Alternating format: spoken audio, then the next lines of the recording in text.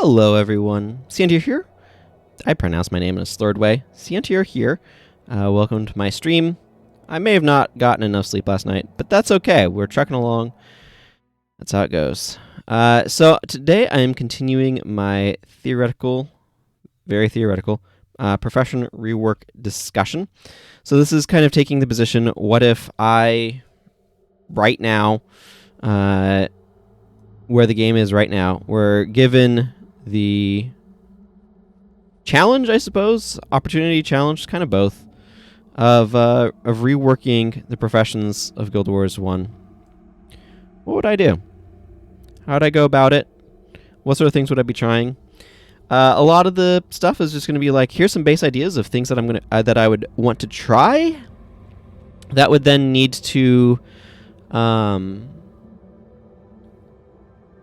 kind of like have a period of testing to see how they work and things like that. It's one of the things that I have found with game design is that any idea you have a starting point, and it does need some amount of iteration, it does need some amount of testing to be able to understand how it actually works, and from there to be able to determine. Let's grab Pyre for your shot. I feel like having Pyre be my ranger. We're talking about the ranger today, but anyway, I feel like having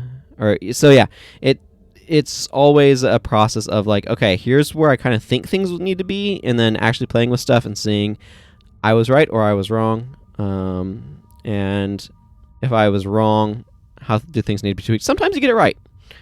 Sometimes it's in the spot where you want it. The other thing that's really important to note, by the way, is that any discussion of like game balance type things, which is what this fundamentally is always subjective. People talk about balance like it's an objective thing, and to an extent you can measure it objectively of does it meet these certain goals. For example, diversity in the metagame, right?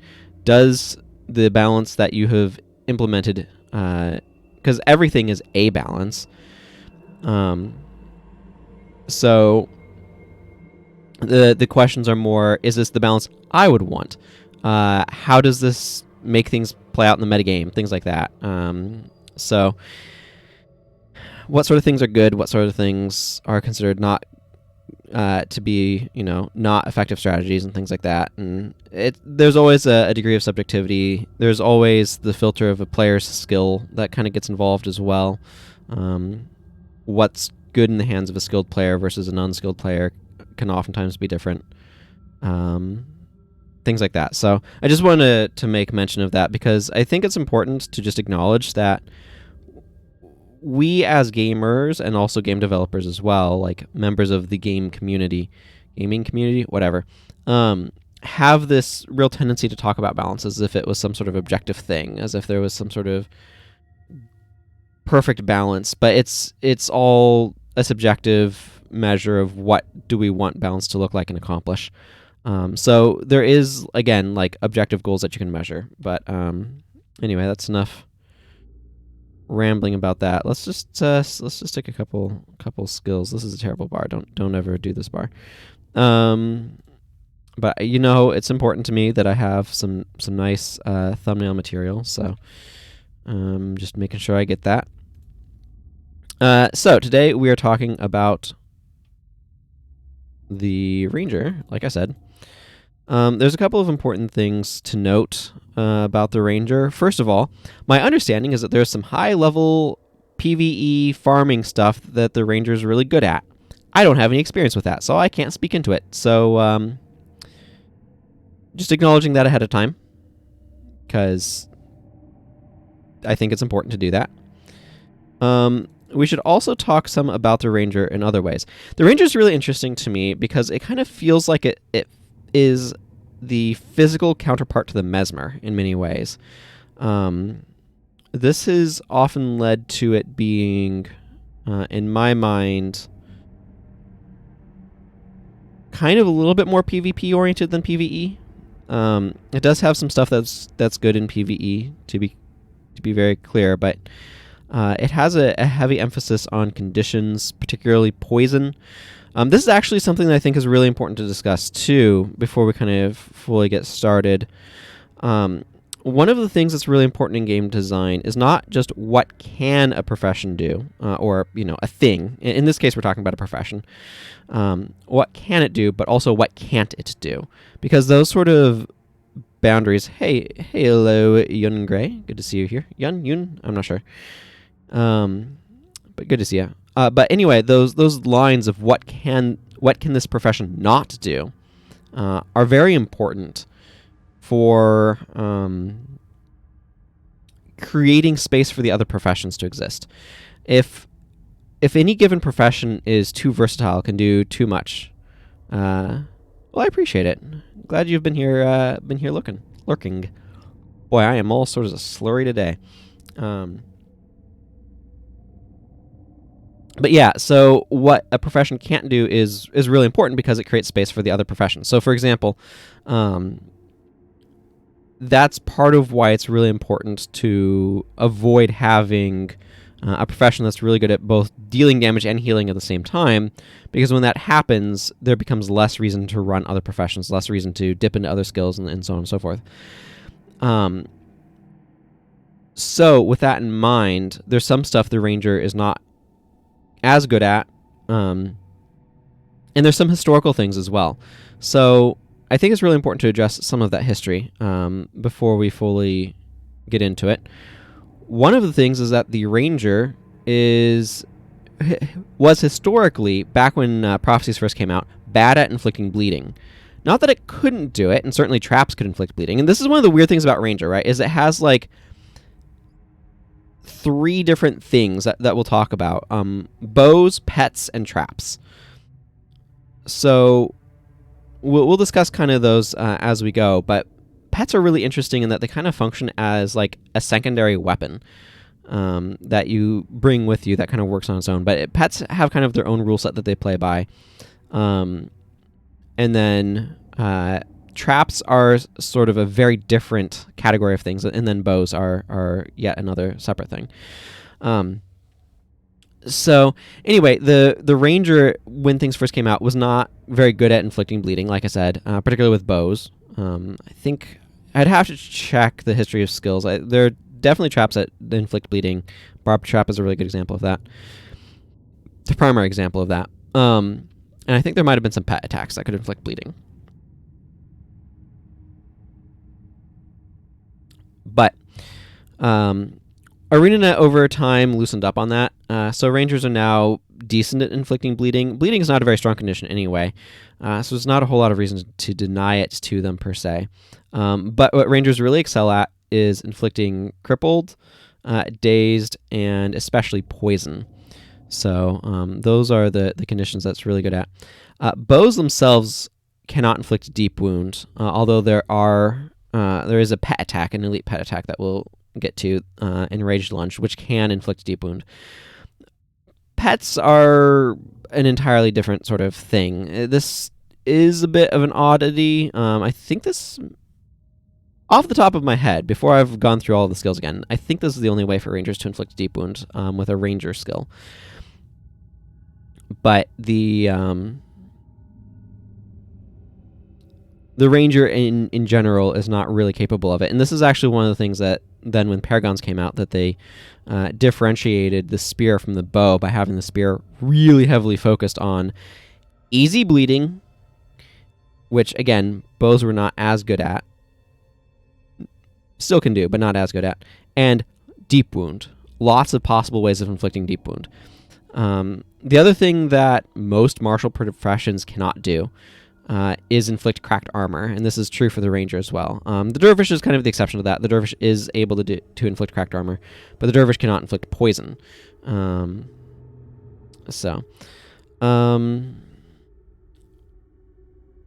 other thing that Ranger has a surprising or a good quantity of is interrupts. This is partly where sort of that comparison to the Mesmer comes in.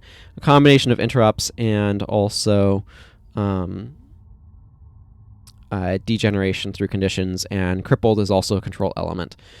Dazed is a control element. So there's a bit more of those sort of control elements present with the Ranger specifically, and that's part of what made it good in PvP, but a bit weaker in PvE from sort of that standpoint. Again, Ranger has some really good stuff it can do in PvE, but especially there's been history of like trapping the underworld and things like that. But condition pressure is more valuable in the sort of more drawn out battles of PvP than it is in PvE, which tends to move more quickly. Let's see. A couple of other notes. I might discuss bows when we actually get to marksmanship, but just to note that bows function very differently than other weapons, which I think is actually quite cool. But the other thing to talk about is the primary attribute. Before we really launch in here, the primary attribute is expertise. This has changed a little bit over time. I don't remember what it used to be. It currently reads, for each rank of expertise, the energy costs of all of your attacks, rituals, touch skills, and ranger skills are decreased by 4%. So, and then it describes what sort of skills are in expertise. So what you can see is this makes stuff cheaper, but it specifically is calling out attacks, rituals, touch skills, and then ranger skills separately. So this will affect all of your ranger skills, but it also affects all of your attacks. So this is regardless of profession. So it'll decrease the cost of dagger attacks from assassin, for example. It'll decrease the cost of scythe attacks or other melee attacks from the dervish.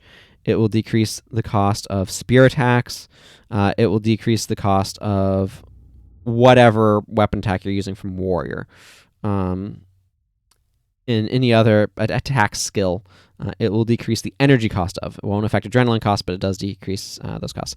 It also says rituals specifically, which is interesting. The ranger itself has rituals. How much should I talk about? So rangers have a couple of different skill types. They have nature rituals, which create a spirit that has some sort of global effect. So it's a fairly large range that affects all creatures in the area. So your allies and enemies both. I think these are really interesting conceptually because they globally affect the area. And so they present a really interesting little design challenge of how are you going to build your team around having this spirit out in a way that you can take better advantage of it than your opponent can. It's a neat sort of puzzle that each one kind of can present with you. In theory, in practice, I will talk about them as we go. And then there's traps, which I mentioned, which creates a sort of trigger area that when an enemy steps into it, activates the trap, and then does an AoE. Traps all take 2 seconds to activate, and you're easily interrupted, which means if you take attack damage, whether that's a wand or a bow or a sword or whatever, but if you take attack damage, not spell damage, but attack damage, you'll be interrupted. And then they usually last 90 seconds, so a minute and a half. And you place a trap, and if something walks in the area, the trap triggers and will affect everything in sort of its area of effect. So you're creating hidden damage fields, basically, is what you're doing with traps, which they're really neat conceptually. Again, I think they work a bit better theoretically in PvP because you can place a random trap around and let the enemies wander over. But they've been really powerful in PvE as well, stacking traps up and then luring enemies into them and watching them explode and tons of damage. And then preparations, which are typically they affect just your bow. There's a couple, maybe only one exception at this point, but preparations, you can only have one preparation at a time, kind of like a stance in that regard. Your most recently used preparation will be your active one.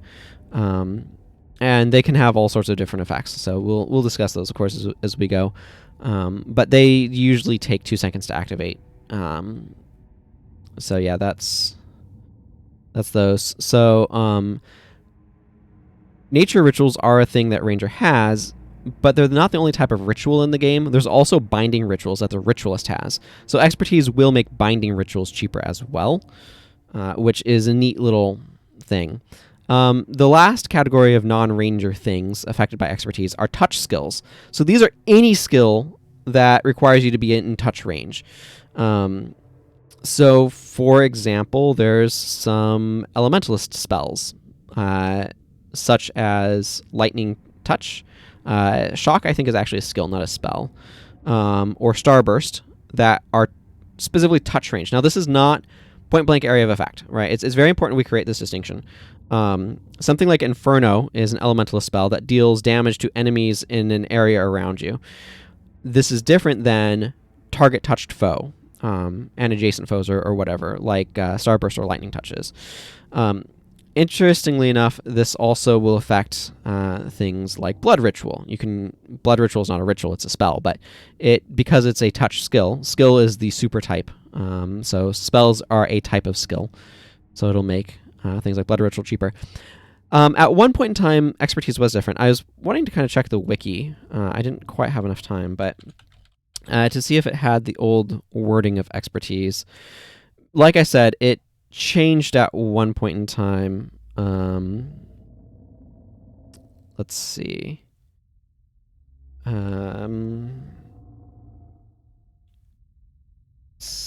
Let's see. Skill or change expertise. I'm just doing a search on the wiki to see if they have.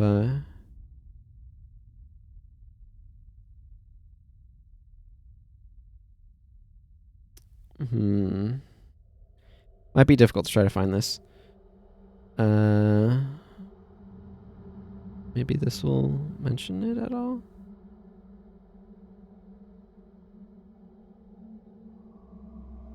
Wiki, do you want to load this page on functionality? Okay, yeah.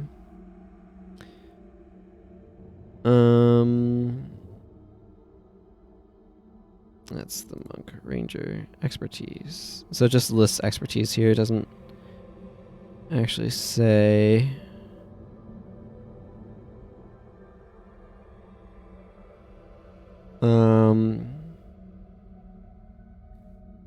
And then they have a list of things that haven't been changed since their introduction. That's fun. Okay, skill revision history archive. Do you have expertise here? I mean, this is not the most important thing, but I'm actually kind of curious. Oh, yeah, I don't have a search on this page. That's fine. Yes, that's the expertise list, or this expertise skills. My suspicion is that it used to read something like non-all spell skills or something like that. Before they changed it. What I distinctly remember about the change, yeah, okay, I'm not. It's not going to be easy to find this.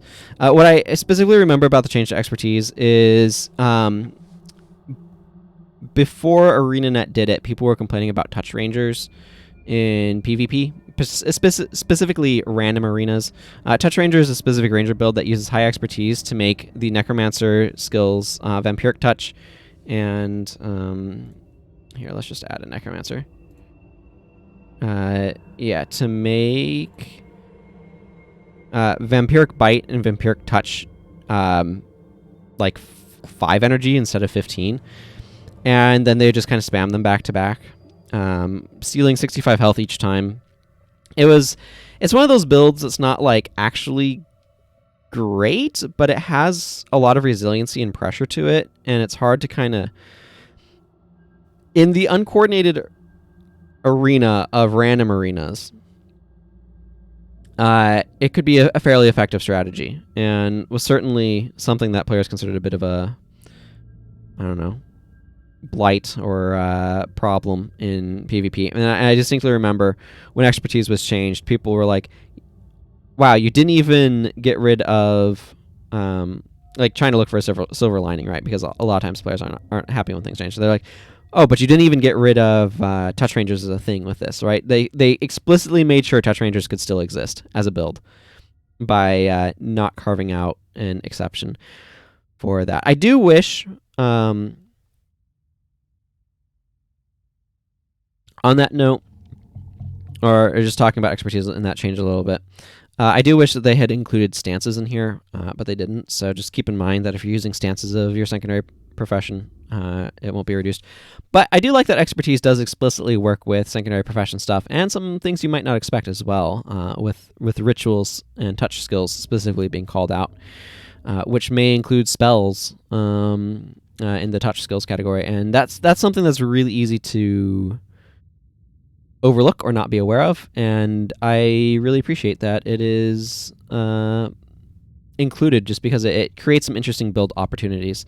One of my common things to do with the ranger is to give them the monk has a couple of touch range resurrection skills, and those are reduced by expertise, and so I will often slap one of those on a ranger if I'm using monk secondary on them. So that's probably enough rambling about expertise. Just keep in mind that for the most part, the costs of ranger skills are decreased by somewhere around 40 to 50%. And that we're kind of operating under that sort of paradigm. It means that things are a lot cheaper. The other thing that's important to remember is that rangers have 3 pips of energy regeneration. They're the only profession to have 3 pips of energy regeneration. So they're kind of a middle ground. That basically translates to 1 energy per second that they regenerate. And then they have like a base pool of 25, I think. I don't know. I can open up Pyre Fear Shot. Let's get Elias out of here. Yeah, so you can see 25 energy, 3 pips of regen. So that's the other thing to note. Bows are a ranged weapon, so as you'd expect from something called the Ranger, they do tend to stand far away. The other thing about Rangers, actually, is that they have really good armor against elemental damage. So Warriors have additional armor against physical damage, bringing them up to 100, which, in the sort of general balance sense, that halves the damage that they take from the base armor of 60 that most casters have. Rangers have a base armor of 70, so they're a little bit more durable, but they also have plus 30 armor against elemental damage. So that's cold, lightning, fire, and earth. There's no water damage in this game. It's cold damage. There's no air damage either. It's also cold damage if they're trying to represent wind. We'll talk about that when we get to Elementalists, I'm sure. But anyway, the Ranger has plus 30 additional armor against those, so it has 100 armor against elements, so it greatly reduces damage from those, having them, again, over the caster base value of 60. Okay, that's enough talking about the Ranger, except for now we need to talk about pets in particular with Beast Mastery. A lot of players, I think, really like Beast Mastery. Having pets is something that many people value. Like, as a person, I'm not a pet person at all, so that to me is not a big deal, but I think pets are kind of a neat mechanic, and I appreciate that they're in the game. Beast Mastery functions very similar to a weapon attribute in many regards. It says right here, it increases the damage dealt by your animal companion and its chance to inflict a critical hit. That's very similar to weapons. I don't know if marksmanship space... Yeah, marksmanship says increases the damage you do with bows and your chance to inflict a critical hit when using a bow. And then, of course, it affects bow skills, as this affects pet skills. So pets damage does scale with Beast Mastery a lot like a weapon. There's also specific pet attacks. Pet attacks mechanically are very weird. What they do is they basically apply a buff to your pet that triggers the next time your pet performs a standard attack. So it's a little bit like there's a PvE only shout. I think it's a shout. Dodge this, which is this Norn's skill right here. That the next attack cannot be blocked and does plus 20 damage. Or it's also somewhat similar to Find Their Weakness, the Paragon. I don't know if this character has it, but I can add a Paragon real quick. Which is a Paragon shout that affects the next attack right here. The next time target ally attacks, that ally deals additional stuff. Pet attacks are a lot like both of those skills. They instantly apply a buff to your pet that affects their next attack. However, a pet can only have one pet attack on them at a time, so you cannot stack pet attacks. If you use 2 pet attacks in rapid succession, the most recent one will overwrite the previous one. This is a very sort of unique functionality, but you cannot directly make your pet perform an attack because of positional reasons and things like that. So it's not even queuing up a skill for them to use, it's literally directly applying a buff to them. That will affect their next thing, which means it will not trigger anthems, for example. Pet attacks are kind of wonky that way. The other thing about pets is that their AI can be a little spotty, shall we say. I remember reading somewhere that ArenaNet was like, yeah, we've looked into this and we could absolutely make the pet AI more reliable. The problem is it becomes way more reliable and thus way more powerful, and we'd have to nerf pets pretty hard if we made their AI less jank. This was particularly a problem in PvP. I don't know that they could split the AI between PvE and PvP. What I would personally want and desire is for pets to be able to have fixed AI for PvE purposes, improved AI, so that way they stand around doing nothing less and they're more active and more aggressive about actually doing things. I do think they added a pet control panel. It took a while, but they eventually added one. And you can tell your pet to attack a target. I don't know how much that just locks it onto the target versus help amp up its aggressiveness. But yeah, that's one of the things with working with pets is they can be a little unreliable, which is going to negatively affect my opinion of any interrupt skills they have or any other skills they have that require very precise timing. But pets can be quite powerful, and it's cool to be able to work with them. And of course, anybody can make use of a pet by grabbing the Ranger Secondary, but you do kind of want to invest in Beast Mastery to get actual damage out of a pet. Them working with 0 Beast Mastery is probably why the wild animals aren't actually all that dangerous before you've charmed them, even if they are level 20 from the Menagerie. The other thing is pets are very similar to bows in that they come in different varieties. Of course, there's a lot of different appearances of pets. For the most part, they function fairly similarly with just differing damage types among them, which can matter in some areas, but overall doesn't matter that much. With some notable exceptions, Hound of Balthazar deals fire damage, for example, as opposed to a physical damage type. But they're for the most part, pets, my understanding is have an innate sort of movement speed increase, or higher base movement speed than player characters. This is a little bit different for the Roller Beetle, which apparently has the same base move speed as everything else, but a higher base attack speed or something like that. But the biggest thing with pets is that they have different evolutions, which evolution is not quite the right word, but they develop differently. I think they call them evolutions, but it's just not. It's just different development. So there's kind of a scale. I should just look this up so that way I'm not saying weird information. Top of page, please give me pets. Sure, they're technically called animal companions, not to be confused with mini pets or miniatures. Not acquisition, evolution.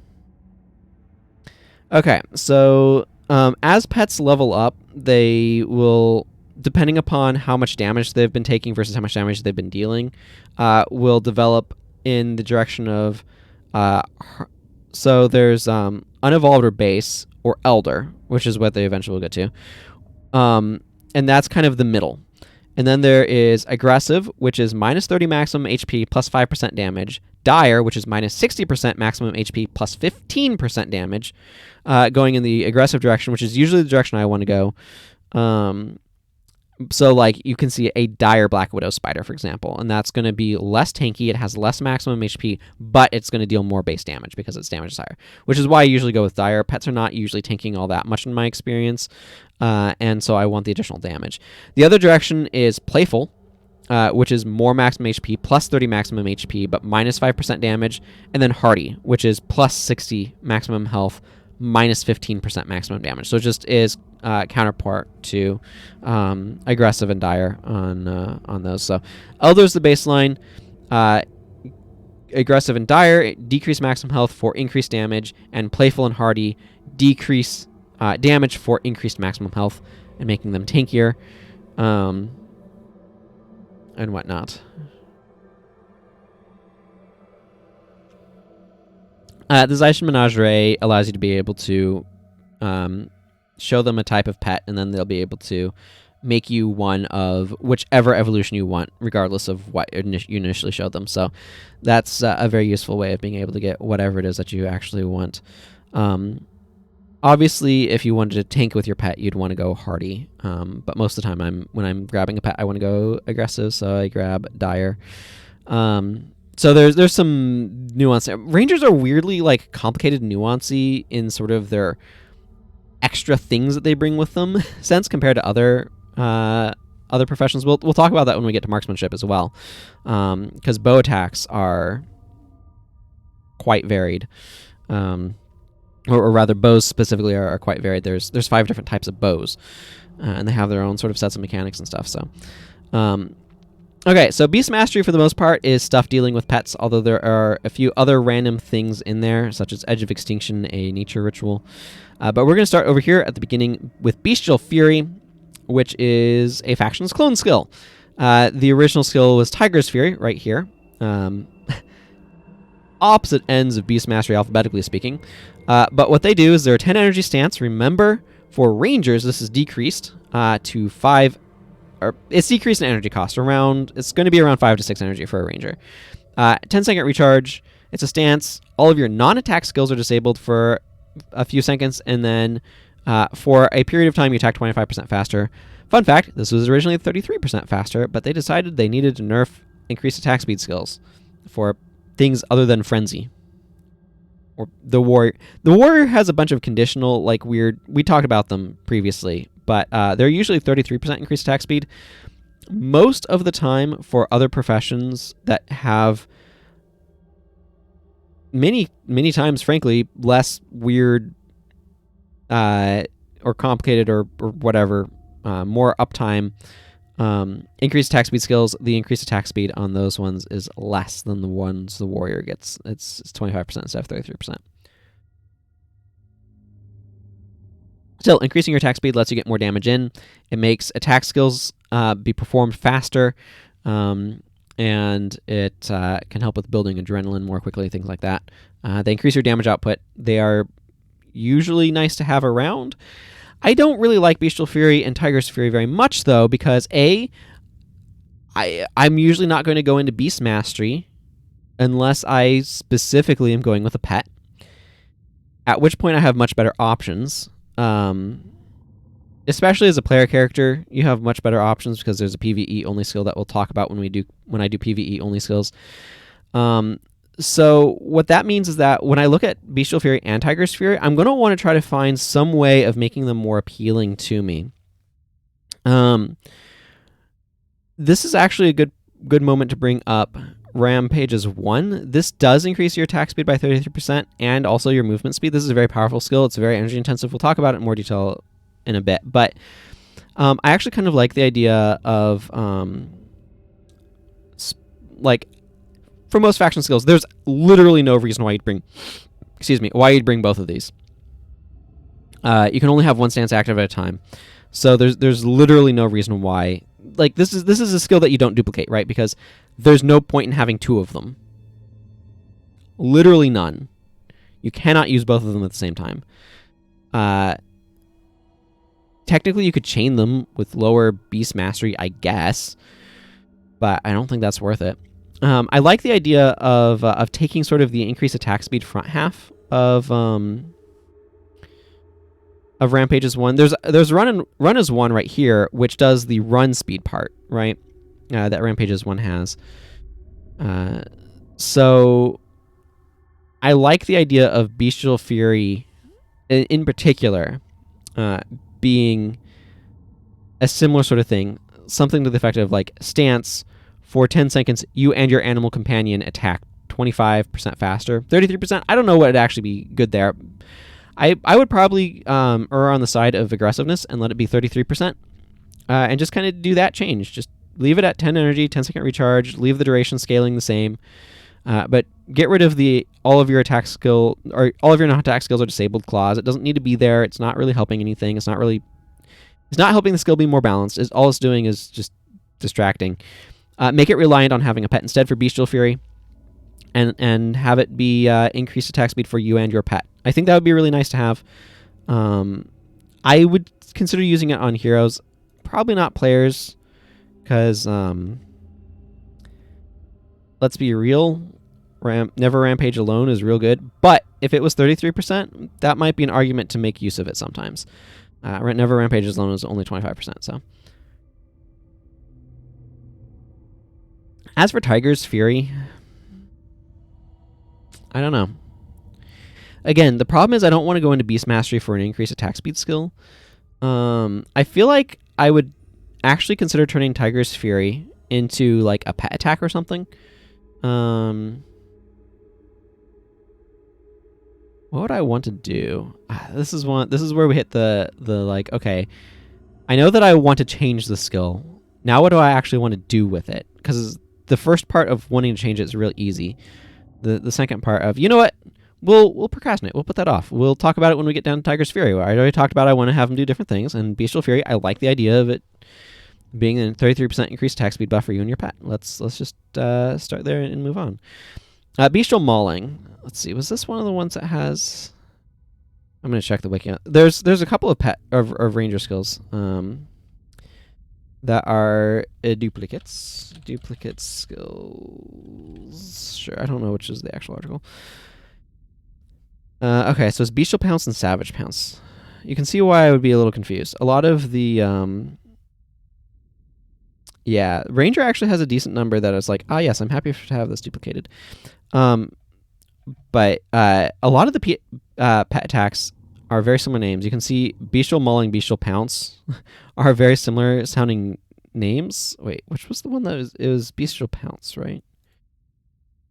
Bestial Pounce and Savage Pounce are the duplicates here. Okay, so what does this one even do? 520. So 20-second recharge is already a knock against it. A lot of pet attacks have fairly low cooldowns. This is a fairly long one. Your animal companion attempts a Bestial Mauling that deals a bit of plus damage. That's actually plus 17 is fairly low for a pet attack. Again, in PvE in particular, they know that pet AI is janky and unreliable, so a lot of pet attacks actually have really solid plus damage. You can see right here, for example, Predator's Pounce is plus 29 on a 5-second cooldown and heals your pet. This is like plus 29 for Feral Lunge. Like, a lot of these are, I guess 17 is pretty standard for some of them, but plus 17 seems kind of low. Anyway, if the attack strikes and knocks down foe, that foe is dazed for 9 seconds. That's really awkward. Hey, Clean Star, good to see you. The issue, again, like I said, pets are kind of unreliable, so actually being able to land this on a knockdown foe seems a bit sketchy to me. I don't mind the base idea. Rangers inflicting dazed is a classic. Works well with the good old traditional Bunny Thumper, which is a ranger that uses a hammer and likes to get up close and knock you down. With a pet, of course. It works with a pet. The problem that I have with Bestial Mauling, however, is, like I said, if the attack strikes a knockdown foe, that foe is dazed. Like, that's a good effect, but this feels very unreliable. What I think I might do with this is, like, I don't necessarily mind that, because I feel like trying to work this with a Bunny Thumper is not a bad thing. Or this could also pair really well with an air elementalist that's using a pet and is trying to knock down with like Gale and then follow up with Bestial Mauling. I feel like that's something that I feel like there are things that I could see trying. I could also see using this with a Hammer Warrior that's knocking stuff down and then getting the longer knockdown from Stonefist Insignia, making this a little easier to land. I feel like there's enough space to try to make this work that I don't feel like I would want to change this dramatically. I would want to cut in PvE. I think it would be fine to cut its recharge to 10 seconds, and then like increase its damage to closer to like 23 at 12 Beast Mastery, which kind of like just shift the whole thing up like by 6 points basically. I would probably try some stuff that way and see how it kind of feels. I haven't played with this skill a whole lot, so I don't know how it actually feels, but it seems like the sort of effect where I just want to make the front end more appealing. Like if you miss the window to inflict dazed, I still want the skill to kind of feel like it's doing a reasonable thing and it wasn't a waste to bring it. And that basically would require it to be a little bit better looking on the front end. Okay, so Bestial Pounce / Savage Pounce, that's just Pounce. There's Savage Pounce. So what do these do? 10-second recharge, 5 energy. Your animal companion attempts a Bestial Pounce that deals plus 17 damage. If the attack strikes a foe who's casting a spell, that foe is knocked down. I actually think this attack is fine. I also actually don't necessarily mind there being a duplicate. This is one of those things where I don't necessarily want to change duplicates if I want to bring 2 of them. And I don't mind bringing 2 of this effect. Like, having a little bit more to spread around is not bad.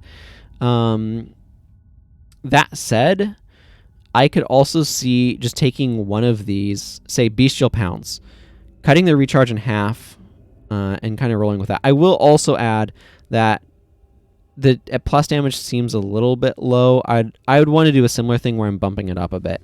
I feel like most of the 17s I'd want to bump up to plus 6 by an additional 6 points. Again, Predator's Pounce is plus 29. You do not have so pet bars tend to be extremely tight in terms of space, and the reason for that is because, quite simply, pets take up a lot of room on your bar in the first place. You have to bring a skill to bring your pet with you. Traditionally, it was Charm Animal plus... Charm Animal was the only skill that would bring your pet with you. That's no longer... In PvE, that's no longer the case. In PvP, it adds an additional body. That's a powerful effect, right? You do still have to bring Charm Animals. That means you're working with a 7-skill bar. Even in PvE, you have to bring either Comfort Animal or Heal as 1, which are healing skills for your pet. You usually want one of those 2. But if you bring that, it will also mean your animal companion PvE will travel with you. But that means bringing a pet intrinsically means you have a tighter skill bar because you have to bring a skill to bring your pet. So when you're working with 7 skill slots, if you're trying to do anything other than work with your pet, and you probably, if you're working with your pet, you're going to want some other effects on your pet because there's a bunch of passive buff effects. So that means that the actual space for skills, like pet attacks, is fairly tight. So there's only a handful that I'm generally going to be inclined to bring. One of those is Predator's Pounce. This deals good plus damage, has good recharge, and heals your pet, which is really, really handy. The other big one that I tend to bring with me here is Scavenger Strike, which you can see is plus 22 damage. But this gains you energy if it strikes a foe suffering from a condition. So this is energy management, which is really, really helpful for basically everybody who's doing anything with pets. Those are really common attacks for me to use. I might also use one of the elite skills, Ferocious Strike or Enraged Lunge. So in order to be able to compete for the very limited number of skill slots I'm going to actually give to pet attacks, it has to be pretty impressive. And as it is, Bestial Pounce isn't in and of itself, but if it was more like plus 23 damage, and if it hits a foe who is casting a spell, they're knocked down, and a 5-second recharge, yeah, I would start considering Bestial Pounce sometimes. This is one of those things that's really important, though. The competition for these skill slots is actually really, really, really tight. So to make pet attacks appealing, they have to be really aggressive. That's why I'd want Bestial Mauling to be a lot more aggressive as well. Just because, most of the time in PvE, I just want to get the damage in there. So having something that has the incidental chance of knocking down a foe is really nice to have. Don't get me wrong, but the number of times that I'm actually going to want this effect at only plus 17 damage on a 10-second recharge is low compared to the attacks that have a lot more utility for me or do a lot more additional damage. On that front, Brutal Strike. This is 10 energy, 5-second recharge. Your animal companion attempts a Brutal Strike that deals plus 29 damage. And if it strikes a foe who is below 50% health, they take an additional plus 29 damage. I think this skill is fine. I don't tend to use it much because it is very energy intensive at 10 energy. But it is a lot of additional plus damage, and this is a skill that I'd consider bringing from time to time. Works a bit better on a primary ranger just because they can manage that pretty high energy cost. But this is a very solid attack, so definitely one that I consider. Call of Face technically does not scale with Beast Mastery, but it doesn't work without a pet. It just makes your pet better.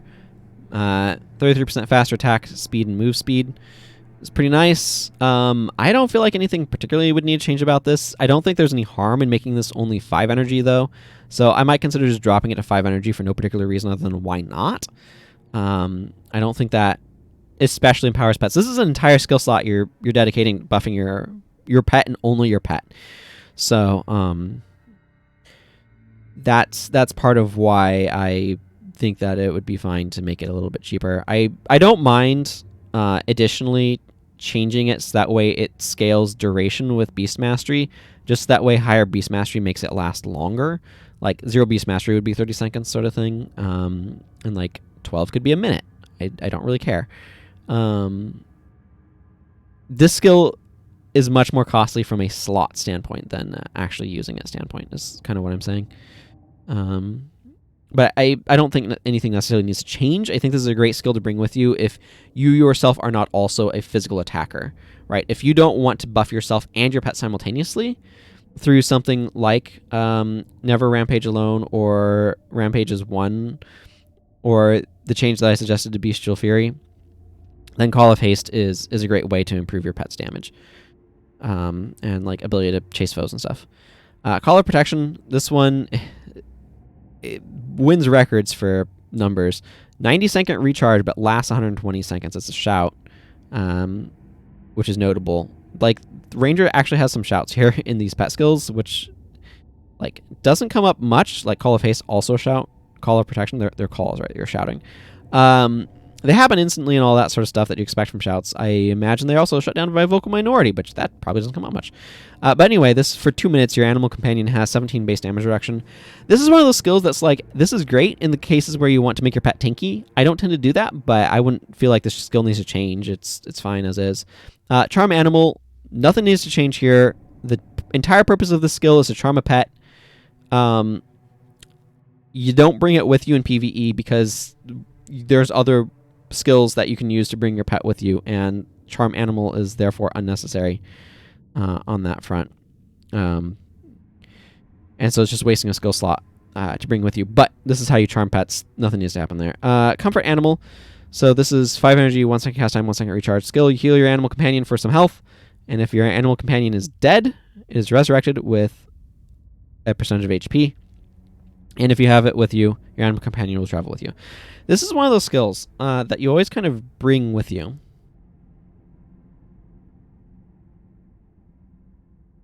For obvious reasons. If you're using a pet, you want either Comfort Animal or, as I mentioned, Heal as 1, which is the other way of bringing your animal companion with you.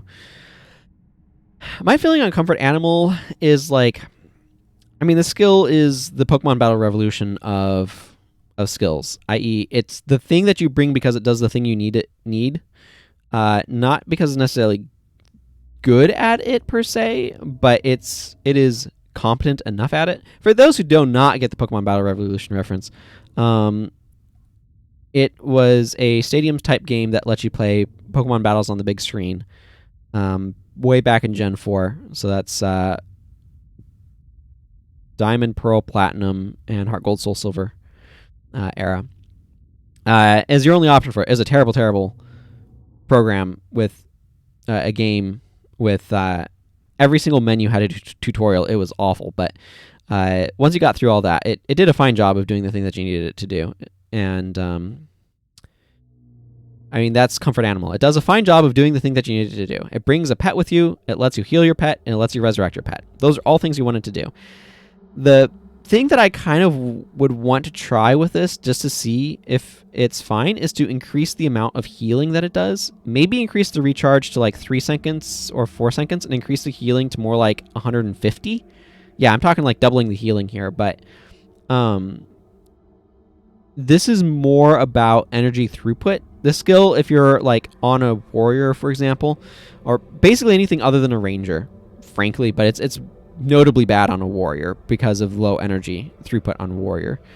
Trying to spam Comfort Animal to heal your pet up in any sort of reasonable way. I mean, keep in mind, pets are going to have the same... Like, a dire level 20 pet has 420 HP. An other one has 540. Comfort Animal heals a fairly small percentage of that, so you actually have to spam this skill quite a bit to get noticeable healing in on your pet. And I feel like Comfort Animal being a bit more powerful in that regard is one of those things that would help with some of that energy throughput. So you can't spam it as often, so your actual like rate of healing might go down a little bit, but the amount of energy required to do that, like your efficiency that way, I'd like to see improved. So that's why I'd bump it to like a 3-4 second recharge, but like basically double the healing from it to make it more energy efficient.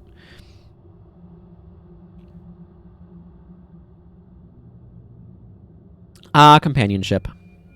This skill absolutely needs to be changed. I never use this skill. It's 5 energy. It has, for some reason, a 2-second activation time. I cannot fathom why. 10-second recharge. Skill, if you have less health than your pet, you are healed for 102 health. If your pet has less health than you, it is healed for 102 health. Basically, this heals you or your pet, whichever one has less HP. And it is not, like, 102 is not nothing, but on a 10-second recharge and a 2-second activation time, it sure feels real slow. And this feels pretty unreliable as well.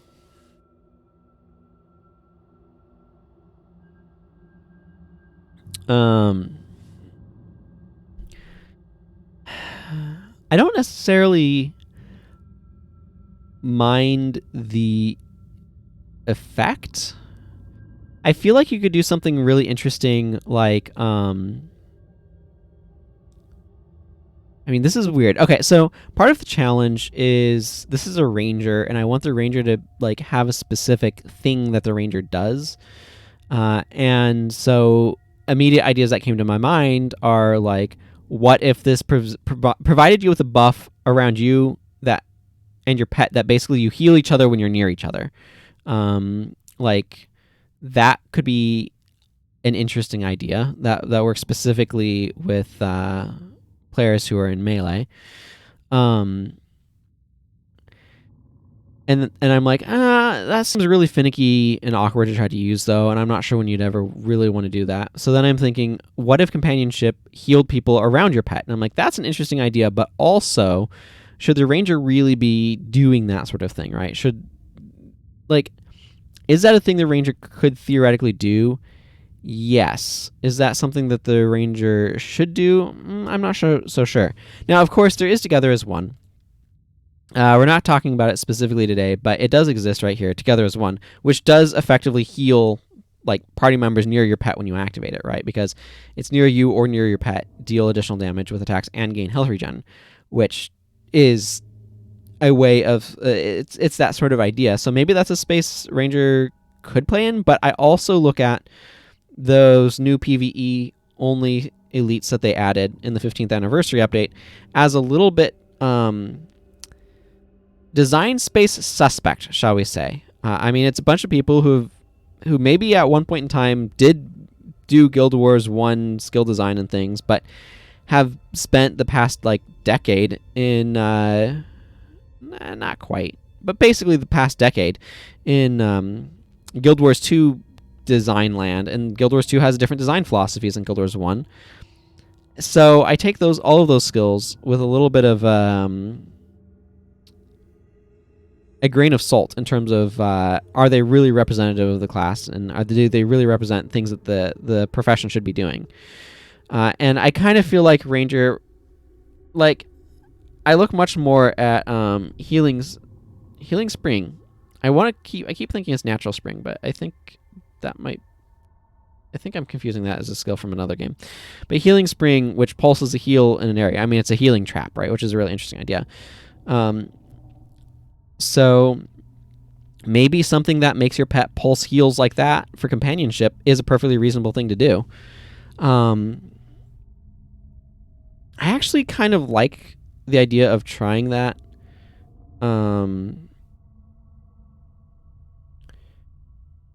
Something like, and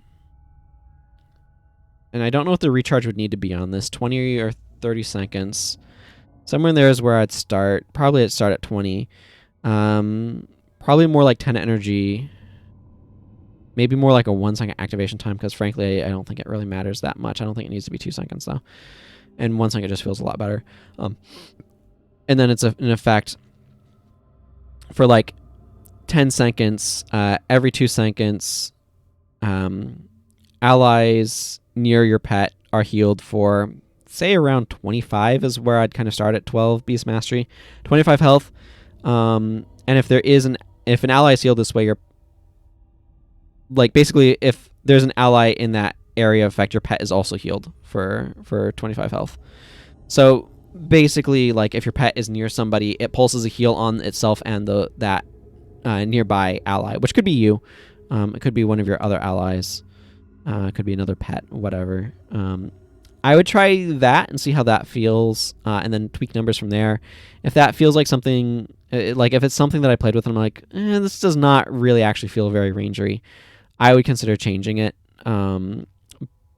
Again, I don't necessarily have an immediate thought in mind, but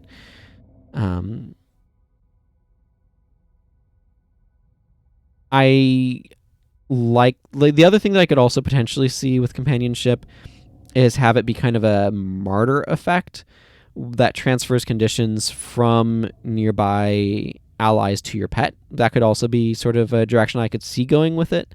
Ranger is capable of doing stuff with conditions. I could also see it being a sort of draw conditions from your pet to yourself, which then you could remove with Antidote Signet. I could see a direction kind of like that as well. Some potential alternatives, but I would try this sort of healing pulse thing first. That kind of follows a model, kind of like placing a healing spring attached to your pet that follows your pet around is kind of what I'm thinking of. And so I think that's the first sort of thing that I would try, and just see how that feels in Ranger, see how that feels as a skill, see if that seems like a skill that I want to use. All that sort of stuff is kind of where I'd go first. Which brings us to Disrupting Lunge. So this is 5 energy with a 20-second recharge time. Your animal companion attempts a Disrupting Lunge that deals a little bit of plus damage, and if it strikes a foe using a skill, that skill is interrupted and is disabled for an additional 20 seconds. This is obviously following the model of Distracting Shot, which is an interrupt that does a disable. I don't tend to use this skill. As we've established, pet hit timings are unreliable. And so this as an interrupt is unreliable.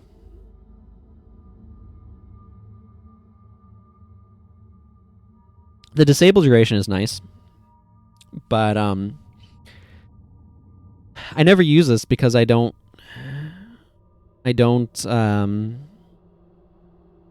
anticipate it being very successful.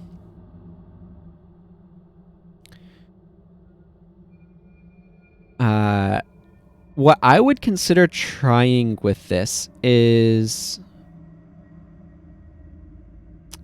and I'm not sure how feasible this is, but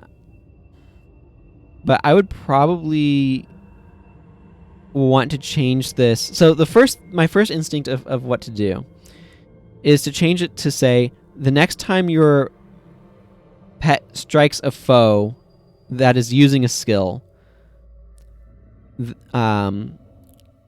that attack deals plus like some damage, like 30 damage or something, interrupts that, or it doesn't even necessarily, like, it can be the plus 10 or whatever, but I feel like I'd want it to be a little bit higher.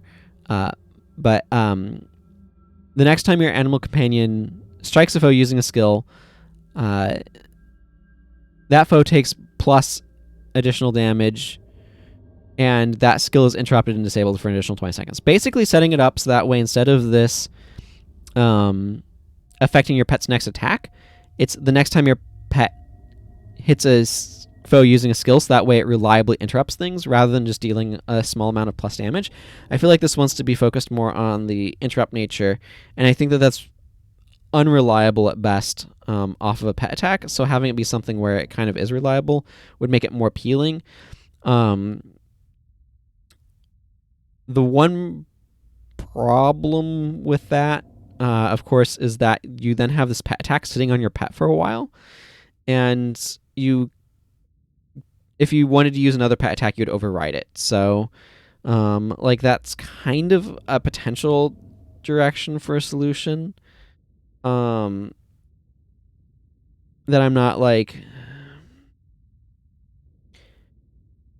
super fond of, but because of the problem of interacting poorly with other pet skills. But if I'm trying to preserve Disrupting Lunge as is kind of the direction that I like best.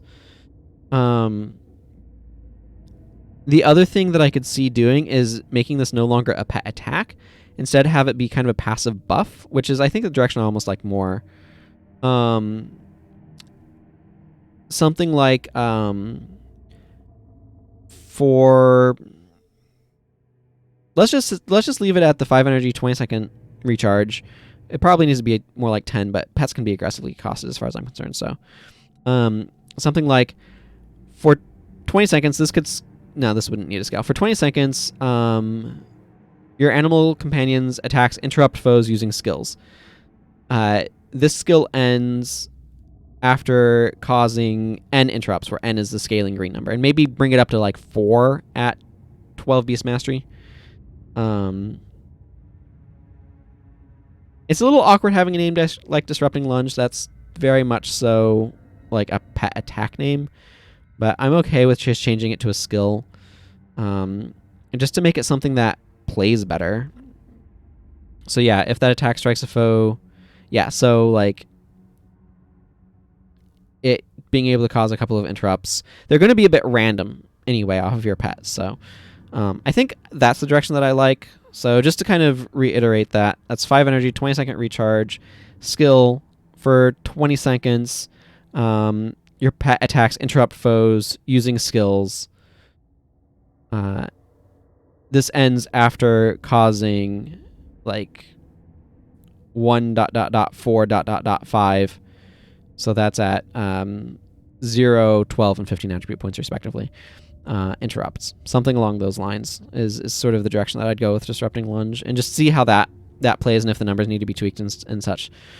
Okay, so Edge of Extinction is our first nature ritual. It creates a level 8 spirit, which is not super important. Just the level just determines how durable the spirit is. So if a non-spirit creature within the range dies, Edge of Extinction deals damage to all creatures of the same type that are below 90% health and within the range of the spirit.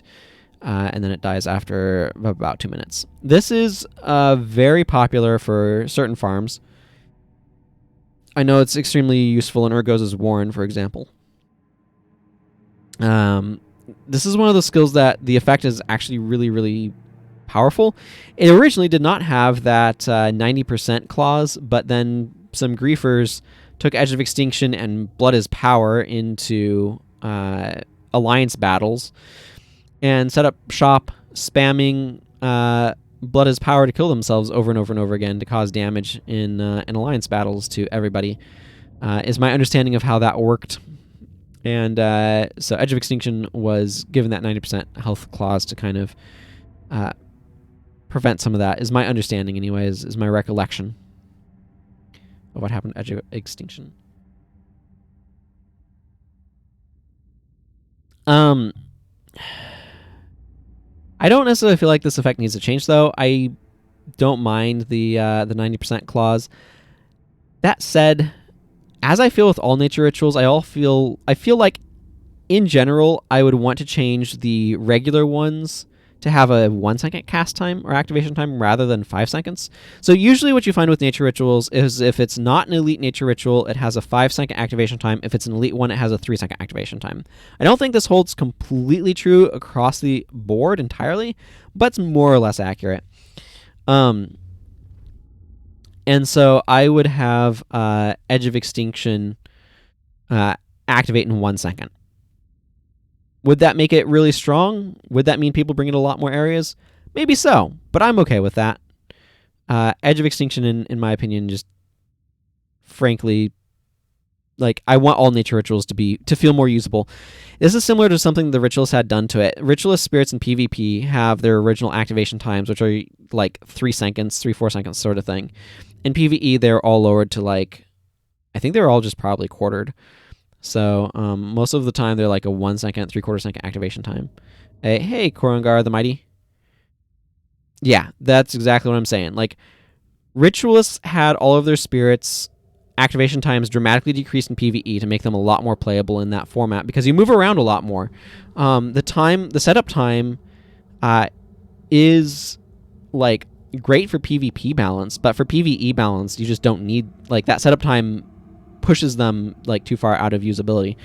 So Edge of Extinction and all of the rituals I would want to drop. Basically, if it's a 5-second activation time, I'd want to bring it down to 1 second. If it's a 3-second activation, I'd want to bring it down to 3/4 second. That's what I'd want to do with nature rituals, like blanket across the board. Energizing Wind. I'm pretty sure this must have been really abused somewhere because they have nerfed this thing into the toilet. You'll notice that 12 Beast Mastery here, it dies after 25 seconds. It does not have the usual uptime that a lot of them do. I imagine this was for something in PvP. What this does is it's 15 energy, which is a lot of energy for a nature ritual. Customary 60-second recharge with 5-second activation time. Create a level 5 spirit, which is low. And then it makes skills in its area 15 less energy with a minimum cost of 10 energy. So basically, if a skill costs 15 or 25 energy, it's brought down to 10 energy. But skill recharges are 25% slower. So everything takes a little bit longer to recharge, but skills are all cheaper.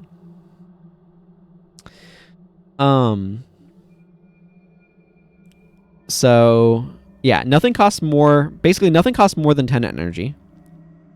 But everything takes a little bit longer to recharge. But as you can see, they thought maybe this should not stick around all that much.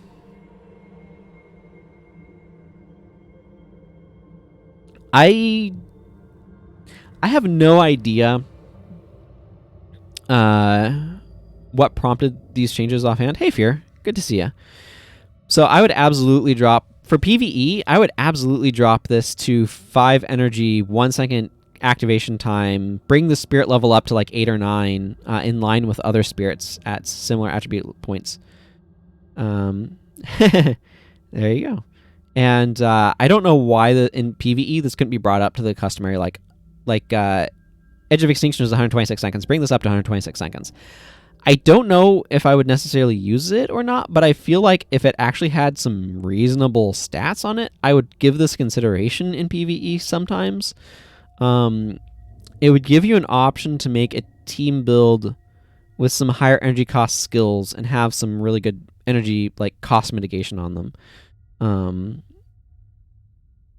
So I would do that and just see what happens. Again, if I dug through the wiki, I'm sure I could find the reasoning why they changed Energizing Wind to these stats, but I don't want to try to dig through that hard. And I feel like it's probably one of those things that was done in PvP and did not matter for PvE, so they didn't bother to split it, but I absolutely would like try to make this more playable. Enraged Lunge, this is Pet Eviscerate. It's very good. I wouldn't change anything about it. Feral Aggression, for 17 seconds, your pet attacks 33% faster and deals additional damage. I never use this one. Yeah. Like I was saying before you showed up, Fear, I would lower ritual cast time. If it's 5 seconds now, I drop it to 1 second. And if it's 3 seconds now, I drop it to 3/4 second. Like, just blanket across the board. Just try to make them a bit more usable, a bit more playable. Another thing, actually, that would probably help nature rituals a little bit is just dropping them to 30-second recharges. But yeah, that's exactly the issue. You can't be bothered to set up your rituals before every group because it's just they don't do enough to change things, generally by and large, that it's worth the time sitting around waiting to get them up. So I can also see dropping recharges on 60-second recharge spirits to 30 seconds just to make them easier to work with and easier to play with. I also agree on Feral Aggression being too expensive. I never use this. For one thing, when I'm using a pet, I'm often also attacking. So as a player, I'm using Never Rampage alone. Also, Call of Haste is a more efficient buff for increasing pet attack speed. The bonus damage is nice, but I would want to cut the cost to more like 10 energy. Increase the duration probably by like 7 seconds at sort of across the board, and like try that. Maybe tweak from there. The damage might need to go up a little bit too. I don't know. But definitely, I never use Feral Aggression, and I feel like it could be given numbers that make it a bit more appealing. And part of that is giving it more reliable. Like, I want it to have 100% uptime at 10 Beast Mastery. So it needs at least 5 seconds more duration across the board. Or at least by the time you hit 10 Beast Mastery, I want it to be 20-second duration. And it needs to be more like 5 or 10 energy. I'd probably try 10 first, just to see how it felt. But yeah.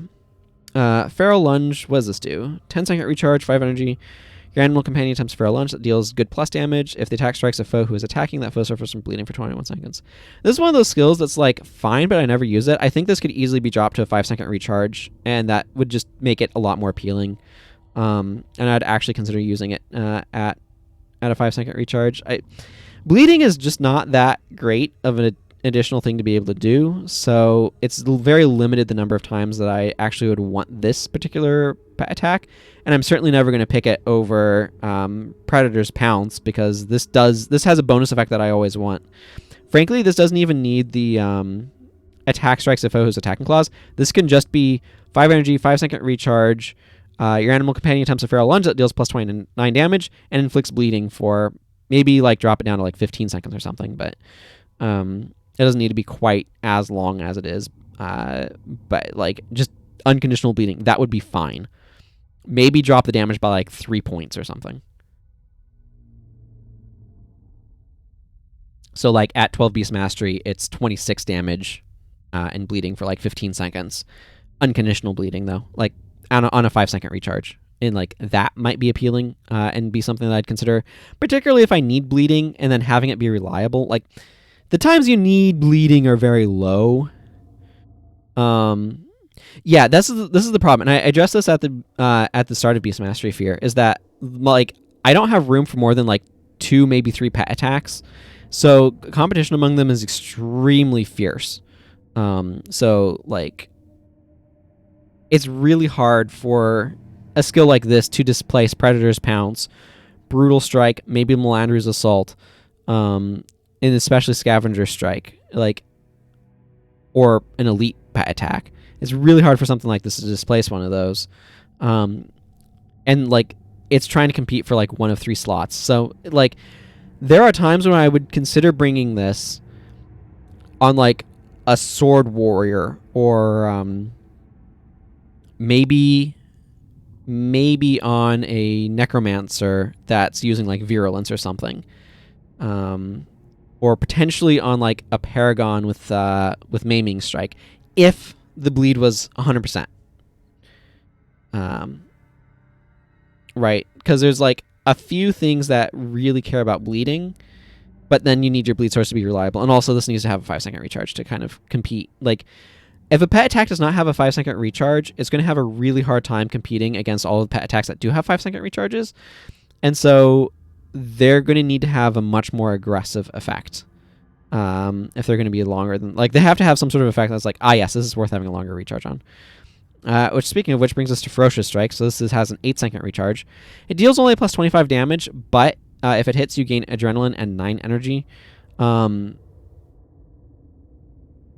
not sure how much Adrenaline this gains you, so let's actually see what it says on the Ferocious Strike page. Ferocious Strike.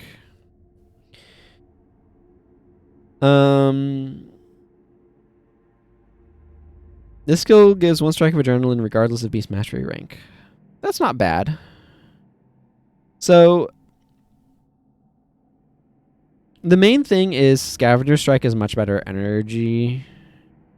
I feel like Ferocious Strike is one of those skills that I like, but I think this honestly could be like a 6 or 7 second recharge. And I could also see bumping up the energy gain by a point. Like 7-second recharge plus 1 energy gain, I think would be fine. I don't tend to use this one as often as I use Enraged Lunge. I certainly do not favor this one if I do not need the Adrenaline. Like if I'm not if getting a strike of adrenaline is not useful to my character, I don't have a good reason to bring Ferocious Strike, because Scavenger Strike deals is like better energy return. So making this a little bit more frequently usable and a little bit more energy is like, I would kind of tweak those numbers a little bit just to see what that does and how that makes it feel. But the overall effect I think is good. I could also see having the adrenaline gain scale with Beast Mastery, so that way you can actually get like 2 strikes of adrenaline with higher Beast Mastery, something like that. But I'd set it to give units of adrenaline, so something like 5 units of adrenaline per point of Beast Mastery. So you'd need 5 Beast Mastery to get 1 strike, 10 Beast Mastery to get 2 strikes of adrenaline. And then at 15 Beast Mastery, you'd get 3. I'd try something like that, I think. That would be another thing that I would consider doing to it. It would be kind of more of an alternative to the other things that I mentioned. But if this was actually able to get me like 2 or 3 strikes of adrenaline off of it, it suddenly becomes very appealing on when using adrenaline skills. So, Fertile Season. This one had the same thing done to it as Energizing Wind had done to it, which is a bit of a head scratcher. It is expensive. It has a short lifespan. So what it does is non-spirit creatures within range have plus maximum health and gain additional armor. And then the spirit dies after a period of time. What I would do with Fertile Season that I think would be really interesting. First of all, I'd cut its cost down to more like 10 or 5 energy. I'd cut the activation time. I'd probably cut the recharge to like 30 seconds. You know, the sort of standard stuff. I would actually change this to green text the armor as well, but I'd have the armor go negative. So I'd have this be a skill that increases creatures in range. Creatures have more maximum health and less armor.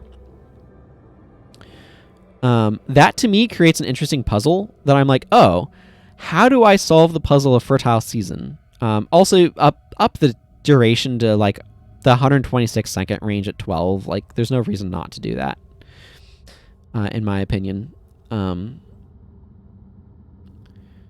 But yeah, I like the idea, and I don't know exactly, like, the first thing that I would do, which I'm not going to do right now, is I would want to calculate out how much, like,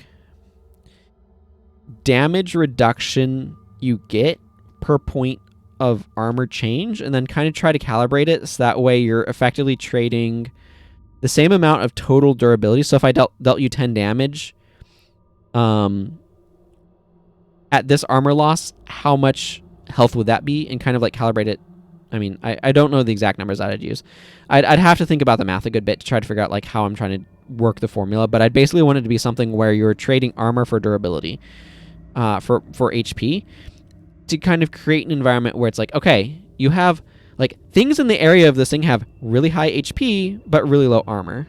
The question is, why is that skill Beast Mastery rather than Wilderness Survival?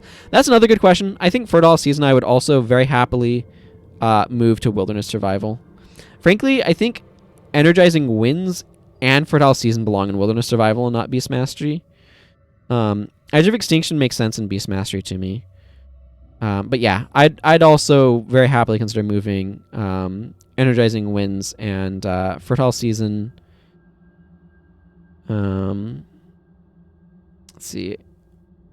Lacerate, I could also see moving to Wilderness Survival instead of Beast Mastery. It makes some sense here, but not a ton. Primal Echoes could be Wilderness Survival. Predatory Season makes sense here in Beast Mastery, though. Symbiosis makes some amount of sense in Beast Mastery, but I'd also kind of wanted to move it to Wilderness Survival. Yeah, I mean, we've definitely been talking about that. Toxicity, I could also see putting in Wilderness Survival. Viper's Nest, I think is in Beast Mastery because it makes Vipers, like it's the idea that's like you're doing stuff with beasts. But the fact that it's a trap in Beast Mastery is really awkward, and I'd want to move it to Wilderness Survival just simply for like making that less awkward. Yeah, we'll talk about preparations when we get to more, when we actually get to some, but yeah, so anyway, I like the idea of like, because to me, what makes a nature ritual interesting is when it creates a little bit of a puzzle. It's like, how do I set up an environment that favors me over the enemy? So where does having high plus damage and low armor, where is that beneficial? Well, that's really beneficial in areas where enemies are dealing a lot of health degeneration and armor ignoring damage. So if you're in an area with, for example, a lot of mesmers, having a fertile season around to give you a lot of durability against that is really useful. Other areas where that sort of effect would be really handy is if you want to deal a bunch of elemental damage, like suddenly, like, play with a bunch of elementalists, drop a fertile season, everything gets more health. That makes armor ignoring damage worse, but they also lose a bunch of armor. That makes armor respecting damage, like elemental damage, a lot better. That to me is a really interesting little like puzzle that it could create. That I'd absolutely. I like the idea of trying that out. So yeah, I like the idea of doing that with fertile season. Heal is 1. This is 5 energy, 5-second recharge. For 15 seconds, your animal companion steals 16 health whenever it hits with an attack. This effectively increases your pet's damage, which is actually really, really useful. It heals your pet passively, and whatnot as well. It heals both you and your pet for 87 health, and it will resurrect your pet and bring your pet with you. I like this just fine, frankly. Like, so I was talking earlier about Comfort Animal, about how I'd want to increase its recharge, but also its healing. The fact that this gives lifesteal means that your pet heals by attacking, and that to me is enough offset that I don't really feel like I need this to heal more. I'm generally happy when I bring this, and I don't feel like I have any particular desire to change it.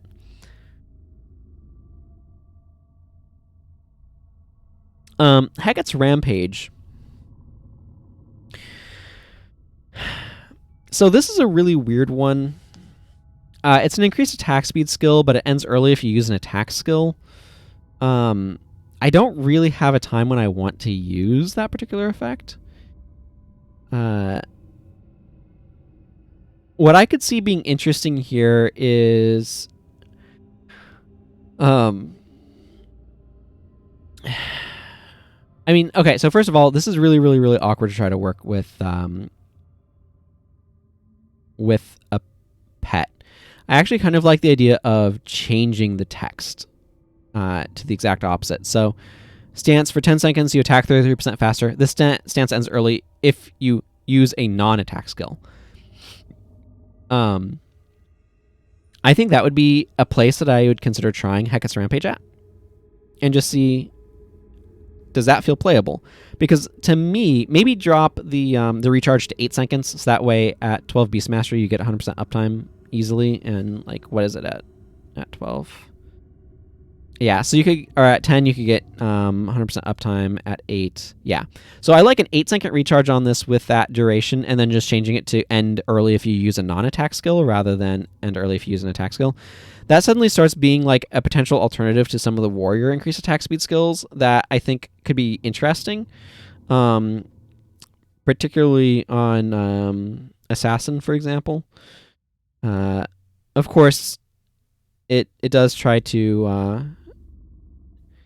yeah, that's the problem. Is having to spec into Beast Mastery is really awkward for trying to get this effect. Like, it's clearly supposed to be in Beast Mastery. Its name is Hecate's Rampage, for crying out loud. It's specifically referring to that. It has an animal as its icon.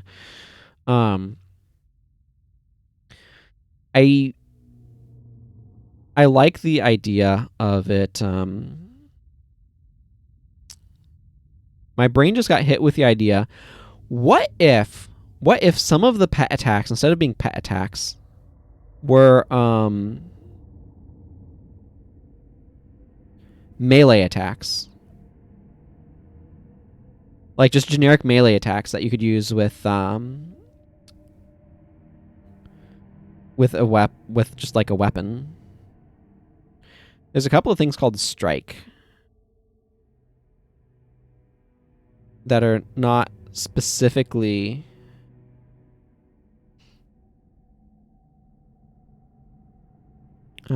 lunges or pounces or whatever.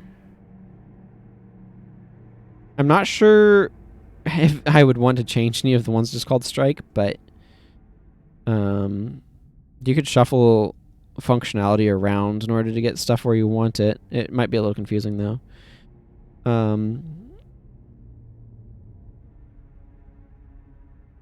But I actually don't mind the idea of putting some melee attacks in Beast Mastery to kind of work with something like Hecat's Rampage. It's a random thought anyway. But yeah, so yeah, like I said, I like the idea of dropping this to 8-second recharge and ends if you use an attack skill. And I'd try it there and see if there's anything that I actually want to use it on. If the answer is no, I'd consider different tweaks, but for now, that's an idea that I like. Like I said, I feel like Lacerate could go into Wilderness Survival, and I would drop the activation time of this to 3/4 seconds. This makes bleeding a bit stronger, and then when it dies, things not at maximum health basically start bleeding. So there's two things that I do to this. First of all, I don't think you need to make the well, first of all, you don't need to say all non-spirit creatures within the range, because spirits can't bleed.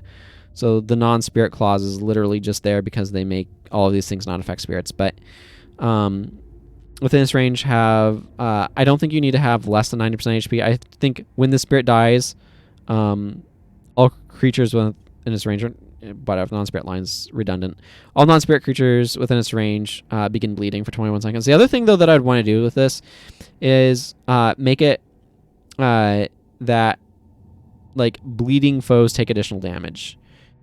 I would probably do something like or bleeding things. Whenever something bleeding is dealt damage, they lose some health, something like that.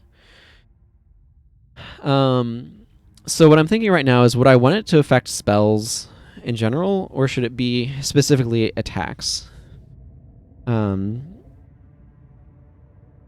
could see something like bleeding creatures within this range suffer -2 health degeneration, and whenever a creature with bleeding is dealt physical damage, they take additional damage. Something else I could see is just lowered armor, like minus some armor.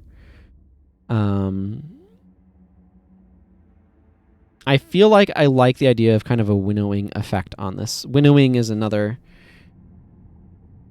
I think it's in Wilderness Survival, probably. Yeah, so non-spirit creatures within its range take 4 additional damage whenever they take physical damage. I'd probably do something to the effect of like bleeding creatures within its range take additional damage whenever they take physical damage. And I would have that number scale with Beast Mastery. I'm not quite sure how high.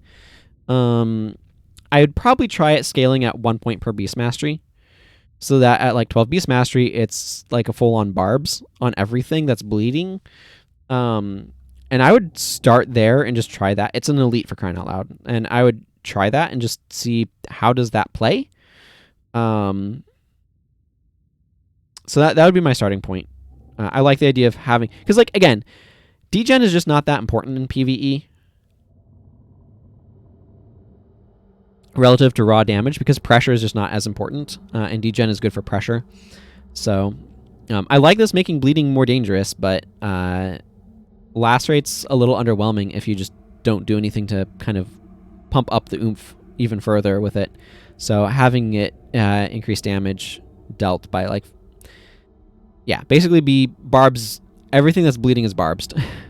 is kind of the direction that I'd go with it. Yeah. Maiming Strike. This is 10 energy for some reason. Your animal companion attempts a Maiming Strike that deals some plus damage. If the attack hits a moving foe, that foe becomes crippled. I think this is fine conceptually, but as a pet attack, I don't see a reason for this to not be like 5 energy and plus like 12 damage Bring it up to the sort of 29 value that a lot of stuff is. I don't know why this needs to be 10 energy either. That's my thoughts on Maiming Strike. Crippled is actually a lot more powerful in PvE than I think people tend to give it credit for. I don't mind the on-moving clause. That's a fairly common cripple conditional clause, and making this a little bit more spammable with some actual plus damage that would make me want to bring it would give me cause to consider it. Hello, Tuck7044. Thank you for the follow and welcome. Are you named after the vehicle or the goblin? How's that for a question? Melander's Assault. So this one is an AoE pet attack, and therefore I'm cool with it. There's nothing I'd want to change about it. Otyug's Cry. So for 22 seconds, your animal companion gains plus 24 armor and cannot be blocked. This skill used to be the joke skill of like bad skills. So my understanding is that originally, when ArenaNet was developing Guild Wars, the level of wild beasts would scale with the area. So, like, if you're in the Southern Shiver Peaks, you could find level 20 wild beasts. Like the wolves there and stuff would be level 20. Is kind of my impression. And then at some point they decided that they should all just be a base level of 5. Okay, whatever. But Otyug's Cry, for the longest time, basically just turned all wild animals hostile to everything. That's basically what it did. And it was considered an absolutely worthless skill. So then it was changed to this shout that gives armor and unblockability to your animal companion. I would tweak this skill only slightly from here. I think this is a really, really useful effect, by the way. Like, unblockability for your pet is very strong, and having the additional armor is some nice durability gains. I would change the skill to be able to have 100% uptime. I don't know, like, at, 12 Beast Mastery, I think that's reasonable. I don't know if it would be by increasing its duration. I think I would just drop its recharge to, 20 seconds. That would be kind of the direction I'd take with that. Poisonous Bite is just not worth it. I would consider using the skill if it had the plus 26 damage on it. If this dealt plus 26 damage, I'd consider using it. Even with a 7-second recharge, poison is a somewhat powerful condition. Its duration maybe doesn't need to be quite as long, but I would absolutely consider using it at that. So that's kind of what I did to it. Pounce was your animal companion's next attack is a pounce that deals plus 17 damage. Hey, that's the most accurate description of pet attacks. That's what pet attacks are. Your animal companion's next attack is this attack. If the attack strikes a moving foe, that foe's knocked down. This is fine. Like I've been saying across the board, drop the recharge, up the damage, bring it up to more like 26 damage, and drop it to I feel like you could maybe get away with a 7-second recharge on this one at 23, 26 damage, something like that. But its damage is just a little too low to really be able to compete with other things, and its recharge is way too long. I want my pet attacks to have 5-second recharges, maybe 10 at the longest if they're doing something really good.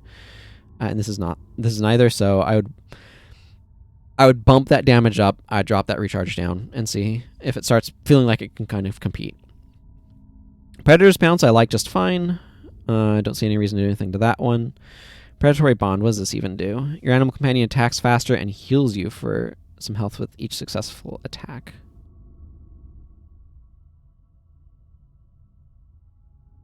Huh. First of all, I don't ever use this skill. Second of all, why is it a shout? What is feral aggression? No, that's just a skill. These are shouts because there's calls, and this is a cry. I have no idea why this is a shout. Instead of just an ordinary skill. Symbiotic Bond is also shout though, so maybe it has something to do with that.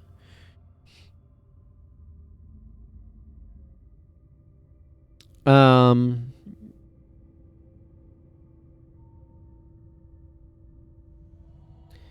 I think what I'd want to do with Predatory Bond, because I don't ever use this. Um, Probably to bring a kill back to the master as a healing item sort of concept. I could see that. That's not a bad sort of concept. I still don't know why it's a shout, but that's not a bad sort of concept. I mean, it can be a shout. I don't really care. It's just kind of an oddity to me.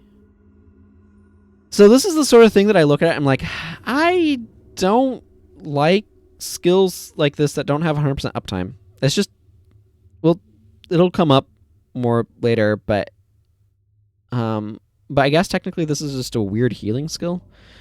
I'll confess, I don't think I've ever played with this. Because I look at it and I just read your animal companion attacks 25% faster for not 100% uptime. Okay, why would I choose this over Call of Haste, right? And so I don't think about the healing this does for you.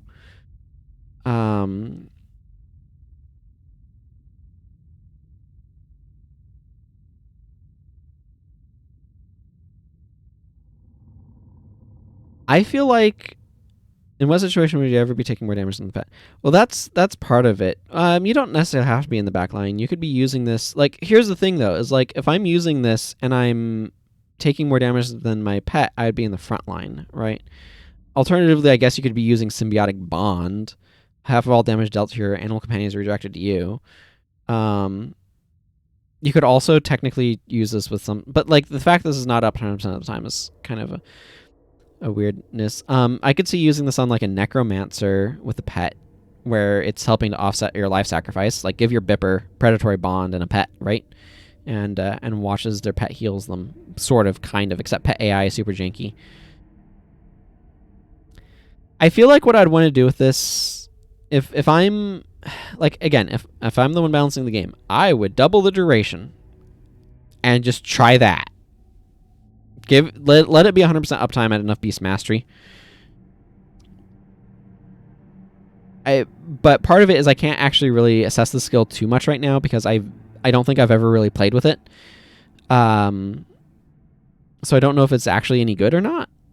I feel like if you're part of what makes this really, really spotty is pet attacks are super unreliable. Like once your pet gets going, it's fine, but pets are pretty janky AI wise. So if you needed this for healing, it feels like it takes a while. I don't know if it's any good. I don't feel like it being 100% uptime would be too powerful. Like, what are you doing with all that health? As Korangar was asking.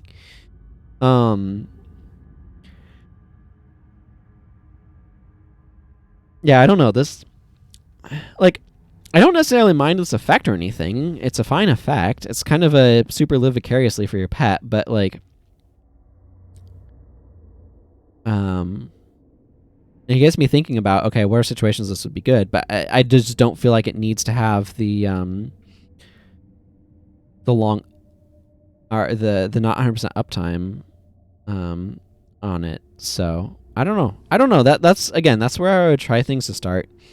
Is just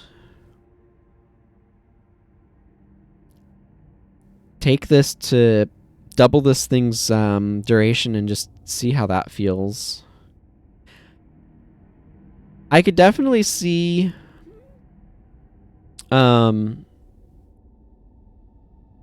depending upon how that feels, I could see changing this skill to be more like vampirism, where it makes your pets like it increases your pet's damage by having it have some lifesteal on its attacks, kind of like what Heal as 1 does, and then you also get healed by that amount. I might also drop the increased attack speed at that point, depending upon how that ends up playing.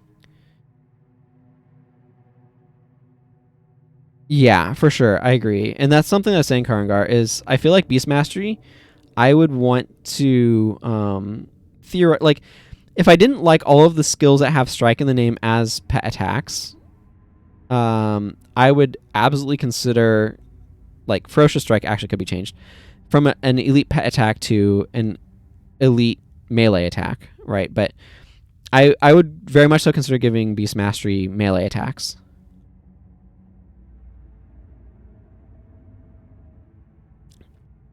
And just acknowledge, yeah, the Ranger doesn't have a melee weapon. So, bring a melee weapon. You can do it. So that way, you'd have the option of doing something like that more effectively. And like, I think some of the pet attacks, if the pet attacks weren't so clearly like flavored as pet attacks, if they didn't have names like Pounce and Lunge all the time, like Bestial Pounce, Bestial Mauling.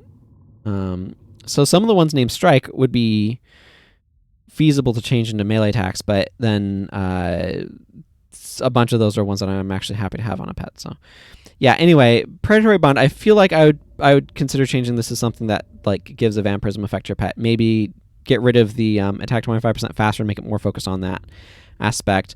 If it's doing lifesteal for your pet and healing your pet as well, then but it's also like stealing additional health from the enemy.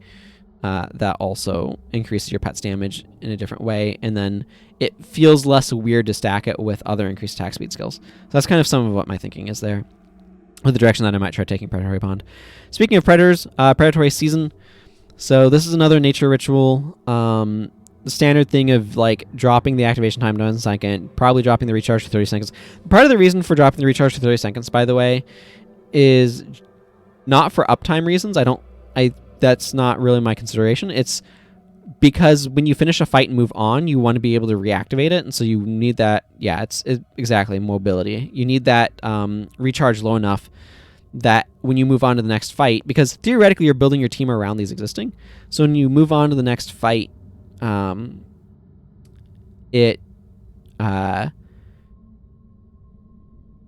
brain, please work. When you move on to the next fight, it's available to use again. Because presumably you're kind of relying on it. Okay, Predatory Season. So this is a very weak feeling skill. It decreases all healing, but makes attacks cause life gain. I don't really use this because like the effect just seems very... Never minding the activation time, which is obviously part of the reason why I don't ever use this. Even when the AI uses it, it seems pretty underwhelming. I feel like... I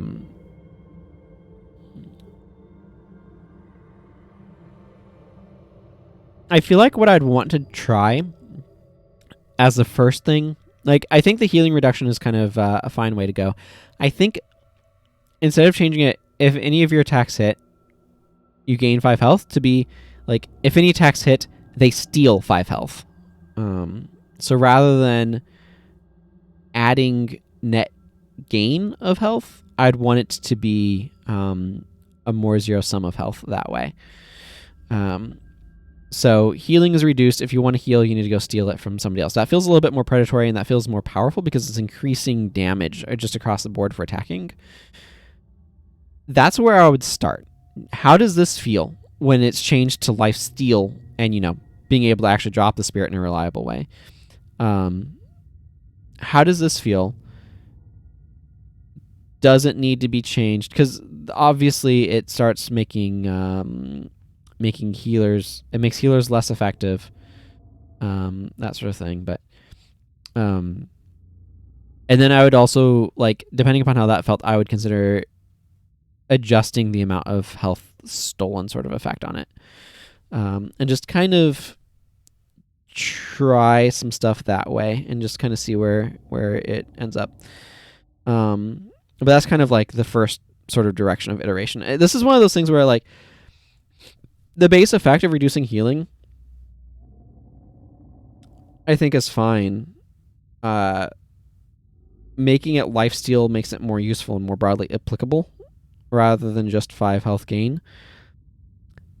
Figuring out how do I set this up so that way this is something that I want around is something else to consider.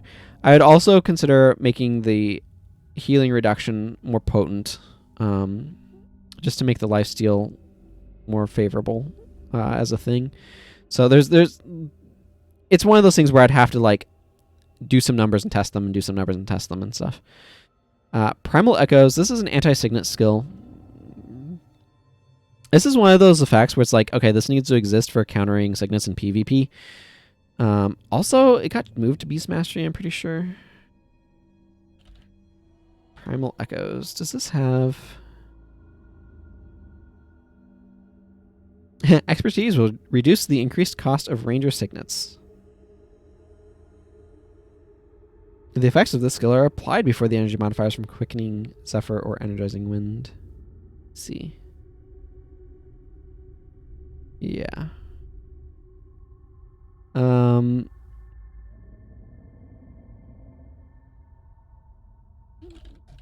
Whoa. Yeah, skill history. Oh, maybe this always was in Beast Mastery.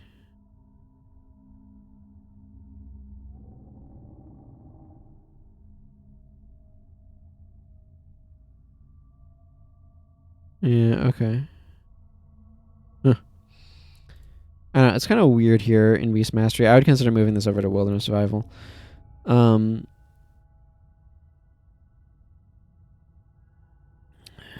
So here's the thing.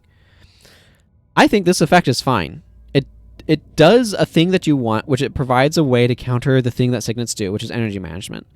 Obviously, this means that you want to build around not using signets as much, because suddenly they're no longer like doing the thing that they do.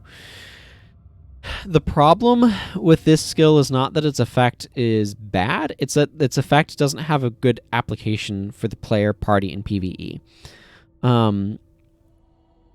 This is where enemy design really comes up, but if there's an area where I know enemies are using a lot of signets, and there are some, I think, was it Warren Kryta that I saw there's a Keystone Signet bar? But anyway, if there's an area where you knew enemies were relying on signets for energy management, this suddenly becomes useful. The problem is that's not so much a thing. You definitely, like, having the ability to counter strong energy management, like the energy management option of signets is important to have in the game. But it goes back to that fundamental thing I've talked about quite a few times in this whole exercise, which is that in PvE, like, because fundamentally what energy denial does is it stops the enemy from being able to use skills that cost energy. That's what it does. And that has ripple effects, right? It reduces their healing, it reduces their protection, it reduces their damage output, it reduces their ability to disrupt you because it shuts down their ability to use skills. This is really valuable in PvP because it lets you break their backline. It lets you mitigate damage to your line, and it lets you break their backline. It lets you like stop their monks from being able to keep them alive, which lets you kill them. That's just not how PvE works. Like, monks in the monk AI and monk bars in PvE are just not strong enough where you really have to wear down their energy to be able to break them.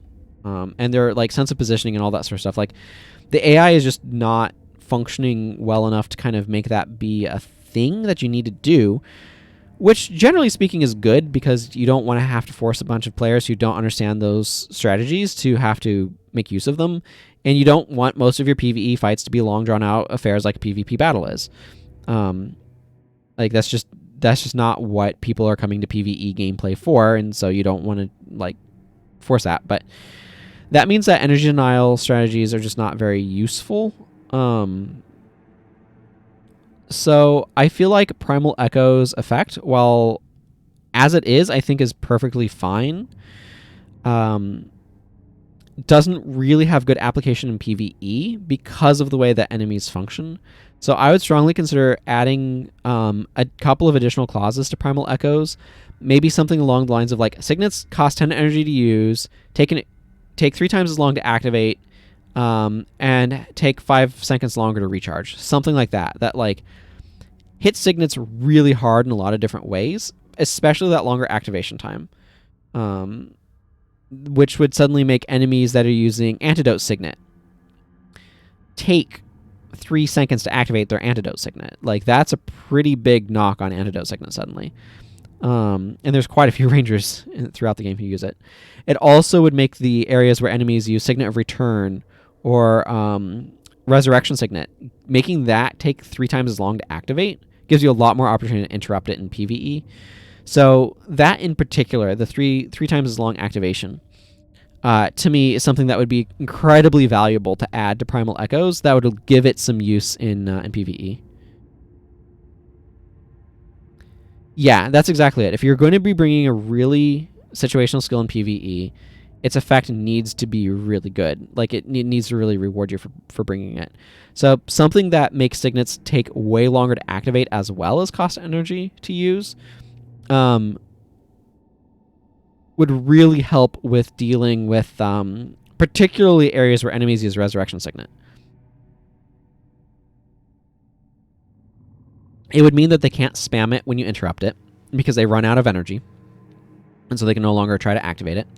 And it would give you a 9-second window to interrupt it in rather than a 3-second window, which obviously that gets modified by things like are they a mesmer. But to my mind, as you said, it would need to be a lot stronger. And again, I feel like this could be in Wilderness Survival and not Beast Mastery, but it's probably fine here. I don't know.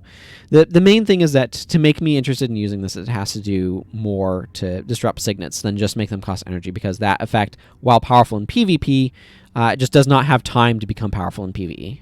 So, Rampage is 1. This is fine. Frankly, for PvE, I don't think there's any reason for this to be 25 energy. I think it could be 15. You can work around it being really expensive, but this is one of those skills that like got nerfed because of PvP and wasn't split. So, to the best of my knowledge, anyway.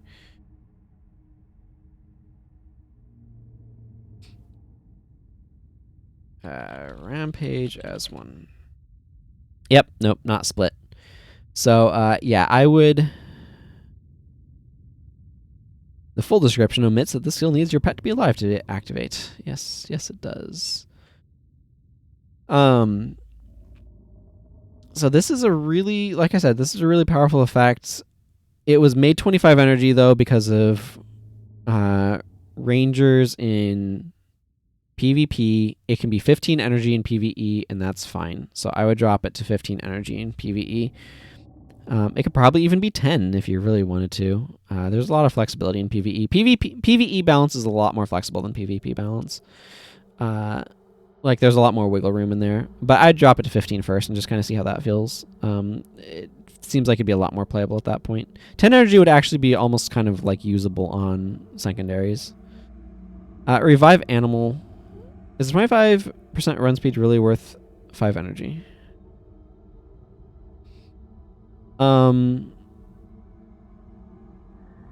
In what regard? Korangar?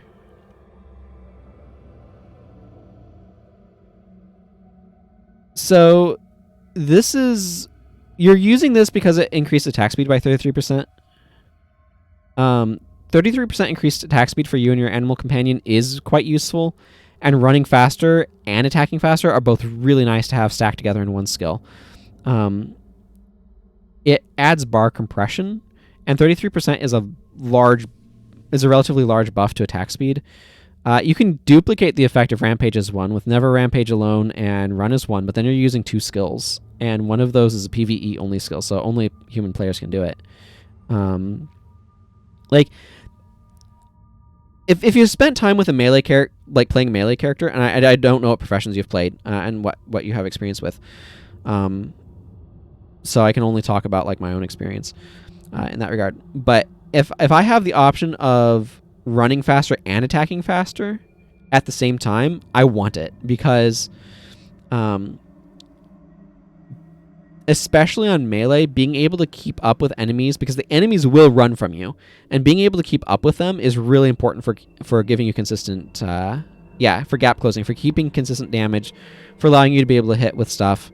And so this skill is like 60-70% increased attack speed, and like the remainder percent increased move speed. So that, yeah, very, very, very important from that standpoint, in my opinion. Yeah, 15E is reasonable, I think. I mean, if we're talking about increased attack speed, like Never Rampage alone is also 15. So, much longer duration, but yeah. Revive Animal. So this skill doesn't really have much use, because so in the history of the game, before they added the clause that allowed Comfort Animal and Heal as one to bring your animal companion with you, the only way to bring your animal companion was Charm Animal, in which case if you wanted to be able to resurrect your animal or heal it, you'd have to dedicate yet an additional skill slot to doing so. In that world, Revive Animal, which resurrects all nearby allied animal companions, has some use, because it would mean that you could have one person being able to resurrect everybody else's pets. In the world where everybody doesn't need to bring Charm Animal to bring their pet, and they instead bring Comfort Animal because it actually has a useful effect, not just bringing your pet and that's it, suddenly Revive Animal doesn't have a use, because everybody can revive their own pet. So why would you bring this skill?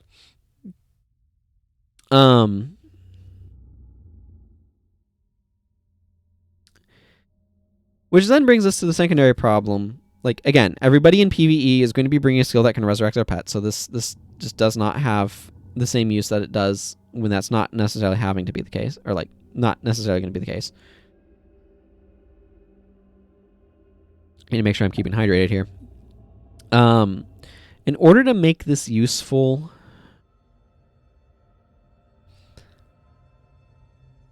yeah,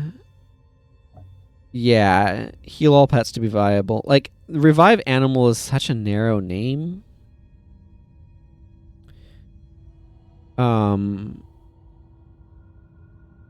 I think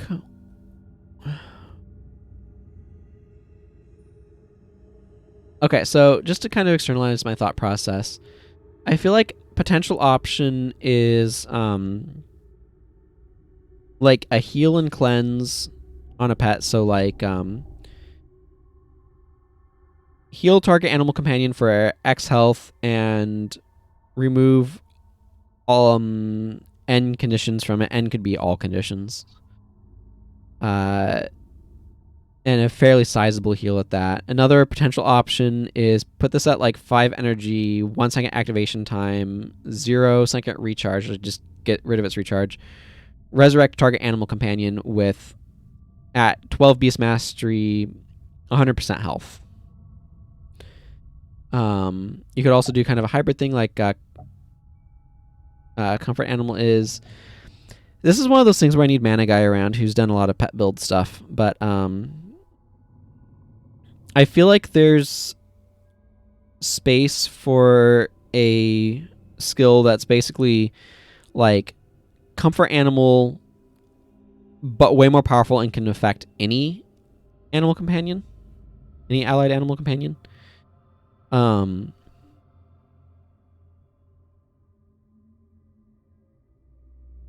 That's sort of the direction that I would try, especially if it could heal your animal companion and remove conditions from it, as well as potentially resurrect it. Then I could see having a space to bring that if you're dedicated to being able to use your pet, because being able to remove conditions from your pet is very useful for making your pet function. This skill doesn't really need to be in PvE though, so it's a little awkward from that standpoint. But I like the idea of it just basically being a powerful, broadly applicable pet heal. Run as 1 is fine overall. I would adjust the skill to have 15-second duration at 12 Beast Mastery instead of 13. That's what I'd do to Run as 1. Savage Pounce. So this was the duplicate of Bestial Pounce. So if it strikes a foe who is casting a spell, that foe is knocked down.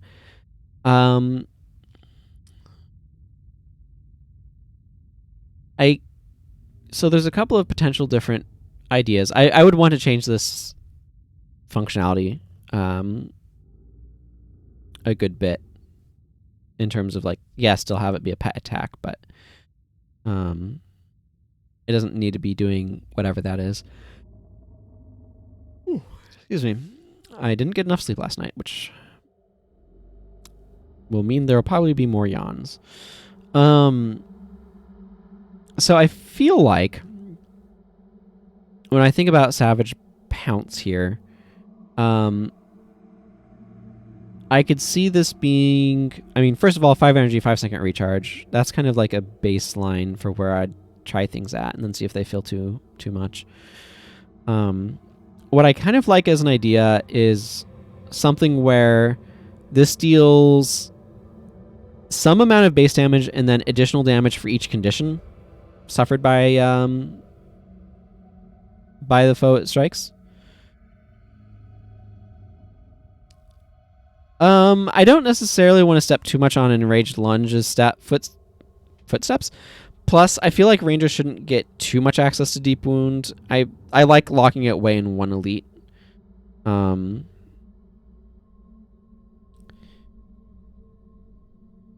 Just kind of as a, like, what can professions do standpoint. But I like something that, like, increases damage, or, like, scales its damage up for each condition that the foe is suffering from. I'm not quite sure what number would be correct there.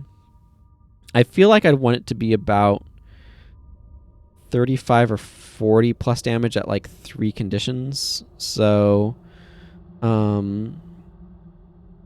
it could be like let's see, 8 times 3 is 24. So it could be something where it's like plus 11 damage and an additional plus 8 damage for each condition that its target is, that the struck foe is suffering from. Something like that. So if they have like 4 conditions or 5 conditions, it can hit really, really hard. That's kind of the direction that I would want to go with Savage Pounce, I think. I'm not exactly sure where the numbers would end up, but that's kind of the broad idea. Hello, Bozia. Welcome. Bozia? I don't know. Vowels in English can be pronounced too many different ways. I like languages where vowels are a lot more definite. But that's kind of the direction I'd want to take with Savage Pounce. I like Scavenger Strike as is. I think Strike at 1 is fine where it's at. Symbiosis. So this is one of those skills that I'm fine with the effect. I would just want to drop it to a second cast time, 30-second recharge, and see, okay, now that I have it at these numbers, is this something that I want to play with? I could also see it having an effect where, in addition to increasing maximum health, things are able to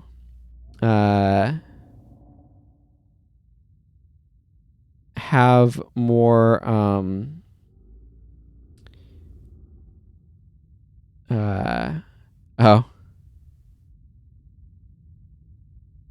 yeah, you were linking to a pronunciation website.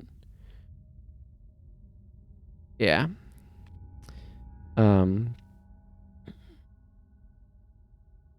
But yeah, so I feel like having this be something that also boosted the amount of healing that things receive. One of the problems with having increased maximum health is that you have more health that needs to be healed.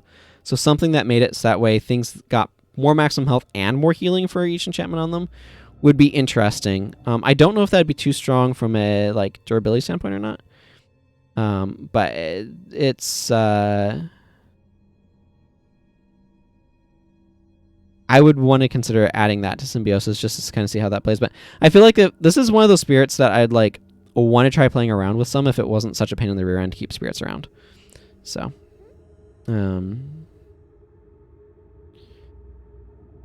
Symbiotic Bond has a nice theoretical symbiosis with Necrominions. Yeah, yeah. Putting Death Nova on them, giving them more HP. I mean, Predatory Season theoretically plays nicely with minions too. Like, even as it is, it's just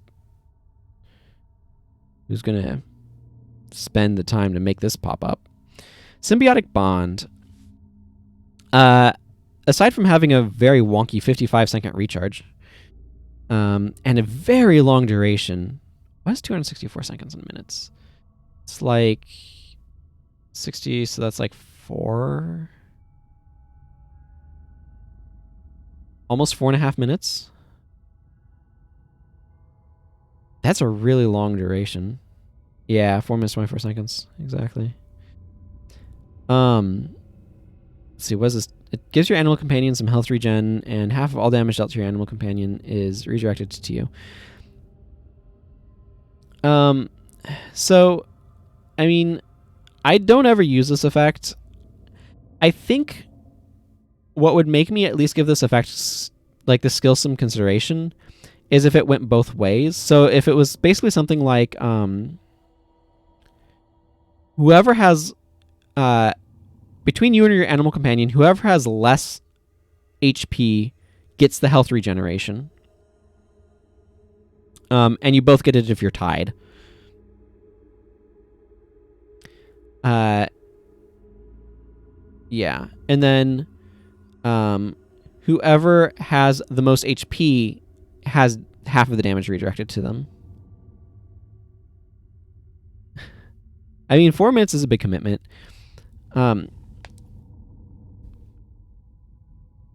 It really is. Yeah, I think you could lower the duration to closer to like 60 seconds.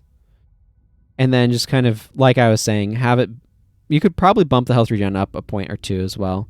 But have it basically be like, whoever has less health between you and your animal companion gets +3 health regeneration, +3, +4. I don't quite know where its numbers actually scale up if you have higher beast mastery, but and if you're tied, you both get the health regen. And then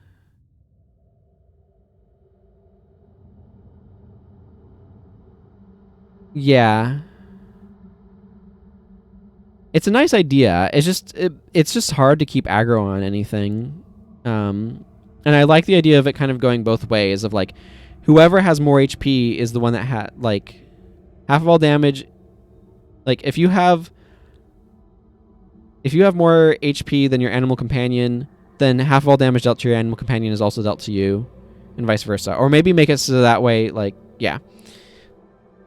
Yeah, whoever has higher HP, half of all damage dealt to the others dealt to them, and then whoever has the lowest HP has health regen, and if you're tied, they go up evenly, and damage is always like split if you're tied. Something like that, I think, is... I would try that with Symbiotic Bonds, just kind of where it kind of goes both ways. So your pet helps tank for you, and you help tank for your pet, and just like try it, and like Korangar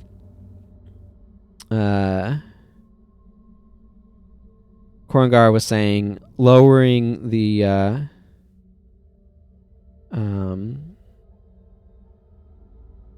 durations, that way you're not committing yourself as much. Wouldn't it be too OP? I don't know. That's why I would try it. This is one of the things where, like, to me, there's a lot of skills where it's like, I just never use the skill. The skill doesn't read as being very useful to me. So I've tried it and I've just found it to be lacking. So, like, the thing is, it doesn't make the damage not happen, though. It just splits the damage, so, like, the damage is still being dealt and still wants to be healed.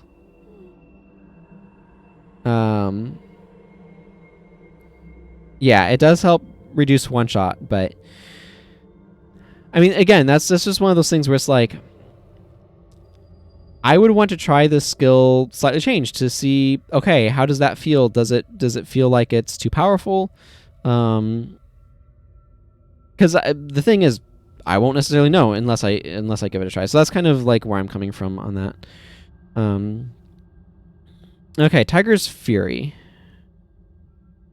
We already talked about Bestial Fury, which is the skill that was cloned from Tiger's Fury. I don't remember what I said about it anymore. It's been too long since 2 hours ago when I was talking about Bestial Fury. But I remember saying at the time that I like the idea of making Tiger's Fury a pet attack, or some sort of more like... Oh, that's right. I was suggesting Bestial Fury should be increase attack speed for you and your pet, and get rid of the non-attack skill clause. I don't ever use Tiger's Fury because I don't want to go into Beast Mastery for a frankly mediocre and overpriced increased attack speed skill. So, I don't mind this being some sort of pet attack or pet buff. Let's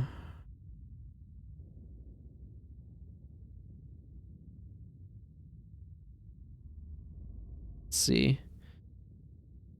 Yeah, it is very underwhelming. Disabling a bunch of your non-attack skills is like hardly necessary as well.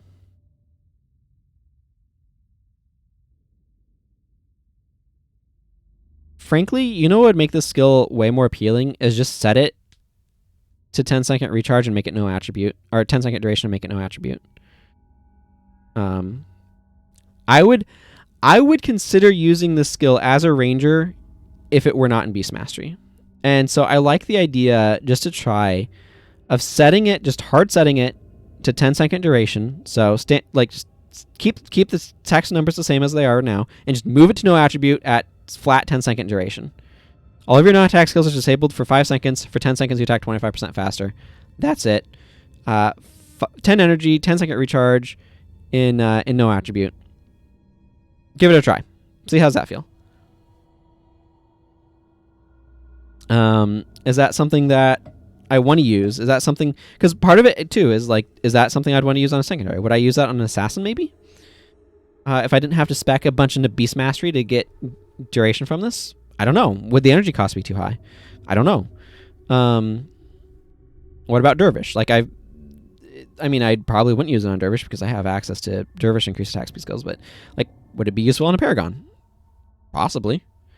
I'm not sure I want to disable all of my shouts and chants for 5 seconds, but, like, I would... That's the first thing that I would try with this, I think, just to see, do I like this?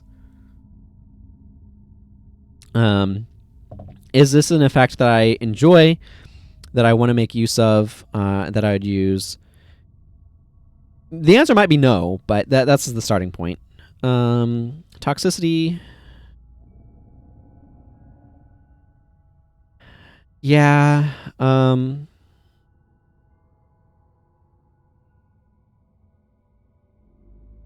So this makes poison and disease stronger.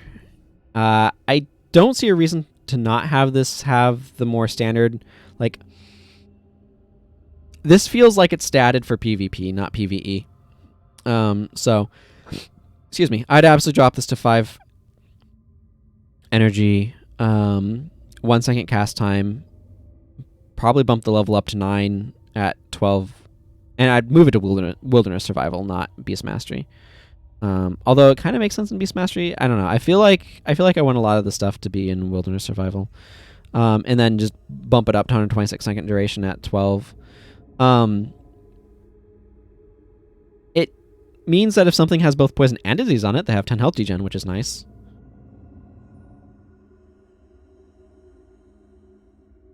I feel like if you just... And 30-second recharge. So I feel like if this was 5 energy, 1 second cast time, 30-second recharge, create a level 9 at 12 spec. Again, Wilderness Survival, but create a level 9 spirit. Poison or diseased creatures within its range suffer -2 health degeneration. The spirit dies after 126 seconds. It becomes more appealing.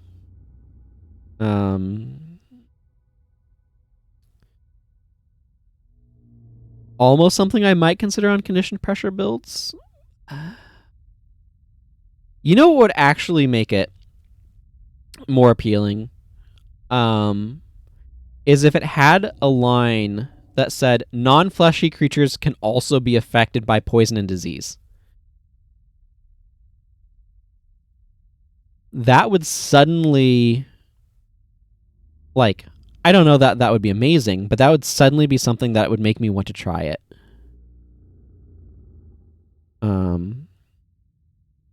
In areas where there's a bunch of enemies that are immune to those things. I'd see if that clause, I would try that clause and just see if that makes it feel like a skill that I'd want to bring in places. Like, yeah, pump up the power of poison and disease a little bit. It's fine. Not amazing. But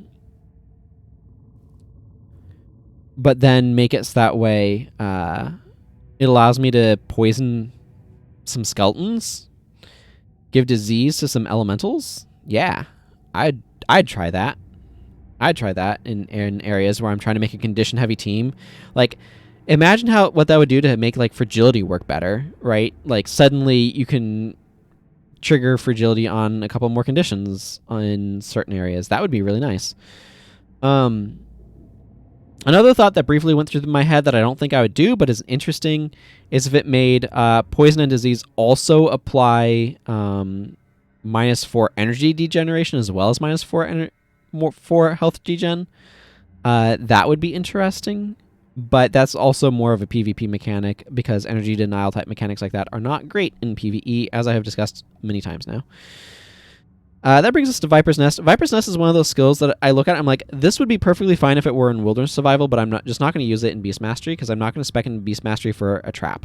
Like, a trap build is a Wilderness Survival build. It's expertise in Wilderness Survival. It is not Beast Mastery. And so while I appreciate the flavor of having the trap is I have laid a pit of snakes that then you awaken and they come out and attack you. Like, that makes total sense in Beast Mastery. Just from a pure mechanical standpoint, I'm not going to use this skill like ever because I'm not. If I'm doing stuff with traps, I'm not spec'd into Beast Mastery. So I would move this to Wilderness Survival. I think it would be fine there. That's what I would do with Viper's Nest, at least to start, and see how viable it feels. Okay, that's enough words on Beast Mastery. That means it's time for Expertise, which is mercifully not 40 skills. There's a lot of skills in Beast Mastery. More than 50% of which I don't ever use. So Expertise, primary attribute, of course. Has a few bow attacks, has a few preparations.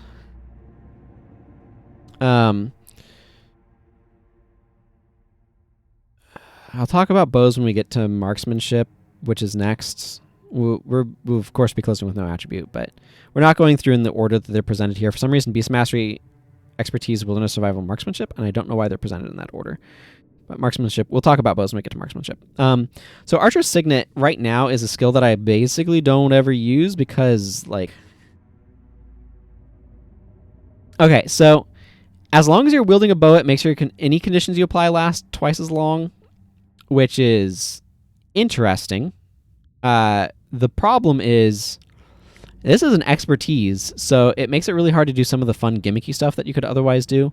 For example, if you wanted to bring Blinding Flash, your Blinding Flash duration would be doubled if you're holding a bow while when you use Archer's Signet. Yep. So there's a lot of weird quirkiness with this. Unfortunately, some of the skills you want to use this with most are going to be other elites. So that's not fun. What this originally did, by the way, was make some of your bow attacks free. Apparently, they decided that was a bad idea. I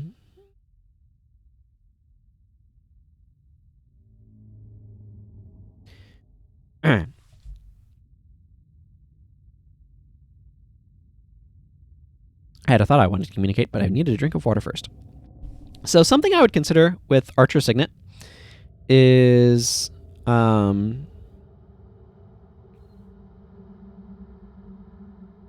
this is probably a no attribute skill, unless you wanted to give it a chance of failing with no expertise. But the next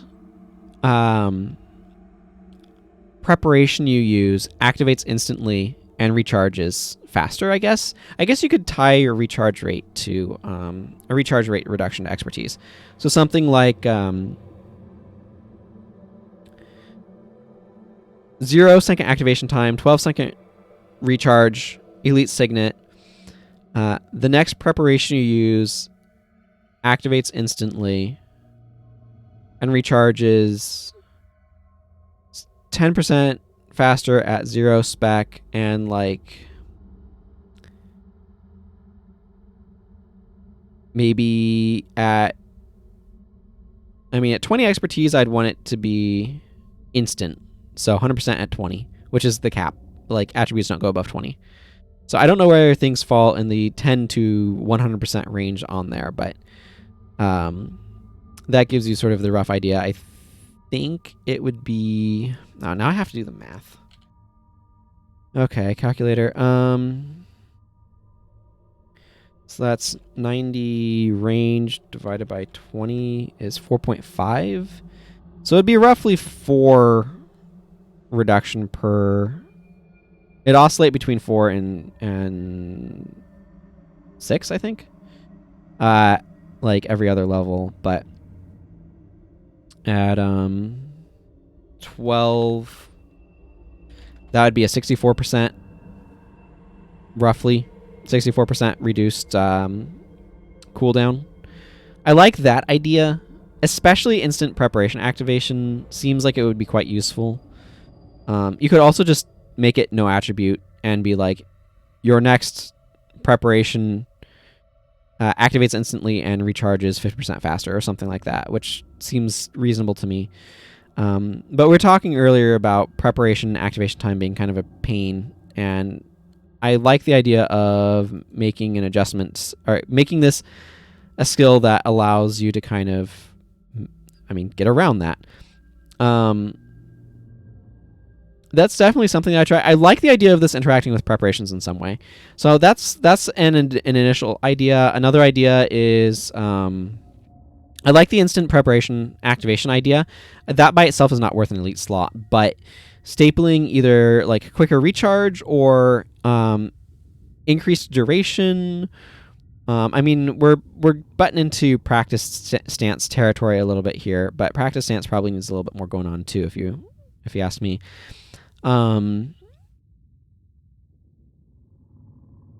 And so I kind of like the idea of like maybe instant activation, quicker recharge, and longer duration could all be part of it. Maybe increased attribute levels for it could be an option as well. Reduced energy cost could be an option, but it's in expertise right now. But I'd certainly play around in some of those areas a little bit, and the first thing that I would try is something where it reduces the recharge of the preparation, but makes it activate instantly, and more something that could be in like no attribute. It's kind of the direction that I would go with Archer's Signet. But there's a couple of different things that I have to play around with to kind of see where I'd want to land. Distracting shot, perfectly fine as is, wouldn't change it. Dodge. Okay, so dodge is a weird skill. First of all, it like has this whole move faster and not get affected by incoming or have a chance to block incoming projectiles. Of course, when evasion was a thing,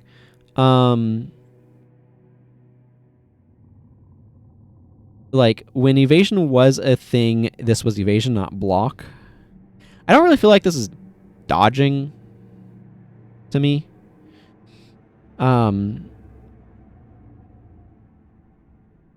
So also I should add this this skill got a clone in the form of Zojin's Haste. So that's a thing. But dodge, what I kind of want to do with something like dodge is like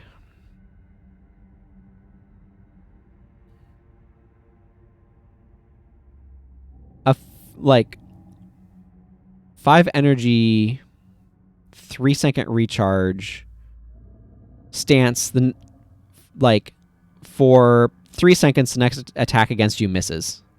Something like that is what I want dodge to be. I don't know if that makes it more usable or not. That probably also makes it no attributes, so maybe it would need a straight up like failure clause, or maybe the duration would scale with expertise. That way 0 expertise, it has 0 duration. That's kind of the direction that I'd feel like I want to take dodge. I don't know if dodge is actually used in anything, but Zojin's haste to me is something that should be a run speed buff more than dodge. Dodge very much so feels like I think of it as like the spot dodge from Melee, or from Smash Brothers, I should say. In general, I mean, spot dodging was added in Smash Brothers Melee, if I remember correctly. But yeah, that's what I think of when I think of dodge. I don't think of this. Would that skill be good is the other follow-up question. Would it be usable? Would I use a skill that I kind of have to spam in order to make stuff miss against me?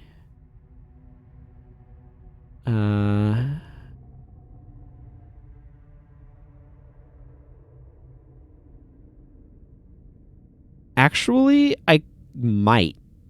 Now that I think of it, because it would be really useful for placing traps. If it was something like 5 energy, 5-second recharge, for 3 seconds, the next N attacks against you miss, where N starts at 0 and scales up to like 3 at 11 expertise, 4 at 16, by like something like that. Attacks against you miss. Not sure the exact numbers, but something in that sort of vein where it's like a small number of like next attacks against you. Maybe make it last for like 2 seconds or something. But something where it's like the next couple attacks against you miss. That would actually be really useful for trap placing, because that would effectively be like that to me, A, feels more like dodging, and B, would actually be really, really useful for trap placing. So something like that is something that I'd actually quite consider using, now that I think about it a little bit. Because it would make it a lot easier to just casually bring traps if I could just push a button, have the next couple attacks against me miss, that way I can actually get my trap down.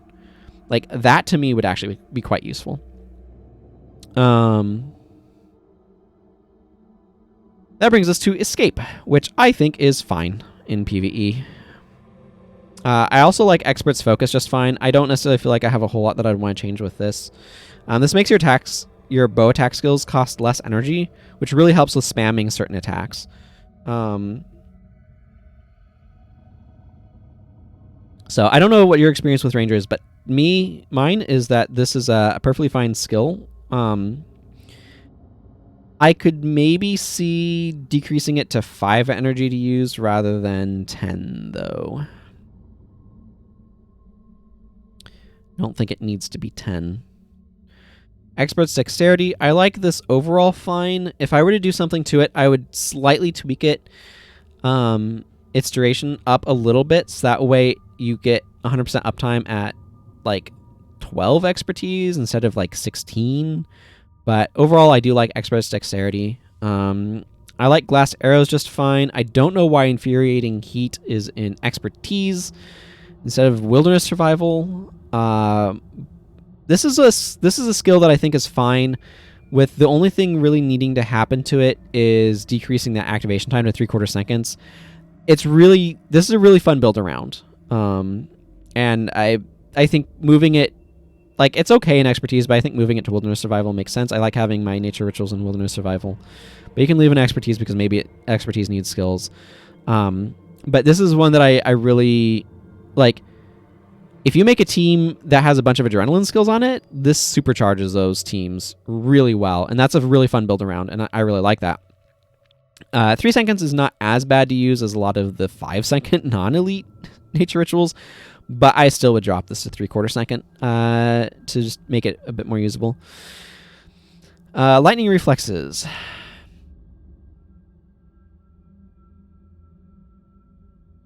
This is an odd one. This is a block chance that also increases your attack speed.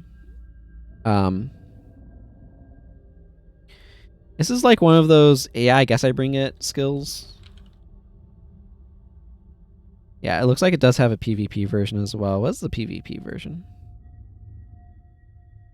45-second recharge instead of 30-second recharge. I don't necessarily feel like much needs to be done with lightning reflexes. I could see dropping its recharge to like 25 seconds. I don't know. This is one of those things though where it's kind of at odds with each other. But yeah, I think that this is more or less fine where it's at. Marksman's Wager. This is the sort of skill that I have problems with. I really like the design of this skill. If you hit, you gain energy. If you miss, you lose energy. What I dislike about this skill is that it's not 100% uptime. It's the sort of thing where if it was 100% uptime, it suddenly becomes a lot more reliable. And I don't like skills like this where it's like, oh, I've made my build around the energy that this provides me, but it's only up 75% of the time. Ergo, it's not actually reliable. Ergo, my bar doesn't have enough energy a quarter of the time, and the rest of the time it has fine energy, or a quarter of the time its energy is struggling a little bit, and the rest of the time it has a surplus of energy, no idea what to do with it.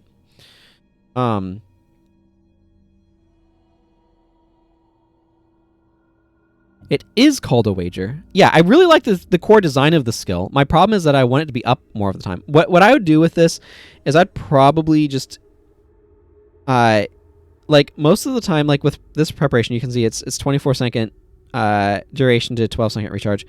I feel like with Marksman's Wager, I'd want to just kind of like lower the energy values a bit to be more like 5 and 7 or something like that.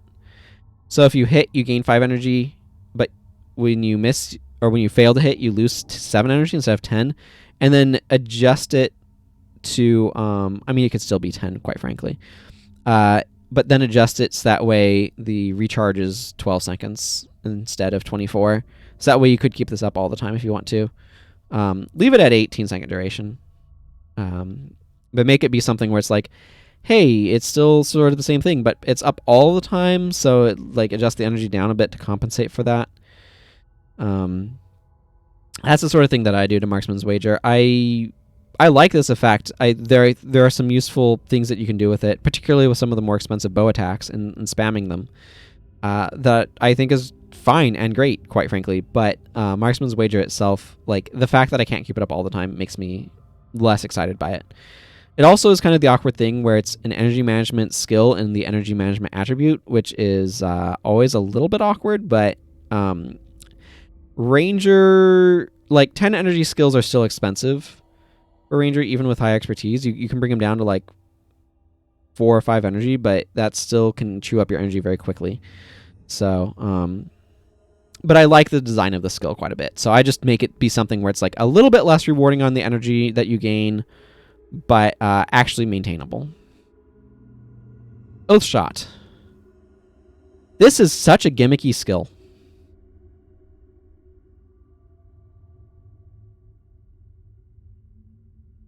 I am fine with it too. Like, let this be something that people want to try to build around. So what it does is it's a bow attack that recharges all of your skills aside from itself, but if it misses, all of your skills are disabled for a little bit. And it has a 50% chance to miss if you have low expertise. That's outside the expertise. This is really useful for decreasing the recharge of all sorts of skills. Notably, decreasing the recharge of binding rituals can be kind of neat because expertise also as I've established earlier off the top, decreases the energy cost of your binding rituals. And a lot of the times those have a little bit longer recharges. That's always kind of interesting. You can do other things as well. You can get your lightning reflexes back up quicker, or whirling defense if you're a Jade Bow. Of course, it works with all sorts of other skills. You can recharge your traps if you want to. Probably the more interesting stance to recharge with it is Serpent's Quickness. Make Serpent's Quickness able to be kept up 100% of the time, and then this recharges Oath Shot more quickly. That's kind of a cool interaction you can do. But I don't know. Like I said, I don't feel like I necessarily would change anything about the skill. I think it's a cool little build around. So that brings us to Point Blank Shot and Zojin Shot, which are 5 energy, 3-second recharge. They have a lot of additional plus damage on them, but half the normal range. I like these. I wouldn't change these. I think that they have some useful places, some useful build-arounds. So I'd kind of leave them as is. Practiced Stance. So this is a stance. It's 5 energy, 15-second recharge. Elite Stance for 32 seconds. Your preparations recharge 50% faster and last significantly longer. This is real good for 2 skills. Seeking Arrows, which is a stance that often does not have 100% uptime. And Choking Gas, which Choking Gas is the really useful one to use it with. This allows you to be able to keep Choking Gas up 100% of the time. Otherwise, you're never using this skill because preparations generally have longer durations than recharge times, and the other ones that don't are elites that you can't bring with this elite because you can't have 2 elites on your bar. So Practice Stance to me is like, it has 1.5 builds basically, and that's it. What I would do with Practice Stance, I'd probably drop its duration a good bit, so that way at 12 expertise it's more like 15-second duration, and then I just add the line, you attack, I don't know, I'd try it at 25% faster, probably 33% faster, if you're under the effects of a preparation. So just basically, like, it buffs your ability to use preparations, and while you're under the effects of a preparation, you attack faster. That's what I'd do with Practice Stance. Just add an increased attack speed clause to it. I feel like that would be something that would be actually make me want to consider using it sometimes, outside of like that 1.5 dedicated builds that it has, because like then that's actually useful.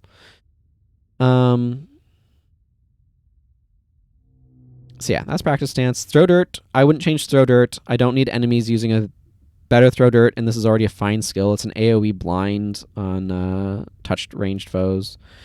Trapper's Focus. This is exactly what you want for doing stuff with traps. No need to change anything here, in my opinion. The big thing that this does is make your traps not easily interruptible. Also buffs your Wilderness Survival, where your traps belong. Viper's Nest, you hear that? Trapper's Speed. This is a good trap support stance that I don't think needs to be changed.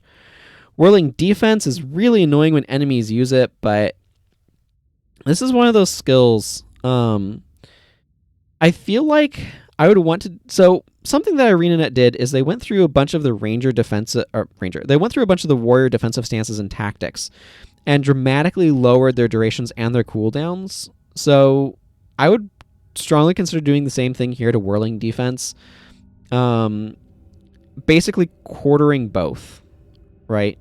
So like a 15-second recharge with about a 4-second duration at 12 expertise.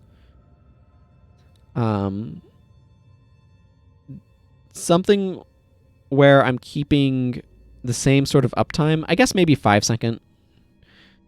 Let's do 5-second duration, 15-second recharge. So it's a 33% uptime still, roughly, at 12 expertise. That's the sort of thing that I would do to Whirling Defense. I think that just having those be more available is useful. The one downside of doing something like that is it means you don't incentivize the players to bring anti-stance skills as much in Corna, but I think that's a cost that I'm willing to pay to make the skill overall feel a little bit more generally usable to me. But that's just my opinion on it. I can see a lot of people being like, nah, I like being able to have a long whirling defense and Oath Shot to recharge it and things like that. So I don't know. Your opinions on that will of course vary, but to me, I like my defensive stances more available in the moment rather than like just sticking around, if that makes sense. I don't know how much that would affect any sort of metas or anything though.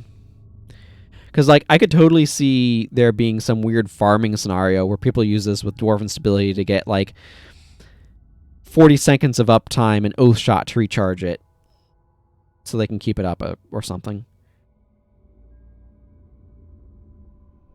Yeah, I've no idea on that front. But like, I mean, if you were to ask me, first of all, I don't necessarily mind breaking farms to make skills more generally usable outside of farming scenarios.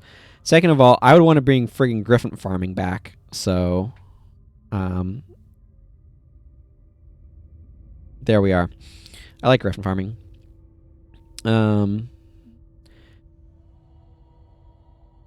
It could be. Yeah, there could definitely be a whirling defense celestial farm. All you need is an essence to make whirling 100% uptime, so it works great in farms. Yeah, I can absolutely see that being the case. Essence of Celerity. Do you still need Dwarven Stability to double the duration, though? But like Essence of Celerity plus Dwarven Stability for 100% uptime?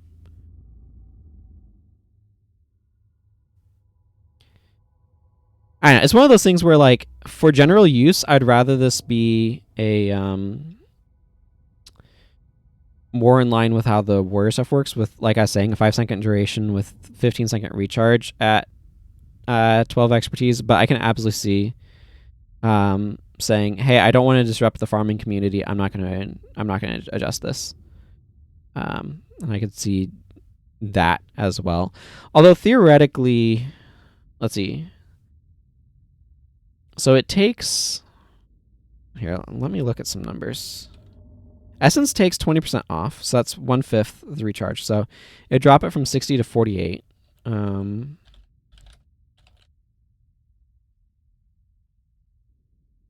Let's see.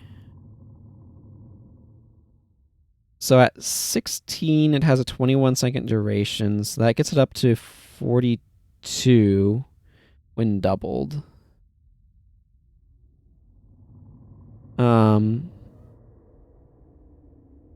It's just too free. I mean, that's a cool thing that it does, but yeah, I mean, it's one of those things where, like, if you took 3 seconds off and brought it down to 12 seconds with 6-second duration at, say, 16 expertise, you could go 16 expertise with Dwarven Stability to still get 100% uptime. It'd just be more energy intensive. So I don't think that really breaks the farms necessarily. So 5-second duration at 12 expertise, probably more at like 11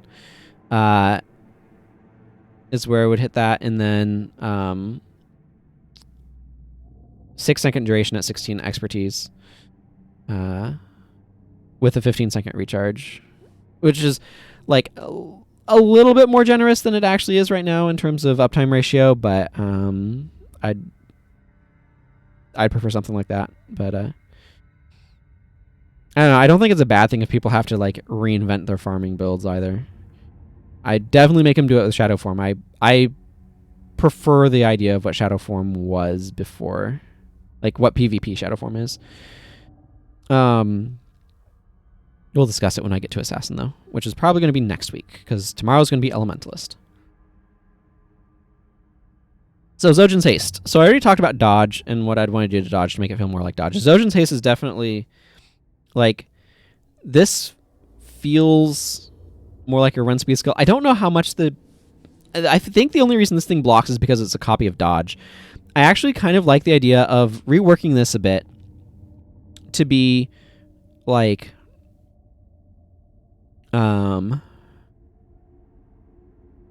For 10 seconds, you move 33% faster and attack 33% faster, but with like the same 5 energy cost 30-second recharge. So it's like you have a brief period where you can move and attack more quickly. And just get rid of this whole block chance and ends if you attack thing, and instead just make it like a third uptime, increase attack and move speed. That to me feels more like what the skill is. I don't know. The skill's name, Zojin's Haste. So that's what I would do with Zojin's Haste, and just see how that feels. Okay, that means it's time to talk about marksmanship, because it's the actual one next in the list of things. Okay, so let's talk a little bit about bows. One of the things that I think is really cool about bows is that they come in 5 different varieties. And these different varieties have different properties. So there are short bows, recurve bows, horn bows, flat bows, and long bows. And they have like a couple of different properties among them. The biggest ones are attack rate, range, and flight time. Those are sort of the main things that differentiate bows. So to explain those,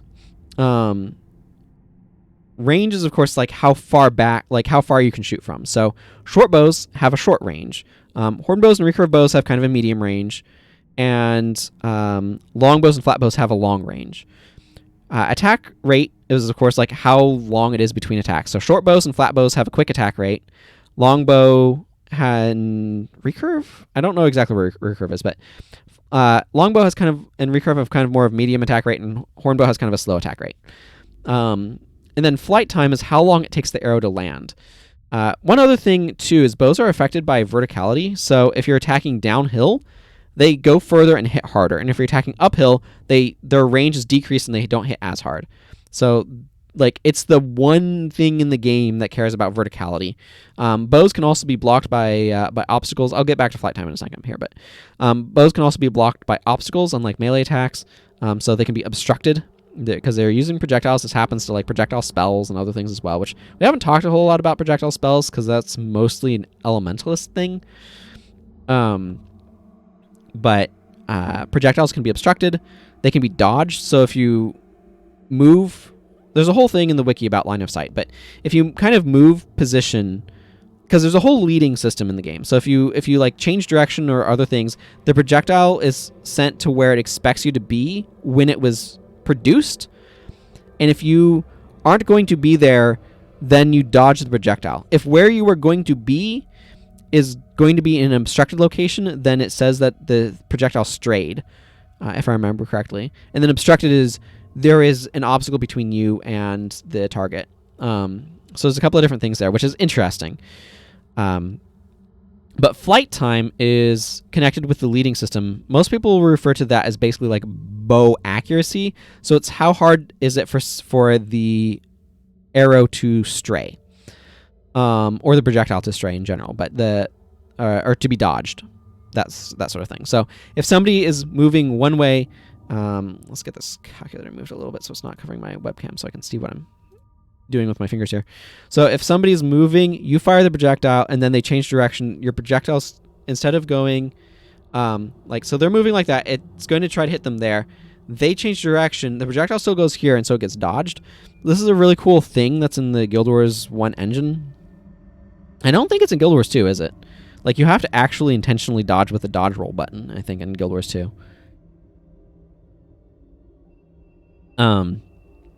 I guess they invented magnets for the tip of arrows in that or something. But that system is kind of a neat system, but flight time is how long it takes your arrow from leaving your bow to hitting your target. And so lower flight time has a couple of effects. One, it makes your arrows more accurate, by which it means there's less time for your opponent to change direction, or your target to change direction, and thus for them to dodge your arrow. The other thing that it does is it means that your bow attacks will land more quickly, because it takes time. It takes flight time for your arrow to get to your target. So if you decrease flight time, that means your arrow hits sooner. That means that there's some specific skills. This one, for example, which affects flight time. This moves 50% slower. It has less flight time, or it has longer flight time because it doesn't cover that time as quickly. So that means like you could fire that, and then an arrow that goes normal speed, or like even faster, and potentially like land them up to sink them and timing. Like there's all sorts of wonky like corner case things that you can do. Some of which is very useful in PvP, so you can time arrows to hit simultaneously for spiking, which can be quite powerful. But the long and short of it is short bows have, like, most bows have kind of like a medium-ish flight time. I could actually look up the numbers, but recurve bows have a noticeably like shorter flight time, so they tend to be more accurate. They're kind of a medium range, and they're a little bit slower to attack, so they're popular for if you're trying to interrupt more. Short bows have good attack speed and decent flight time, but they're short range. They're the shortest ranged bow, so you have to kind of be a lot closer to your enemy to use a short bow well. Or to be able to use a short bow.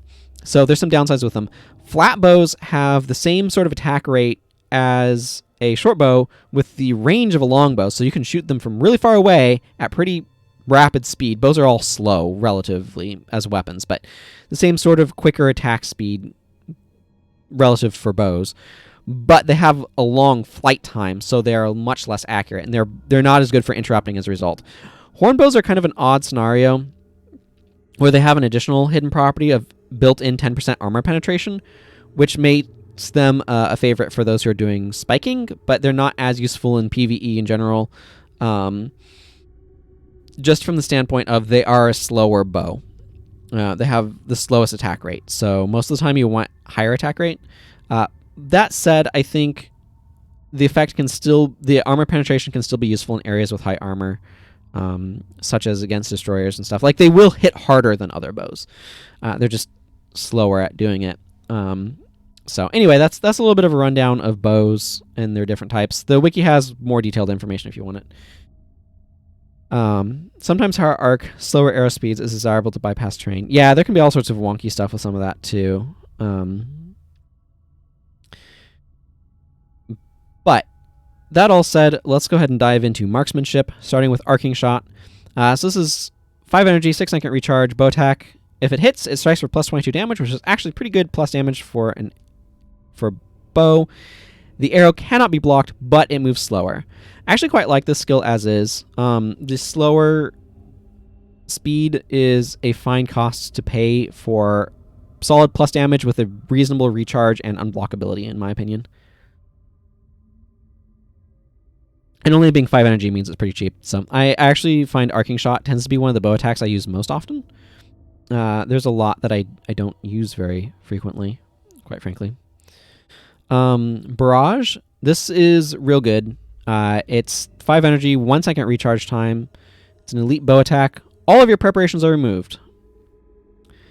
Shoot arrows at target foe and up to 5 foes adjacent to your target. They strike for plus 17 damage if they hit, which is really good additional damage. Removing all of your preparations is part of the reason why preparations tends to not be as good in PvE, and we'll discuss them more when we get Wilderness Survival as well as later ones here. It's one of those things where I like Expert's Focus really well with Point Blank Shot, Zojin Shot, as well as Sundering Attack and Penetrating Attack, which we'll get to. Because it makes them a lot more spammable, and that allows you to get a lot more damage out of them. And so it's good for single target stuff. But this is, aside from like an elite preparation, which I like this basically for the same sort of thing. Spamming, Sundering Attack, and Penetrating Attack especially. Which is a little bit too expensive for Expert's Focus to really make affordable. But these have really good damage on them. Barrage, removing your preparations means that a lot of the time, this skill or its non-elite variant volley, which we'll talk about when we get down to volley, I suppose, makes preparations kind of bad because area of effect damage is really important in the game. So I wouldn't change anything about Barrage, but I just note that the fact that it removes preparations, while I think an important balancing factor, also makes preparations actively worse to use. So preparations probably across the board in PvE need to generally be stronger, just to warrant giving up the AoE options of barrage and volley in order to be able to use them. Again, I think it's appropriate for barrage and volley to remove preparations, because being able to have preparations in AoE like that is probably pretty strong, and likely too strong. But at the same time, that does actively hamper the use of preparation. So I just want to really call that out. Body shot. So this one does some solid plus damage and gets you energy if the foe has cracked armor. Note that you need cracked armor from another profession. Ranger doesn't do it. I use body shot all the time. I don't feel like I want to change anything about this one. It's fine. It's a solid skill. Broadhead arrow. This is a slower than normal arrow, which means it has a longer flight time, a larger arc. By the way, the reason why they do it by flight time rather than arrow speed, this is an interesting sort of thing. But if you're trying to calculate leading, so grab a couple of pens here to help demonstrate this. You have a triangle that you're building with leading. So what you're trying to do is you're trying to calculate, as something is moving along, where is it going to be in its path, and so how quickly do I need to, like, there's basically two ways to try to do leading. Something's moving in a direction. You need to figure out, you have two variables you can control on your thing. You have speed. Okay, you have speed, which is composed of basically, or like velocity, which is composed of distance over time. So you have two things you can kind of control. You can control how far you're going to need to go, or like what's the better way of phrasing this? This is something where, like, I understand what the thought is, but I have to turn it into actual words. So for leading, you can either keep one of two things constant. You can keep how long it takes you to move somewhere constant, or you can keep your speed constant, which is how quickly you move. If you keep your speed constant, the calculations are a lot harder. So if your arrow moves at a set speed, like let's say if a recurve bow always shot your arrow at, like, I don't know, what's a reasonable speed? Speed A, because I don't want to think about actual speeds. And your flat bow shot it at a slower speed B. Yeah, we'll talk about broadhead arrow in a moment. That means that in order to be able to figure out where you intercept, you have to figure out, because what you're trying to do is you're trying to complete this triangle, right? So you have your position, so the distance between you and your target, and then your target's movement speed. So you have like a hypotenuse forming between where they are when you fire, where they're going to be when your projectile hits. And so you need to figure out where is it going to hit based upon how fast you are. That's a very complicated calculation. If you know how long you're going to be in the air, that's a very simple calculation, because you can know where their position is going to be based upon what their velocity is given at the speed you are, because it's all a matter of timing things, right? So it's much easier to do it with a set flight time, because if you have a set flight time, you know where your target is going to be at the end of that time. If you have a set speed, then you have to try to figure out where, like, how long is it going to take you to get to where they're going to be, but based upon your speed, that changes, right? So it's much cleaner to have a set flight time, and it makes it so that way you can do leading with a far simpler calculation. You can still calculate out leading targeting with a set speed projectile, but it means you're going to have to do math to determine where your target is going to be, or like where the intercept between your target's velocity and your velocity would be, and it's a lot more complicated math. So anyway, that's why they use flight time. It makes it so that way leading math is significantly easier to do, and therefore probably significantly quicker to do, which is important in a game engine. So broadhead arrow shoots a slower moving arrow, so it's easier for it to not hit by the target dodging it and things like that. If it hits, it inflicts dazed for 17 seconds, and if the foe is casting a spell, that spell is interrupted. The interrupt is incidental to the daze, so it inflicts daze and then deals damage, which causes an interrupt. 15 energy, 15-second recharge.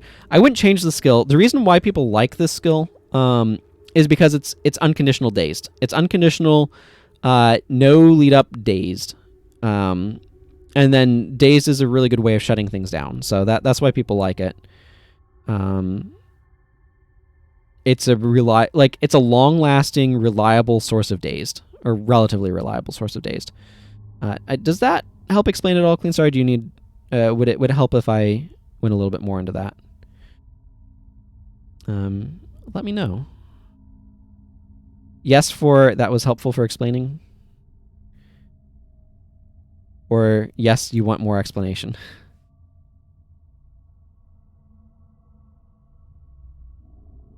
It does. It does. But if you open up the battle by doing it, this is one of those skills that I particularly like on elementalist bosses in outside of prophecies, where they get double damage. Like if you lead with it, they're usually stationary, so you can do this as the very first thing to grab their aggro and then keep them shut down. So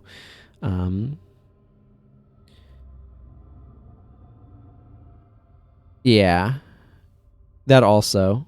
You can't move while casting spells, and elementalists have long spell cast times, so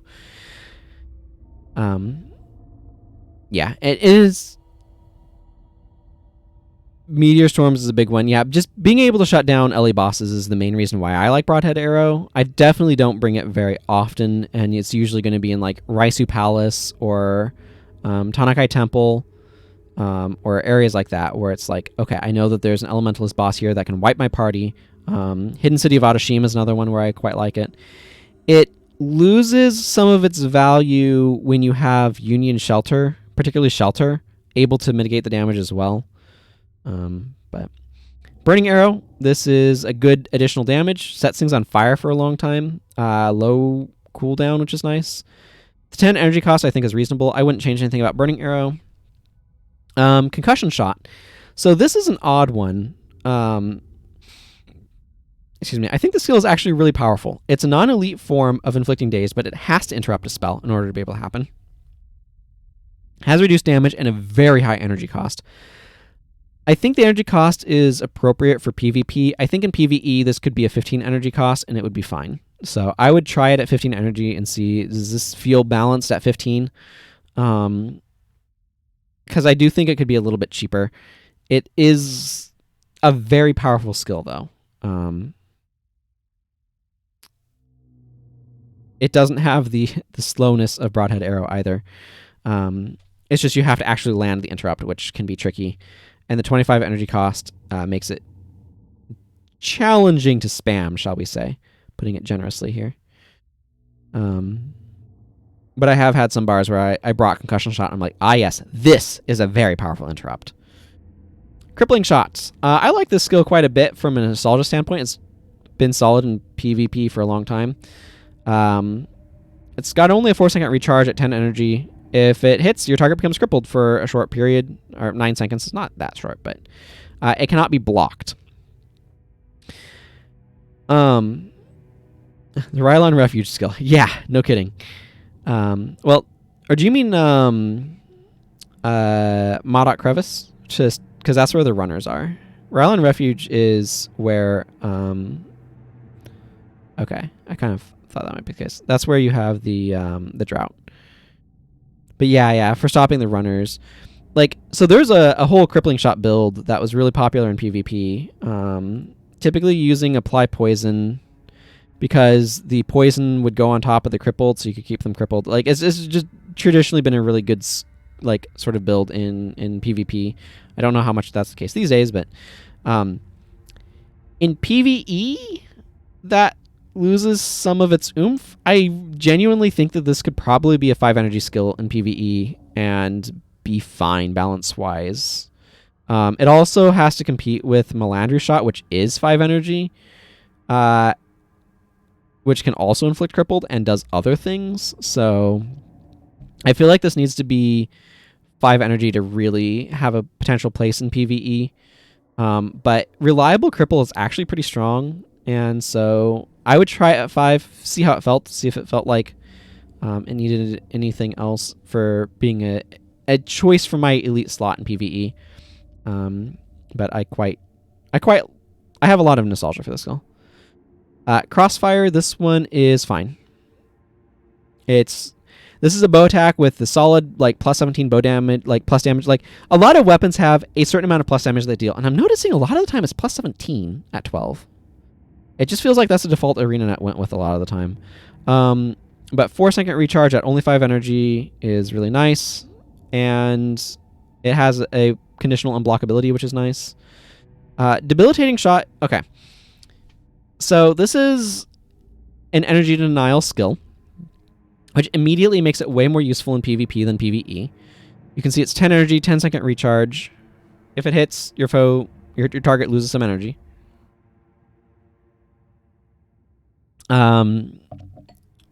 Used by the Oakheart-styled enemies in the Maguma jungle. This could be a healthy part of a balanced energy denial breakfast, but as we have established, energy denial in PvE against the enemies is just not that strong.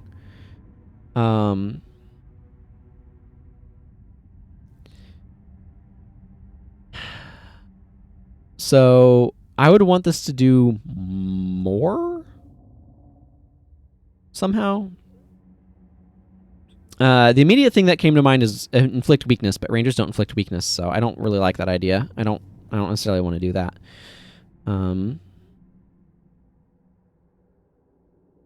It feels so appropriate to a skill named Debilitating Shot, though. Something else that could actually make this work pretty well is, first of all, I think in PvE it can have a 5 energy cost. Energy denial is just not anywhere near as valuable. And I think you could also lower its recharge. I could see adding a line that's like, if Debilitating Shot hits, your target loses your whatever energy and all adrenaline. At like 8 seconds and 5 energy. I'm not sure how useful that is or not, but it certainly plays into a controlling element that the ranger could have, and that'd give you the ability to kind of shut down some melee attackers, or some adrenaline users, which are primarily melee attackers, but also paragons. I need to kind of not forget that, but that's a potentially useful shutdown option, because knocking all of the adrenaline out of them is quite powerful. I would hate Debilitating Shot even more being used on me. But it also potentially becomes a skill that I would consider using, so I might try something like that to see what I thought. If I felt it was too strong or like too annoying to play against or whatever, I might do other tweaks to it. I don't dislike the idea of it inflicting weakness. That just doesn't feel like a thing Ranger does. So, I could see it being something like, if Debilitating Shot hits, your target loses 8 energy. If they have weakness on them, they lose additional energy and all adrenaline or something like that as a potential other option. There's a couple of different things that I could see playing around with depending upon what I thought of the like 5 energy, 8-second recharge. If it hits, your target loses whatever energy the current values are and all adrenaline. Like that's something that I would try off the bat. But I feel like there's a couple of different directions that I'd want to go with, like just trying this out and seeing sort of where it could land. Determined Shot. So this is an interesting one. If you look at a lot of sort of ArenaNet's bars for Rangers, you'll notice that they often have included Determined Shot. It's a 10-second recharge. It hits for the standard plus damage. If it fails to hit, all of your attack skills are recharged. This includes Determined Shot, by the way. You can do some weird wonky stuff with it too against blocking enemies, where you use a couple of unblockable attacks, like say Arcing Shot, and then Determined Shot to recharge your Arcing Shot. It's not very energy efficient, but it is something that you can do. Um, this is an interesting effect. I don't know that I would necessarily want to change this much. I could see dropping its recharge to more like 7 seconds, and that feels like a place where I'd be more inclined to bring it. 10 seconds is just a little bit long waiting around for the skill to recharge. But it's a really interesting effect, and does some really interesting stuff. So, and fails to hit can be for any reason. It can be blocked, it can miss, it can be obstructed, it could be dodged. Like there's literally anything that causes this to, like, once you fire the arrow, anything that causes it to not hit will recharge all of your attack skills, including itself, which is really cool. But it's one of those things where I think the 10-second recharge like makes it feel just a little too bad to not to want to actually bring. So I feel like a 7-second recharge would be a spot where I'd actually consider it. Disrupting accuracy is fine. This is not a skill that I use a lot on Ranger Primary. I like it on Assassin, though. And I think it plays really well if you're bringing a lot of Go for the Eyes. It just has the fundamental problem that, like, Volley and Barrage are really good, which make you not want to use preparations a lot of the time. That's the main issue with disrupting accuracy, really. Yeah, but I think this is a fine skill as is. I don't necessarily really feel like I would want to do anything to it. If I were to do one thing to this skill, or if I were to change the skill, I think the thing that I would do, and I actually kind of like this idea, is I would change it. This is an odd question. Okay, so setting aside a moment the question for how do we make this require some sort of attribute, because I think that might be required with the change, but changing it so that way whenever you perform a critical attack, like, it interrupts. That's not worded very well, but whenever you hit with a critical attack, your target is interrupted. That would be a really interesting change, and the reason why is because making it not have to use a bow. And keep in mind, this does not say arrows in the name, right? It's just disrupting accuracy.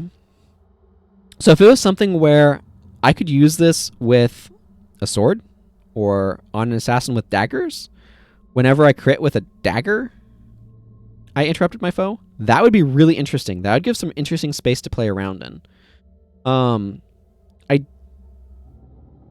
I like that idea a lot. It just suddenly, it's a no attribute skill at that point. So I feel like you'd want to tie it, like, require some attribute investment to really make this work. At which point I feel like you tie the duration to marksmanship. That would be kind of my thought. That's something that that's something that I'd do with it, because I think that would make it a more fun skill. I don't really have more to say about it than that, but I like that idea of making it whenever your attack's critical, they also interrupt your target instead of arrows, just with any weapon, even with a wand. But then at that point, I think it does need a scale with marksmanship. I do feel like marksmanship is the correct attribute for this, though. Let's see. Disrupting shot. If this attack hits, target foe's action is interrupted. If that action was a skill, you strike for plus 34 damage. So this is a variant on Savage Shot. Savage Shot only does the plus damage on interrupting spells. It interrupts any skill, but it does plus damage on interrupting spells. This works on any skill. It does the plus damage on any skill, which is a notable difference. But it also has a 15-second recharge as opposed to a 5-second recharge. I feel like the 15-second recharge is maybe... I don't know. Is it appropriate? Is it a bit long? Should it be 10 seconds? Should it be 12? I feel like I might try it 10 seconds to see if that feels better. I actually like the skill decently well, though. And I like sort of the tension it has between availability versus additional damage in terms of competing with other interrupt bow attacks. The big thing with Disrupting Shot, though, that is a subtle benefit to its longer recharge, is it means the AI will spam it less, which might help their energy management, which is kind of a weird sort of thing, but that's something to consider. I might try this at a 10-second recharge, though, and just see how that feels. Just because I usually do not pick this over. Like, my standard interrupt scheme is Savage Shot and Distracting Shot, in part because of the recharges.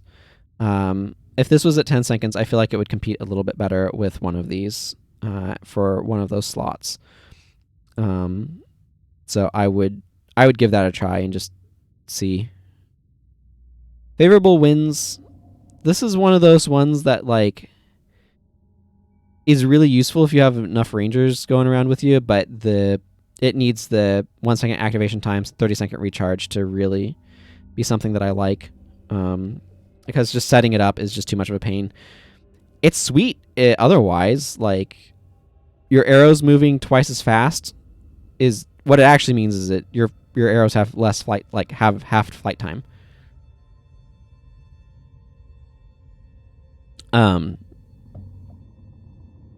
Because the speed of which your arrows move is going to be based upon how far they have to fly. So if they're going somewhere closer, in order to get to that flight time, they move slower. If they're going somewhere further away to hit the same flight time, they go faster. But functionally, it's basically decreasing how long they're in the air. So that makes arrows more accurate, and bonus damage on arrows is bonus damage. So yeah, just making this able to be brought with me more easily. Yeah, I would. There are times where I'd consider using it. Focus Shot, I actually like this skill just fine. If it hits, you strike for additional damage, but all of your other attack skills are disabled for a few seconds. This one's great if you only want one attack skill. If you just want Focus Shot as your attack, then like it's got really good plus damage for a bow attack, fairly low energy cost, low recharge. As long as disabling all of your other attack skills for 3 seconds isn't a problem, then Focus Shot is great, and I quite like it. Hunter Shot. Okay, so 21 seconds of bleeding is a long time of bleeding, but this skill is very weak. Bleeding is not a very powerful condition, especially at the pace at which PvE moves. We've said this a bunch. I would want Hunter Shot to have some plus damage on it. Something like deals plus, probably drop it down to more like that 8-second recharge maybe, but have it deal plus like plus 10 damage, an additional plus 10 damage if the target is bleeding, and if they're not bleeding, instead you inflict bleeding or something like that, to where having bleeding spread around allows it to deal additional damage, to where it's a little bit stronger than the base plus 17, but not by a ton. Something like that is kind of the direction that I'd consider taking with it. I also kind of feel like I would decrease the recharge a bit to like 8 seconds maybe. Keen Arrow, this one's fine. I like the critical theme. Plays well on Assassin.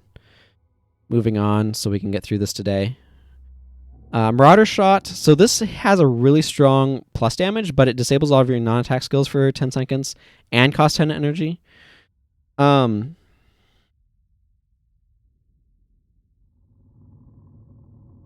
downside is big enough that I don't tend to ever use this. It needs to either lose, in my opinion, it either needs to have decrease the energy to 5, and then suddenly starts becoming attractive, or it needs to lose the all of your non-attack skills are disabled for 10 seconds clause, or have that reduced in effectiveness.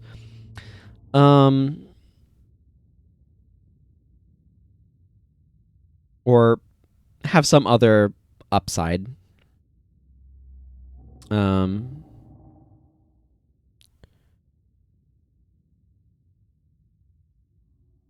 You know what would actually be interesting? If Marauder Shot hits, you strike for +7 damage for each bow attack you have equipped, or for each attack skill you have equipped. Maybe that could be really interesting too, because that would give you the option of like pulling this out with if you have like pet attacks, for example, at counting them, or for some reason you're trying to use bows and swords, which you can do with weapon swapping. I don't recommend it necessarily if you're trying to play well or like trying to make a good bar, but you can do a fun bar with it, a very thematic one. Which I certainly have done in the past. Usually I'll pick Focus Shot for that, but if Marauder Shot was like available to me as if Marauder Shot hits, you strike for like +7 damage for each attack skill you have equipped, and have that be like what it reads, that suddenly becomes a bit more interesting, because then like +30 damage requires you to have, I mean, you'd get 35 damage with 5 attack skills at that point. I don't know exactly where the number would need to sit. Maybe at like +8 damage at 12 marksmanship, but I like something like that. It needs to feel like it's worth 10 energy. Again, 10 energy is a lot, even on ranger, even with expertise, bringing it down to like 5. So something like that. I like the idea of like rewarding stacking attack skills more than punishing you for not doing it. It's trying to accomplish the same goal, right? Where you want to make your bar full of attack skills, but it's doing it in a way that feels like it's rewarding you for bringing a lot of attack skills, instead of saying, "Oh, you're a bad, like, we're going to disable all of your non-attack skills." Like, that makes sense. I prefer things that are more of a rewarding direction like that. But around like 7 or 8 damage per attack skill at 12 marksmanship feels about right to me. Landry Shot, I think the skill is fine. Yeah. Needling Shot. This one's really interesting because the 26 damage that it deals at 12 marksmanship, or whatever your marksmanship ends up being at, is armor ignoring. If it strikes a foe below a certain amount of health, it recharges instantly, but it disables your other attack skills. I don't think this necessarily needs to your other attack skills are disabled for 2 seconds clause in PvE, so I would strike that, but otherwise I like the skill as is. Plays really nicely with that Zojin Shot, point blank shot, expert's focus type bar that I like. Because then when foes get low on health, you can just start spamming this. Keep in mind that 26 damage, it's armor ignoring, and it's sort of the base damage. So anything like expert focus gives additional 8 damage to your bow attacks. That stacks on top of the base damage here. So this brings us to penetrating attack and sundering attack. Sundering attack being the faction's duplicate of penetrating attack. They're 10 energy, 3/4 second activation time, 4 second recharge bow attacks that deal a good amount of plus damage and have built-in armor penetration, which does not stack with strength, which is important to keep in mind. I would not change these skills. I like them as is. I don't know if they're 100% worth 10 energy, but I think they're probably close enough to being worth that I wouldn't really change much with them. So I like these two fine and would leave them alone. Pin down, I think, could be 10 energy in PvE. Just like crippling shot could be cheaper, I think this could be cheaper. Cripple is a very powerful effect in PvE, and I think underrated, but this does no plus damage, and 15 is a lot of energy. So in PvE, I would like to see this at 10 energy. I think it just becomes a lot more palatable at that point. Power Shots. This also just straight up deals armor ignoring damage, has a 3-second recharge. This is one of those skills that I don't tend to use. I tend to prefer to bring sundering attack and penetrating attack, but I actually think this is secretly pretty good.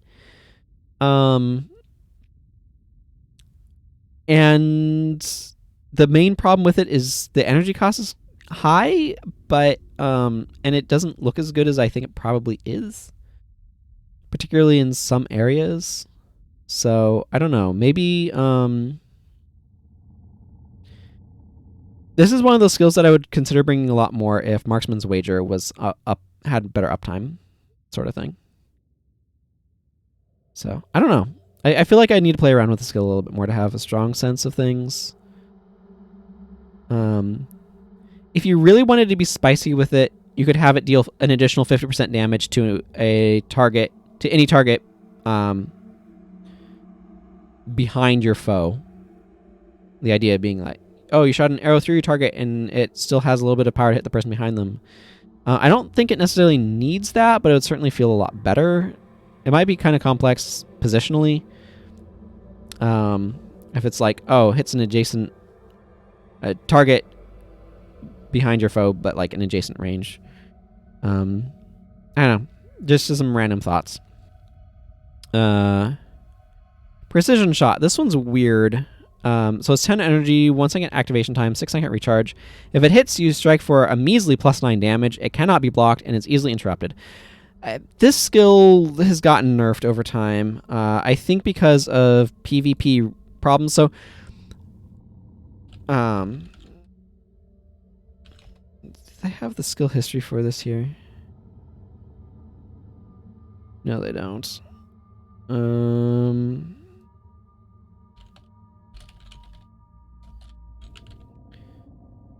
No, there's no skill history page for it either.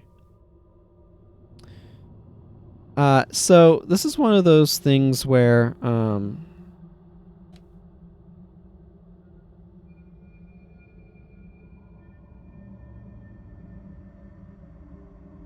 yeah, I guess it's been this way for a very long time now. It didn't used to be easily interrupted and stuff. Ranger Spike has been a huge issue that's affected a lot of bow attacks and things in PvE. It's similar to how Blood Spike in PvP, being a very successful strategy, meant that all of those lifesteal skills in Blood Magic got nerfed over time. Likewise, in PvE, where they're not a problem in PvE, right?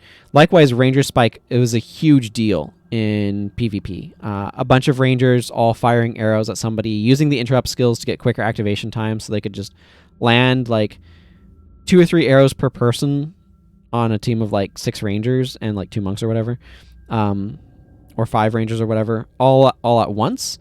And those are Spike, as they were usually referred to. It's interesting.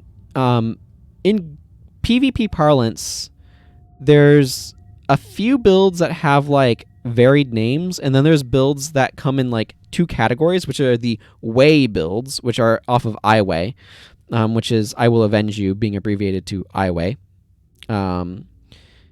which are kind of like going all in on a specific strategy. So you have things like Hexway, which is like you're going all in on hexes. And then you have the Spike builds. So that's where it's like this build is about trying to abuse this mechanic to spike somebody down as quickly as possible. So you have Blood Spike and R Spike are the 2 ones that come to mind with that, where R Spike is Ranger Spike. And so a lot of these skills, like Precision Shot, got nerfed in order to be able to try to control the power of Ranger Spike a bit. One of the other things that happened as part of trying to combat that was adding an aftercast delay effect on the interrupt skills. So if you notice Ranger interrupts, when they use them, they like have a period where they can't do anything. That's the aftercast delay, and that's on spells to kind of like give time after the animation end, or for the ending of the animation, right? Because like spellcasting has the wind up animation, then the spell goes off, and then they have the like return to neutral. That's for the aftercast delay time. You can't do anything during that time period, but it's kind of hidden by the animation. For attack skills, though, the attack happens, like the activation time for the attack skill is the full animation duration, and the attack comes out halfway through. So like Savage Shot, the arrow is fired at 0.25 seconds. The animation for performing the Savage Shot attack finishes in a half second. This is just how attack skills work. So an aftercast delay kind of comes after that. And so that's why your ranger is standing there for a moment in kind of like a I just shot my arrow, I'm standing around pose. That's the aftercast delay that was added to try to slow down Ranger Spike. It's one of those things where, frankly, at this stage of the game, that could probably be removed and make Ranger a lot more powerful in PvE again. From that standpoint, or like remove a small like speed bump to them. But that was something that was added to try to slow down Ranger Spike just a little bit. But it looks a little bit wonky because the way timing for animations is done is different between spells and attacks. So, all that to say, Precision Shot is like very weak feeling to me, and I think that's specifically because it was nerfed because of Ranger Spike.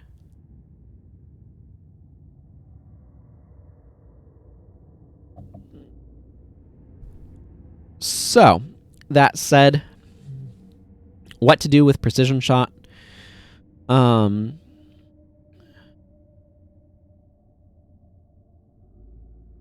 think the thing that would be most interesting to me is replace this action is easily interrupted, which I don't think needs to be there, with always a critical hit. I like the idea of, like, yeah, exactly. I like the idea of if precision shot hits, you strike for, you could maybe bump the plus damage up a little bit, maybe like plus 11, or maybe make it equal to marksmanship. So like plus 12 marksmanship, but a little bit less than other bow attacks. It can't be blocked. You can even leave it at where it is. And then precision shot is always a critical hit. I don't know. What's the wording that they do for that? Let's see. If it hits, this attack always results in a critical hit. So yeah. If it hits, this attack always results in a critical hit, instead of this action is easily interrupted. I think that would be really cool. It'd play really nicely with disrupting accuracy as well, which is kind of cool. But it would make the damage that you get off of this a lot more reliable. So that's kind of the direction I'd take it. I'd have to play with it some to see if that felt like enough of a change, or if it needs a little bit more damage or less energy cost or something like that. But that's the starting point that I'd go with, is replace easily interrupted with always critical hit. So prepared shot. I actually like this skill just fine. It deals some good plus damage and helps with energy management when you're using preparations if you need it. So I don't have a whole lot. Like, I don't feel like I would need to change anything about this skill. Punishing shot deals some plus damage and interrupts your target. I feel like this skill is also fine. If I wanted to try to make it compete with other bow attacks a little bit better, I could see dropping it to 5 energy to use. But I don't really feel like it needs that. I don't know. I'm fine with it. Rapid fire. So rapid fire is interesting in that it's not a bad skill per se. I feel like, however, it's very awkward to take 2 seconds to use it as a preparation. It's an interesting idea for a preparation, though.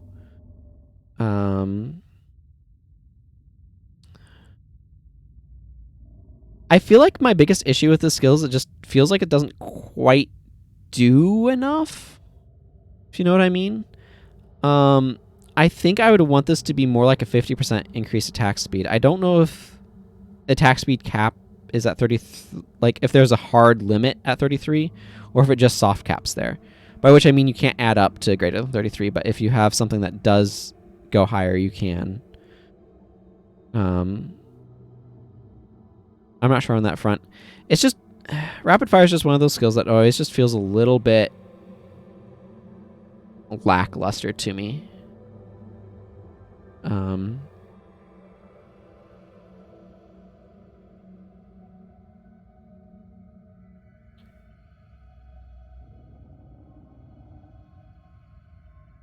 Yeah, I'm not quite sure. The other thing that I could see with doing with rapid fire is having it make all of your bow attacks activate in half a second and have no aftercast delay. That would be really interesting.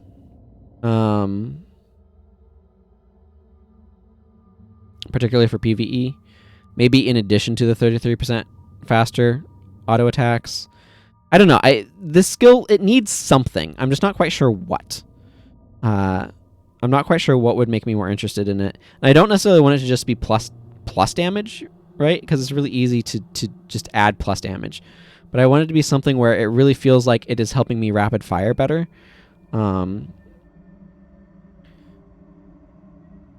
So, I don't know. Other options, other potential options. You attack 33% faster while wielding a bow, and your attack skills recharge. Like 50% faster while wielding a bow. That would be another potential option. I'd actually like to see that. That actually sounds really interesting to me. attack faster, and halved. You could actually even just set it to 24-second duration and have the recharge scale with marksmanship if you wanted to. But I don't mind it being scale the duration with marksmanship and then just raw 50% reduced recharge time on your bow attacks. That would actually be really cool to try. Okay, so Read the Wind is one of those skills that, like, what this does is it makes it easier for you to land interrupts and stuff. It makes your bows just hit slightly stronger. I think for the purposes of PvE, I would consider actually having the bonus damage match marksmanship and have this also give you additional crit chance with your arrows. So your arrows moved twice as fast and deal at 12 marksmanship plus 12 damage, and have like a, say, twice marksmanship increased crit chance. So at 12 marksmanship, 24 plus 24% chance to be critical hits. I would try something like that just to see how that plays. Obviously doesn't stack with disrupting accuracy, but does play really nicely with Keen Arrow. And can also work nicely with Assassin as note as well. That's kind of like the first sort of step of tweaking that I do. It's just preparations need to be stronger in order to be able to justify not bringing Barrage to be able to use them, and making Read the Wind increase crit chance feels like a direction that fits with it, and also helps increase your damage in an interesting sort of way, and is something that I'd like to try. Savage Shot is fine. That's all I have to say about Savage Shot. Screaming Shot, I mean, this is not technically supposed to be a review. I already did reviews, although my opinions on skills have changed since I did the whole skill review project, which I'm basically redoing with this in some regards. Screaming Shot, this does decent plus damage. The Bleeding Claws, I mean, this is such a weird one. If your target is with an earshot, that foe begins bleeding for 17 seconds is a weirdly narrow clause. Okay, so again, I said sort of at the beginning that Rangers were supposed to be bad at inflicting bleeding. This skill used to originally require the target to be like moving to inflict the bleeding, and then it was just made straight up inflicts bleeding. Screaming Shot has this range restriction. The bleeding on this was added later. I forget what Melander's Shot used to be, but it was something different. And Barbed Arrows has this minus 40 armor while activating the skill to represent the fact that Rangers are bad at doing bleeding. And this was a later added skill.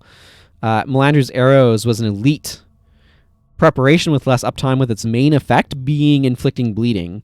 Like, they made it so that way it was clear, like, Rangers can inflict bleed, but they are not good at inflicting bleeding.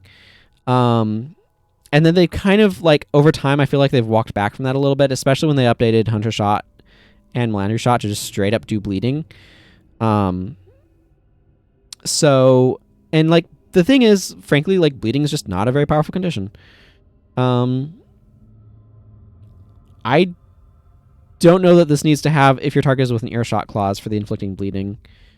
I feel like if it didn't have that clause, the skill suddenly becomes a little bit more interesting as an option, because it does have good plus damage. Of course, that makes Hunter Shot less obviously good, but if Hunter Shot had some additional stuff going on, it might be able to compete okay.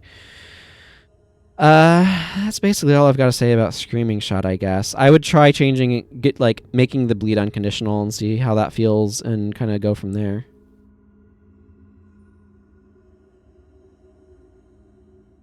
Seeking Arrows. So for 12 seconds, your arrows cannot be blocked. It ends if you fail to hit, which can happen because of dodge and other things, etc. Miss, obstructed. There's a lot of reasons why your arrows might fail to hit, but blocking isn't one of them with Seeking Arrows. Thematically, bleed is the one that makes the most sense for Ranger. They'd go contrary to that. Yeah, well, I think part of it is, if you look at some of the balance for prophecies, especially where some of the stuff was established, they were being kind of careful about how they're distributing conditions.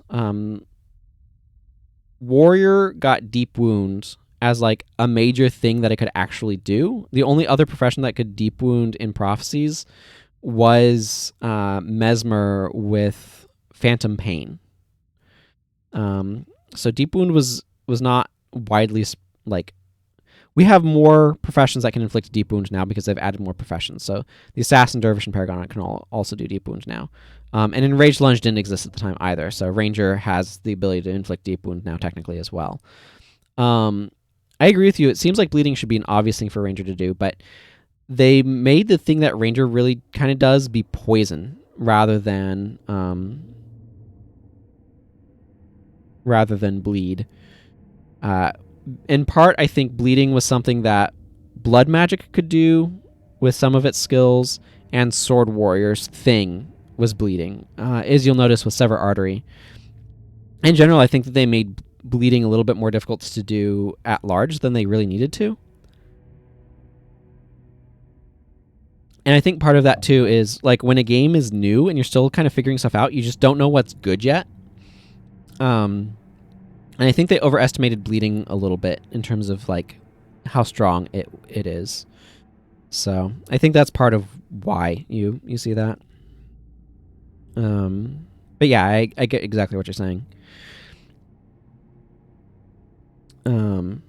But yeah, they're really leaning into rangers do poison as kind of their thing.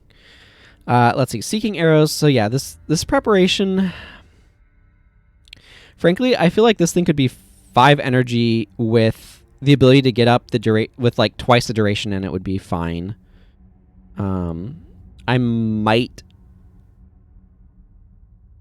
consider using it at that point.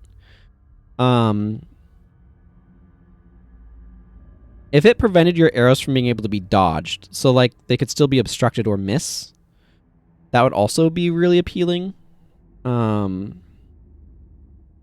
Yeah, that's all I have to say about seeking arrows. I don't tend to use it. I feel like I'd try some tweaks. 5 energy with double the duration, like gain for attributes, like just double all the duration values, more or less, would be something I'd absolutely try though, and just see how does that play? Does that make things more appealing? Something like that would be a thing I'd consider.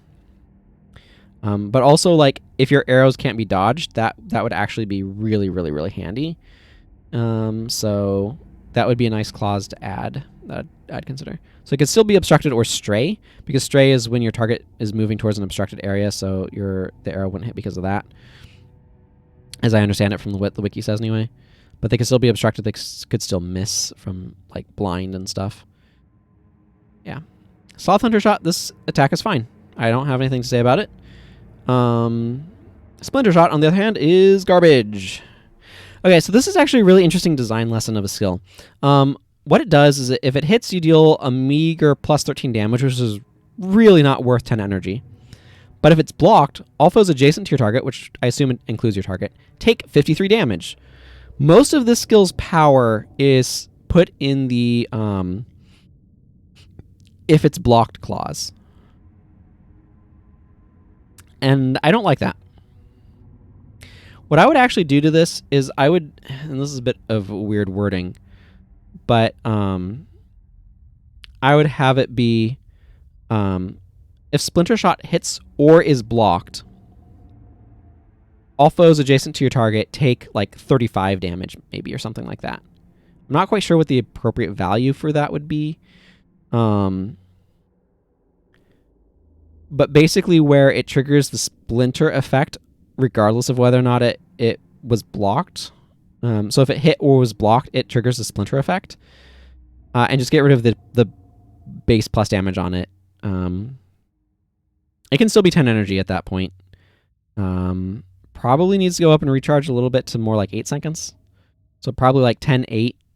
I'm not sure what the plus damage should be on something that doesn't AoE like that. But the problem with this skill is there's just no reason to use it, because if you're not getting the if blocked clause, then the skills are very weak. I suppose it could actually be kind of useful in Cornup, especially Consulate Docks, where there's all those whirling defense rangers. But most of the time I just do not want this, because if it's not getting blocked, its damages are really bad because of how much of the power is put in the conditional clause. So, and I want it to just be, if it hits in an AoE. But I like the idea if it hits or is blocked, it hits in that AoE. Of course, you get additional damage by actually hitting with the arrow, but we were talking about Sundering Attack. Volley, I wouldn't change either. I think this is a fine skill. My main problem with Volley is it contributes to making preparations bad, because Volley does not... Okay, so Barrage is a very powerful skill, but it is competing for your elite skill slot. Volley is weaker than Barrage, but is not competing for your elite skill slot. This makes preparations worse than Barrage makes preparations worse. Like, Volley is worse for preparations than Barrage is. I could see in PvE removing both, all of your preparations are removed, and these arrows strike for plus damage clauses. In seeing if that makes Volley too strong, and maybe trying to tweak it there to try to balance it. I don't know. That's something that I might do a short test with to see, does this feel like it makes things too strong? Or does this feel too strong to be able to use preparations with Volley if it has no plus damage? It might not. It might be. But as it is, like, the fact that I can always bring this with a bow, regardless of what elite I bring, means that it actively makes preparations bad more than Barrage does. Because AoE options are just so strong in PvE. So that's just something to consider. Is how do I want to try to address that? Do I want to try to address it? Do I want to change Volley? I think it's fine as it is, but I would consider changing it to try to make it so that way it doesn't make me not want to bring preparations. Is kind of where I'm going with all of that. So I might try some tweaks to Volley to see where's a good balance point for it, where it feels like it's strong with preparations, but not overpowered with them. Is something that I'd strongly consider trying to find as a sweet spot. Okay, that finishes marksmanship. Hopefully I've explained some of my reasoning there in ways that explain my reasoning. So let's go to wilderness survival. Starting with apply poison. And PvE, frankly, I think apply poison could be 10 energy. I don't think it needs to be 15. I really like that this works with multiple weapons, and that's something that I would like to do to disrupting accuracy as well.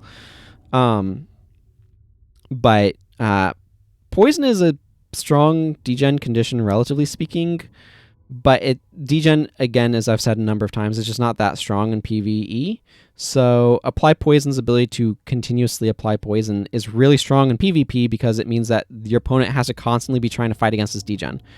But in PvE, that's just not how battles play out. So I think this could be fine at 10 energy. I don't necessarily feel like I don't feel like it needs to have anything done to it other than that, but that might be slight bias on my part. In terms of like where I'd want balance to be anyway. I don't know how much that would encourage people to use it. Especially, though, if I did change volley ups, that way it didn't strip preparations, it would become a lot more appealing. Barbed arrows. I think, frankly, this can lose them. You have minus 40 armor while activating the skill clause. I could see having this add a minor amount of plus damage. Like, 3 to 5 sort of thing, or like 1 to 5, 1.5.6, something like that, plus damage on barbed arrows. And lose you have minus 40 armor while activating the skill class, something like that. Could be fine. I think the traps, like barbed trap, is fine. I think this could probably, frankly, in PvE be 10 energy rather than 15. I don't know that it makes, like, how much of a difference it makes, but I feel like barbed trap being a little bit cheaper to place is not the worst. I wouldn't necessarily change their recharges, though. I know trapping builds have been very powerful for farming. I don't know where they are now. For casual use, though, making this a little bit cheaper would make it a lot more appealing, and I don't think that makes the trapper builds significantly more powerful or anything. But like being able to just drop a barb trap in your backline, especially if you dodge was changed the way I was suggesting to make it easier to do, having a barb trap in your backline is actually really useful for helping to protect your backline from melee attackers. Not so much for the damage or the bleed, but for the crippled. And having the crippled covered with bleed, I think is how it works, is also quite useful. So, brambles. So aside from the obvious of reducing the cast time and the recharge to 1 and 30 respectively, I actually quite like brambles. I think, so I think it's really cool to kind of build a knockdown themed team build, and brambles is a neat part of that, or can be. What I would want to see with brambles is I feel like a little bit more oomph could be kind of nice. So something like inflicting its increased damage whenever somebody moves at more than standard speed could be a really cool additional clause. So like non-spirit creatures that are knocked down in its range, that are knocked down or moving faster than normal in its range take 5 damage, and we can, like, I don't know, the wording is a little awkward, but basically where this 5 damage and 17 seconds of bleeding would basically trigger whenever, or like, okay, here, this is where I'm kind of, you're witnessing iteration on the fly. Okay, so non-spirit creatures that are knocked down in its range take 5 damage and begin bleeding for 17 seconds. Any creature moving faster than normal takes 5 damage per second while moving. Something like that is something that I'd try with brambles. Yeah, just to add a little bit more oomph to it. Again, a lot of these are starting points, not end points as well. Choking gas. I think choking gas is one of those skills that's actually extremely powerful, and I don't think it necessarily needs to be changed at all. Obviously, it works with practice stance to great effect. If practice stance was buffed to increase attack speed, that's inadvertently or indirectly buffs choking gas as well. But I like that particular combination. I think it's good to have available as an option in PvE. I don't necessarily feel like I want choking gas to be strong normally. I really don't want it strong with enemies. So I kind of that's kind of where I'd stick it. I'm gonna actually change his secondary to Necromancer just because it'll make no attribute a lot simpler. Conflagration. So obviously 1 second cast time, 30-second recharge. For non-spirit creatures within this range, all arrows that hit strike for fire damage. I would add and set their targets on fire for 1 second. Just to see how that plays. Like, imagine barraging and everything's just set on fire for a second when you barrage. That adds 14 damage to all of your arrow attacks as well, which makes it a little bit spicier. But I'd try that. Just see how that plays. Drider's defenses. Aside from annoying the ever-living snot out of you in when Rangers spam this in White Mantle Rangers, a lot of Rangers like to use this one. Oddly enough, not a lot of Driders. Most Driders are Necromancers or Elementalists, so they don't actually use this. Whatever. I feel like I would want to do this, the sort of decreased duration, decreased recharge thing that I feel a lot of these sorts of skills should have. This one in particular, I'd probably have kind of at 10 wilderness survival last for 3 seconds, and then drop the recharge to more like 12.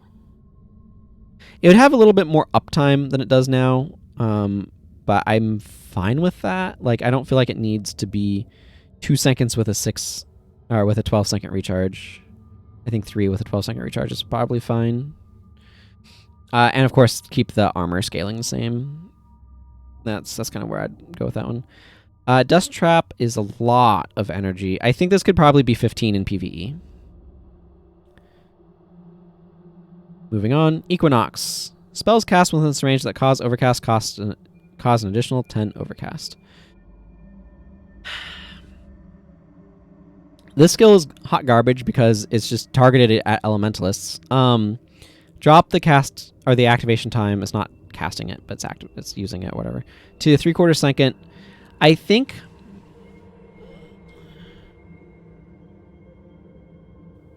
what I'm trying to think through here is this too strong if instead it made all spells have 3 overcast?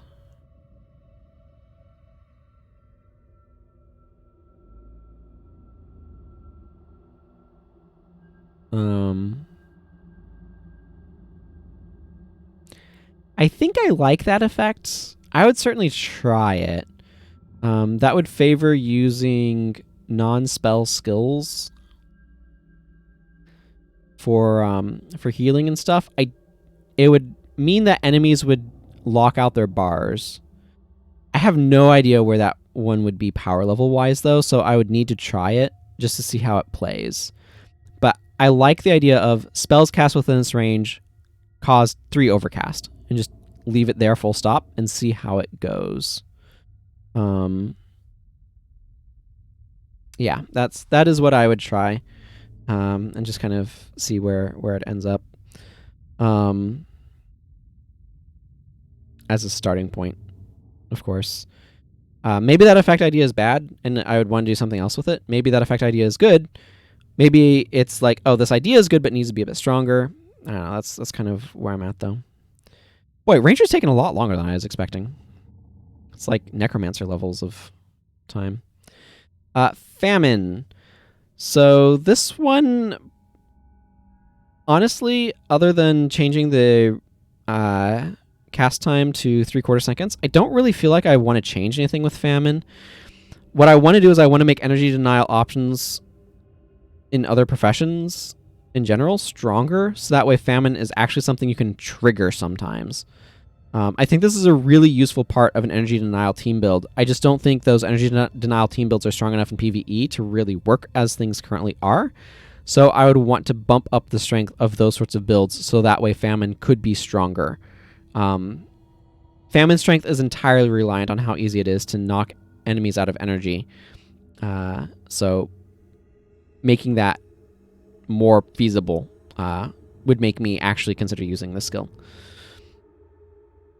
Flame Trap, I think this skill is fine as is. Frozen Soil, I mean, this thing's real annoying, but I drop it to 1 second activation time. That's all I'd do to this. I think it's a really useful counter. Greater Conflagration, again, 3/4 second activation time. All non-spirit creatures within its range, all physical damage is fire damage instead. This is a really interesting effect and interesting to build around. I think making it just a little bit easier to keep up at a 3/4 second activation time is probably sufficient. It's very niche regardless.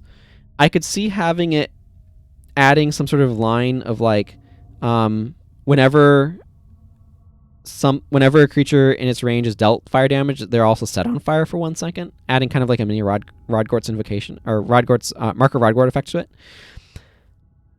I would try that and see how that feels, but I don't know if it would stay around. But I liked that idea on Conflagration, so I like it with Greater Conflagration as well. And just giving it a try. Just giving it a try. Healing Spring. This is one of those skills I think is kind of overall fine, but just seems a little underwhelming. I would actually change this from all adjacent allies to whatever the next AoE size up is. I think it's nearby. Is it like adjacent nearby in the area? I don't remember. But I just change it up to the next AoE size up and see how that feels. Because this skill, like, its numbers I think are fine, but it just feels a little underwhelming, and I think increasing the AoE size on it a bit would help with that. Ignite Arrows. Ignite Arrows is a really cool but very weak skill. And you'll notice part of the reason is at 12 Wilderness Survival, it only does 15 fire damage to target and all adjacent foes. The damage on this is really, really low, and it's good for basically two things: setting things on fire that have Mark of Rodgort on them, and triggering the AI to scatter, which is just not that great. What I'd want to do with Ignite Arrows is I would want to dramatically increase the damage it deals.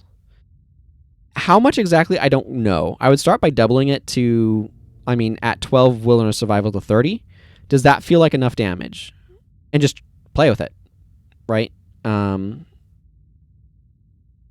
don't know until I play with it. So I wouldn't change what Ignite Arrows does.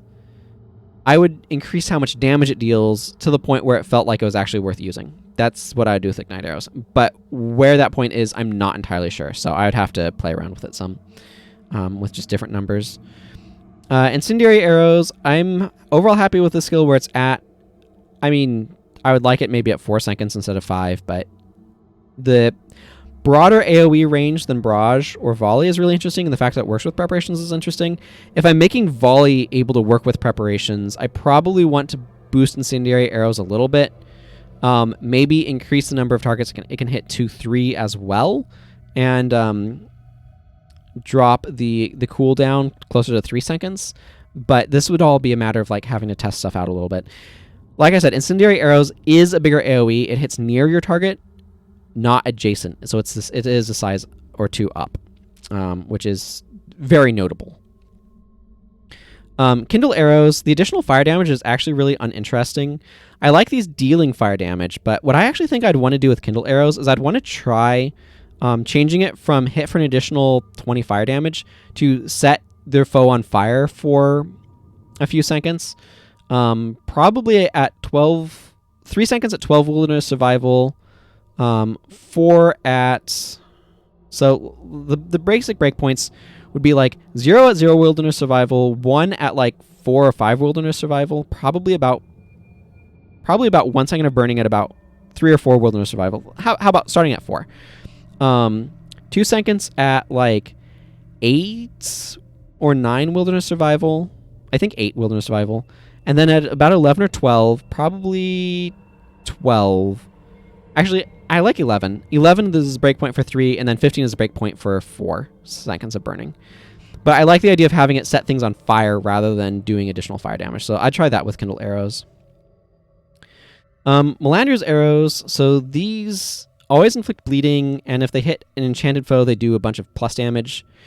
I would add a clause to this so that way they can't be blocked by enchanted foes and deal plus 24 damage to them.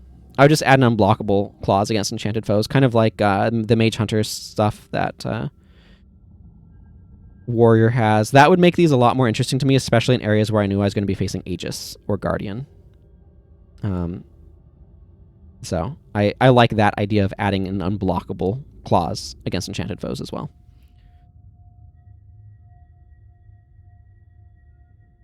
Melander's Resilience is one of those skills I think is actually subtly more powerful than it looks.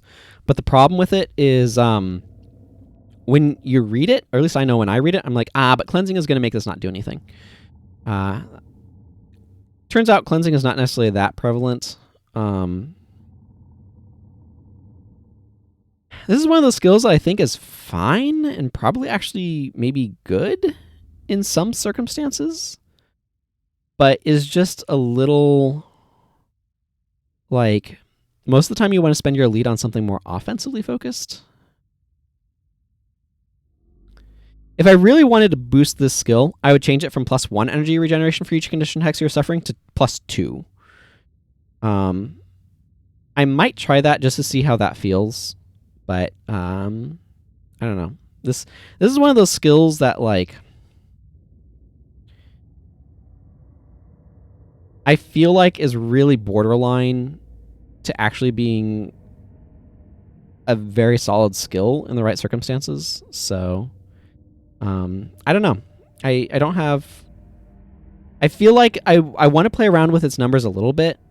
Maybe 12-second recharge, maybe slightly longer duration, maybe +5 health regeneration, maybe +2 energy regeneration, and just try a couple of things to see kind of like what feels better enough that I'm like, this is a skill that I actually kind of want to bring with me with maybe a little bit of consideration, a little bit more regularly or something. But it's a lot better, I think, than people give it credit for. It's not like BIP or anything, but if you're going into an area with a lot of hexes, it plays really well with like draw conditions sort of effects as well. It's really helpful for mitigating damage from degen conditions and hexes, and for giving you additional energy regeneration at the same time. So, Muddy Terrain. I think part of the reason why Ranger has taken so long is I want to change a lot of Ranger skills. Muddy Terrain is a skill that's really annoying. Speed boosts have no effect. The only time you've used Melander's Res was when Vitier farming. Works right there, but kind of wastes its slot. Yeah, that's the thing, is I feel like something on it needs to be slightly stronger to make it worth using in other places. I could see it being really useful in like Wind Rider areas. If it was +2 energy regeneration, I think it becomes a lot more interesting, especially on like casters, because it only requires like 8 Wilderness Survival. Like if I go to 8 Wilderness Survival, it's 14 seconds, so you can get away with that reasonably well. And if it was plus 2 energy regen for each hex or condition instead of +1, then you're getting an initial +6 with only 3 things on you, which is very strong, and is the sort of thing where if you're a caster in an area where there's like suffering being spread around and vocal minority being spread everywhere and arcane conundrum and whatever else, like where realistically the hex removal is not going to keep up with the hexes and things like that, or where just conditions are just getting spammed in a way that you can't really deal with them super well,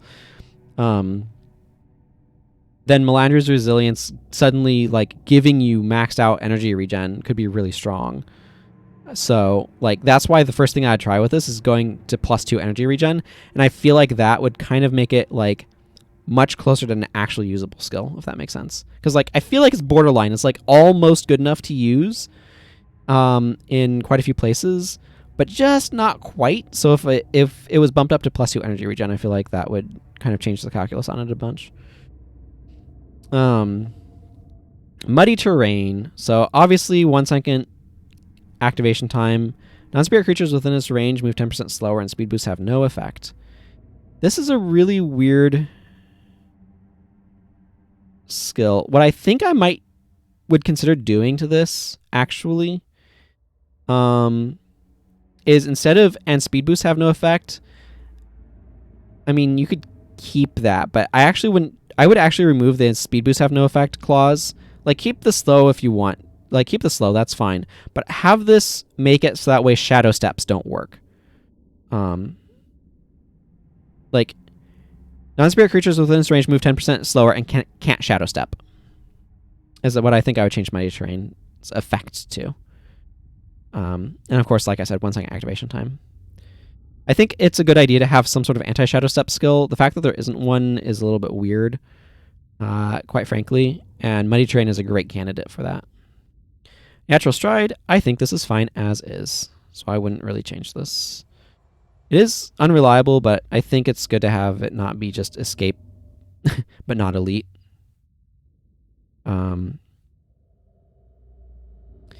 10% slightly noticeable. The main effect would be to stop things from shadow stepping, which frankly would be kind of useful in some areas, especially the area that immediately comes to mind is the Dredge assassins in the Aquavold Forest that like to shadow step at you.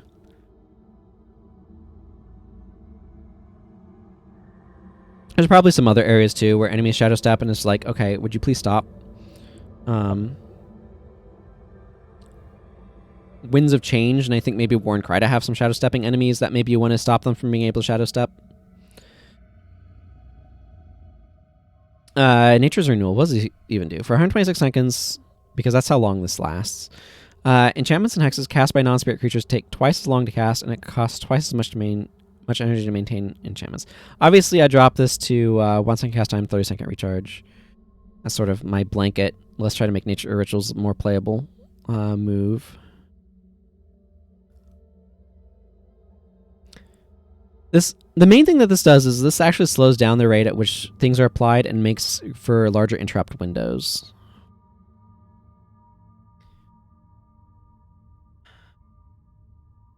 Let's see, it's interesting. Tranquility makes enchantments end faster. I could see Nature's Renewal having that sort of effect and something else for Tranquility.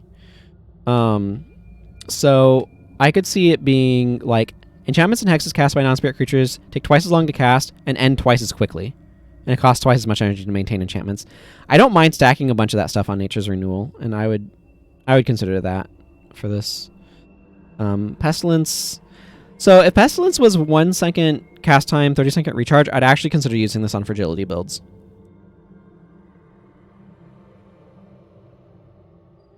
So I don't feel like its effect really needs to change. I think it just needs to be easier to actually make it be around. If I were to change anything, I would just remove the requirement that... that's an option, yeah. We'll talk about it when we get down to Tranquility.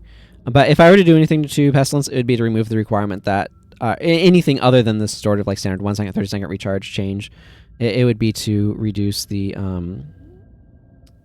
or to remove the requirement for already suffering from a condition. Just be like, whenever any non-spirit creature within its range dies, that creature spreads any conditions or conditions on the creature spread to any creature, maybe in a slightly smaller AoE, like adjacent or near that creature already suffering from instead of a larger AoE but requiring a condition, a slightly smaller AoE but not requiring a condition. I could see doing that to Pestilence. Piercing Trap. So this one is basically just for damage. I wouldn't really change anything about Piercing Trap, though. Poison Arrow. I feel like Poison Arrow is one of those skills where it's like, yep, this does exactly what it says on the tin. Shouldn't be anything else. Probably should have a little bit of plus damage on it these days, though. I would like to see this have like about 10 plus damage at 12 Wilderness Survival, and just try from there, maybe boost it up a little bit. Poison Tip Signet's fine as is. Quickening Zephyr, I mean, yeah, I would drop its cast time to 1 second. I would also, for PvE, drop it to 30-second recharge. And probably 15 energy. Like, this is going to make your stuff more expensive anyway. Maybe make it a little bit cheaper for PvE purposes. And let people try to figure out how to build around this danged thing. Obviously, it makes enemies that use it more annoying, but... yeah, why not let them? Quicksand! Good old Quicksand. All non-spirit creatures within this range lose... I mean, yeah, drop it to 1 second activation time.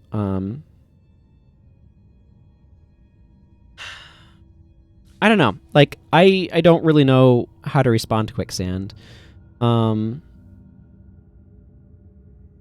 Obviously, it's very annoying. It could be a useful part of an energy denial team build. Lose 1 energy every time they attack or use a skill.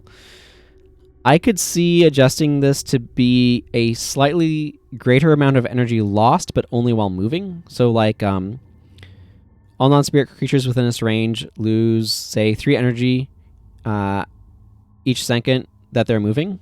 Something like that.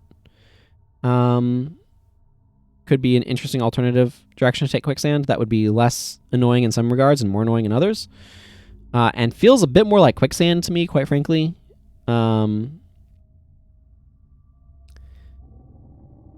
So I might try that and see how that plays instead.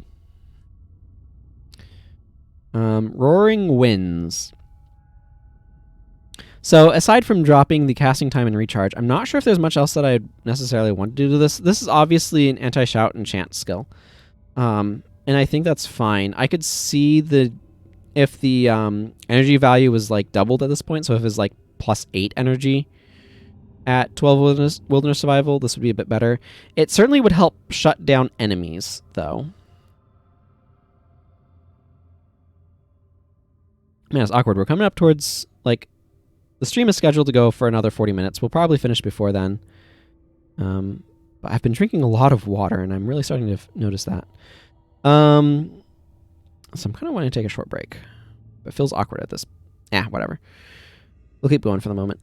So Roaring Winds, yeah, I feel like I want there to be an anti-shout skill like this. I feel like this having a stronger energy boost that it does, in addition to being easier to use, would be kind of nice.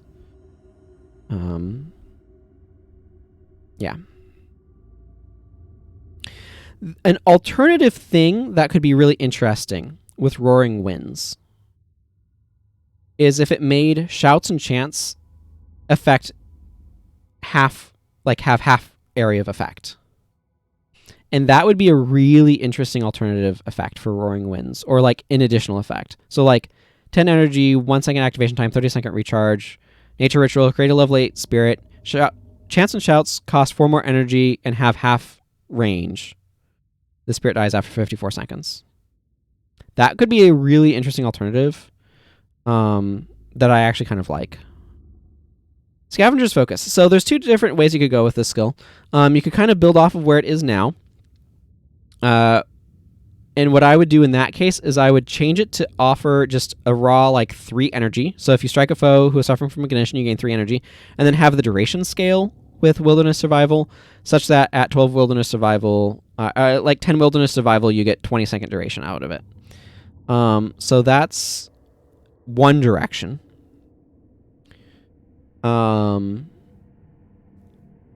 The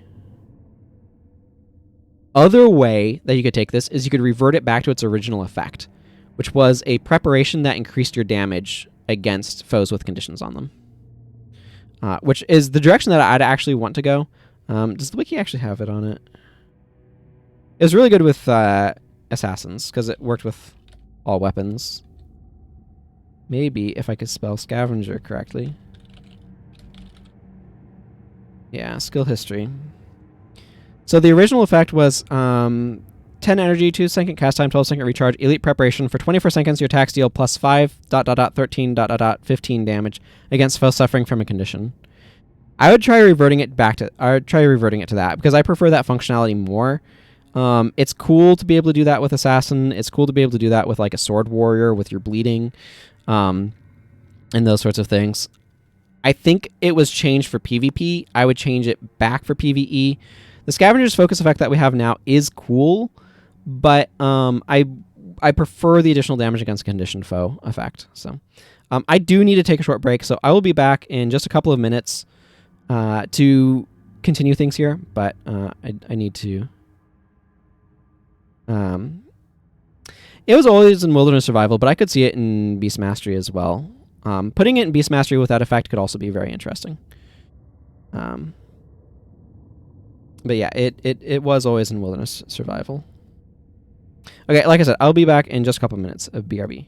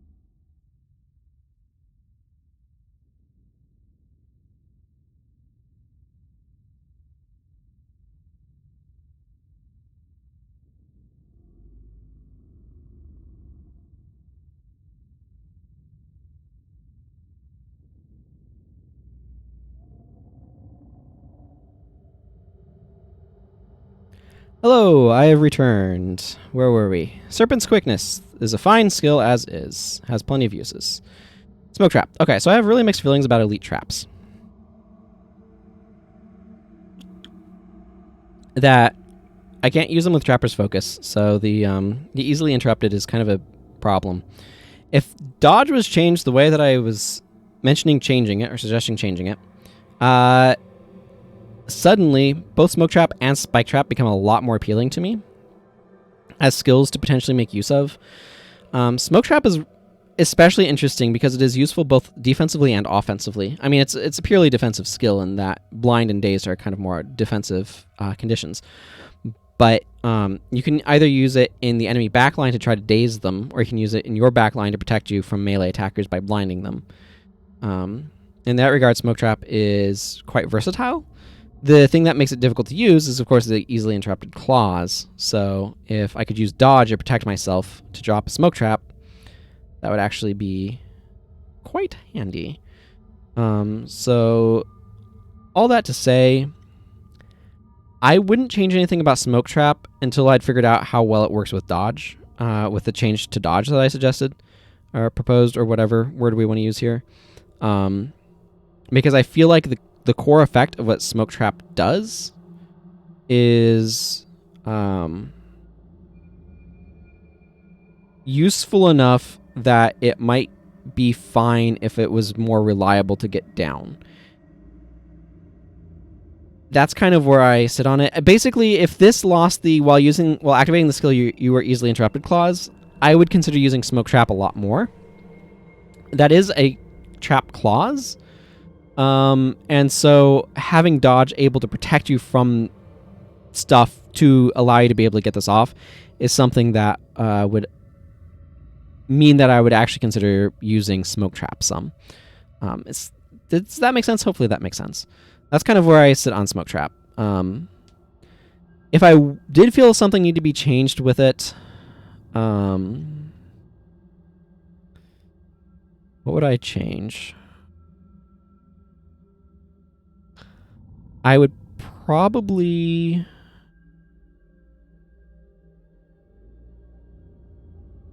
I would consider... Like, I don't necessarily want to remove the easily interrupted clause just because that is part of what makes traps traps.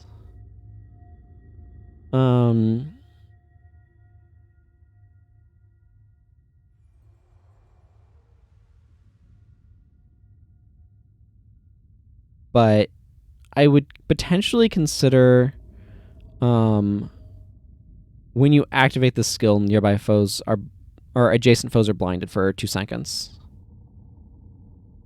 Maybe? I'm not sure. I feel like I'd have to think about this some. Like, again, it's one of those skills that to me is really borderline, where I think it actually could have some uses if it were something that I could actually reliably make happen, but because it's hard to reliably make it happen, I don't really have many uses for it. Does that make sense? So I would want to, like, I would want to play around with,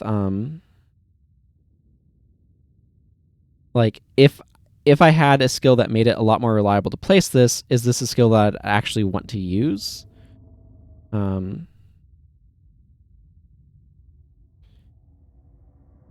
I don't know. It does feel like really borderline. I feel like maybe a 15-second recharge could be appropriate for it as well. And maybe I'd kind of do that regardless. So I don't know. That's kind of some of my thoughts there. Snare. When snare is triggered, all nearby foes become crippled for 13 seconds. It ends after 90 seconds while activating the skill used and interrupted. So here's what I do with snare. I drop it. So most traps are 2-second activation times. And I don't think that's inappropriate. But for snare, I would drop it to a 1-second activation time for PvE with like a 12-second recharge. Just that way it's a lot easier to drop these. These don't deal damage. All they do is cripple foes when they come near them. So make them easier to place. Allow you to be able to more easily protect your backline with some snares. That's all I'd really want from snare. I try that, see how it goes, basically, is what I'm saying. Like, again, what I've personally found is that crippling melee attackers in my backline does a lot to help reduce the damage my backline takes, because when my backline tries to kite their front line, their melee attackers, And they're able to, damage that my team is dealt goes way down. So, Spike Trap. Okay, so this one is interesting. You'll notice it says when Spike Trap is triggered every second for 2 seconds total, all nearby foes are struck for 34 piercing damage, become crippled for 21 seconds, and are knocked down. It originally did all of its damage in one packet, but that was changed because of, spikes happening, where you'd step into it and you'd be just hit with an absolute wall of damage. Spike Trap is one of those skills that I don't necessarily feel like needs to change a whole lot. I think for PvE, however, it would be fine for it to return to just doing everything in one packet instead of being split over 2. I feel like this is the sort of skill that's a useful part of the trap damage builds, rather than a skill you necessarily use casually, though, if that makes sense. So I would keep that in mind. Storm Chaser, you move faster for a while and gain energy whenever you take elemental damage. This is one of those skills that I think is actually a little bit better than I think of it as being. Particularly because the energy gain from it is actually not bad. Let's look at some data.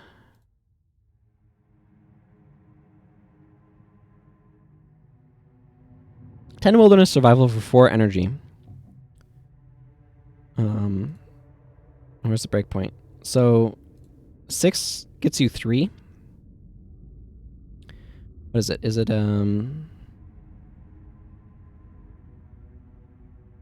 yeah, you can do an 11, 12, 6 split where, I mean, it's only a 13-second uptime, but 3 energy whenever you take elemental damage is not bad. I think this is a skill that could actually be quite useful on heroes to help them get out of range of firestorms and savannah heats and stuff, and gets them some energy in the meantime. I could see dropping the energy cost of this to 5.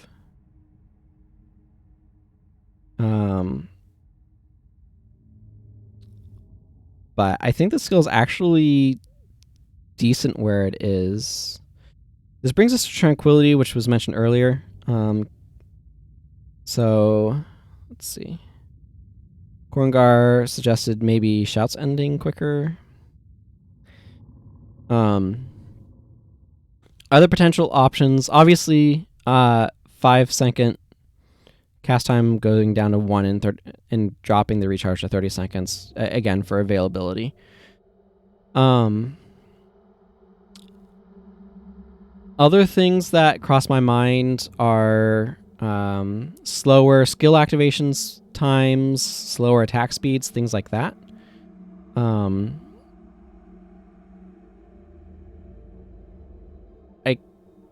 There's already one that deals with shouts, perhaps adrenaline. Yeah, adrenaline is another option. Lower adrenaline gain. The thing that's a little bit complicating with that is soothing exists.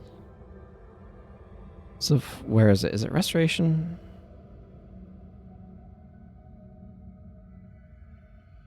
Or communing? Probably communing. Yeah, soothing already makes adrenaline twice as long to build up for only the enemy, so having something that's on both is a little awkward. How strong would it have to be to kind of justify bringing it? I do like something that makes skills take twice as long to activate, because that would reward just auto-attacking, but it might be really annoying to try to play with as well.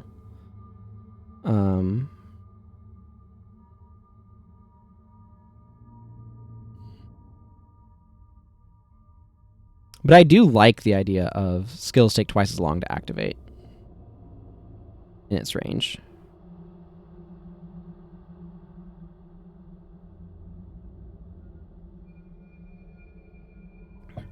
That, or maybe something else, like skills take a minimum of 1 second to activate.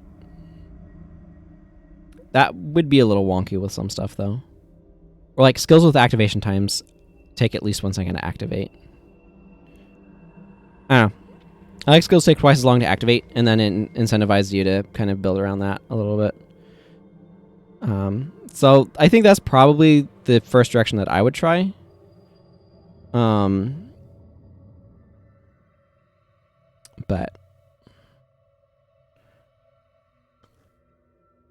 is there anything else that kind of...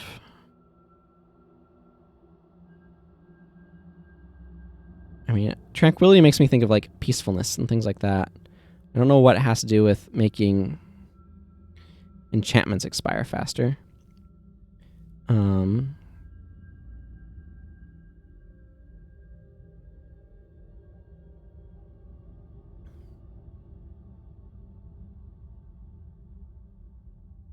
Yeah, I mean, the two sort of major ideas. So just to kind of explain some thinking right here. The two major ideas that kind of come to my mind are making skills take twice as long to activate, or making slowing attack rate. The reason why I lean towards making skills take longer to activate is because slowing, like, caster teams are already very strong.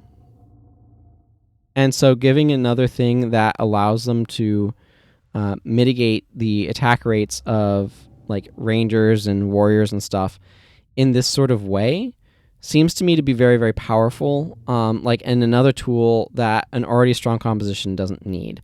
Physical attacking teams, I think, are at a little bit of a disadvantage in the game as it's currently balanced, in part because a lot of physical attackers are melee attackers, and they have to get up to their target to be able to start dealing damage, whereas casters can begin dealing damage right away.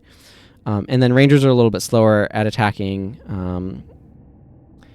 and paragons tend to be more support than straight damage. So what all of this kind of combines to mean is physical attacking is a bit disincentivized in the game. It still can be extremely powerful, but casting spells is generally going to be better damage in PvE than attacking with a weapon, generally speaking.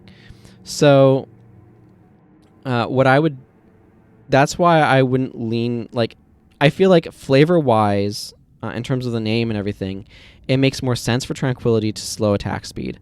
But in terms of what it gives advantage to, making skills take longer to activate feels like another way of embracing the idea of Tranquility that does not as heavily punish physical attackers as it does casters.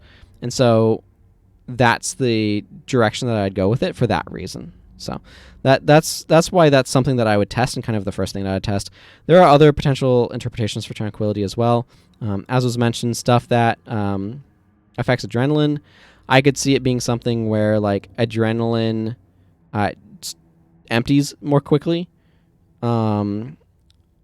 That could be an option.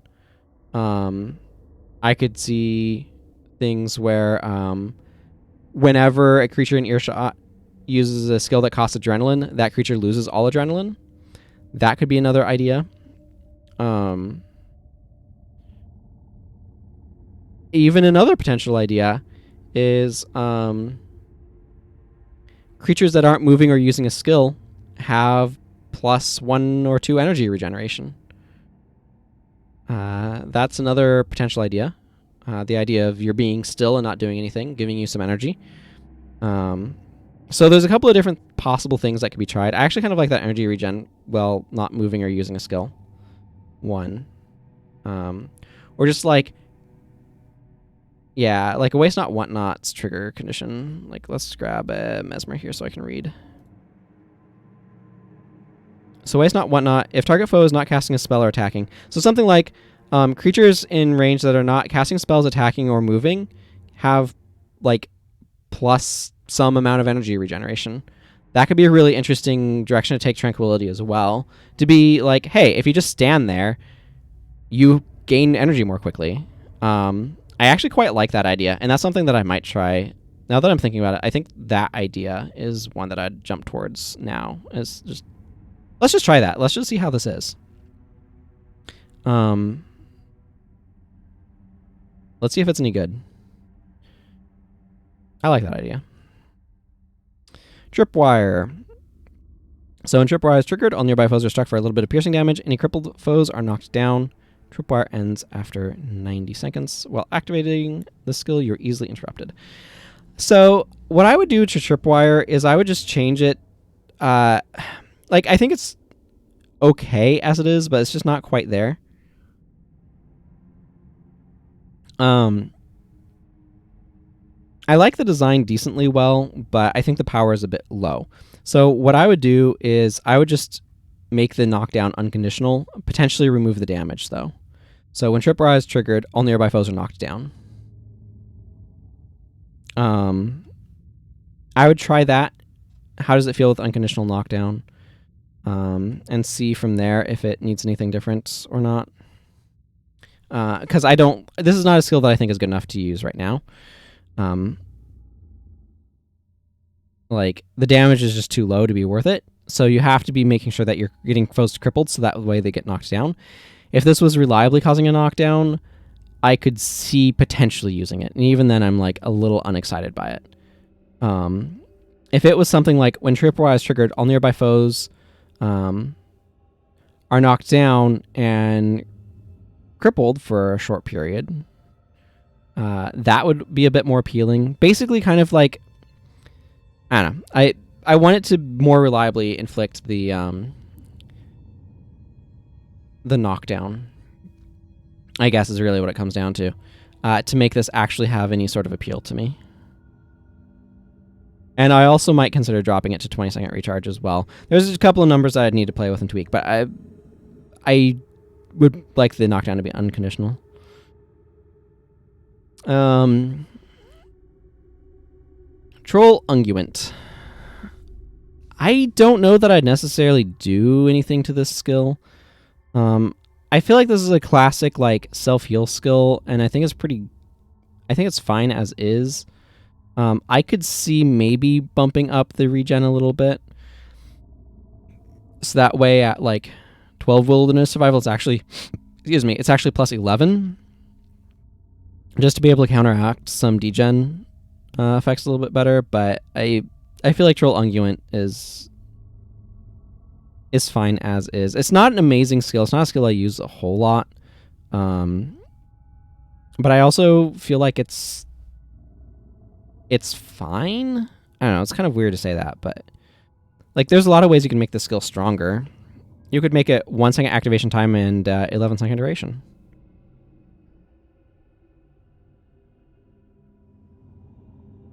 Yeah, it's for early game rangers. It's for the enemy to troll you with by using.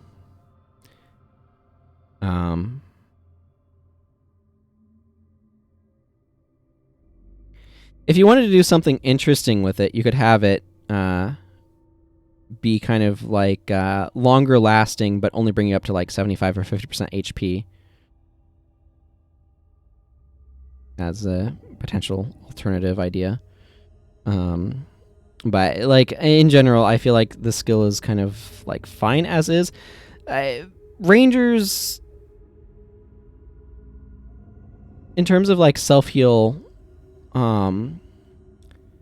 Rangers have some useful stuff going on, but I like this as a variant on self-heal. A lot of self-heals just give you raw health, and this one giving you regen is a really nice difference from a lot of them, because like Ether Feast gives you raw health, Healing Signet gives you raw health.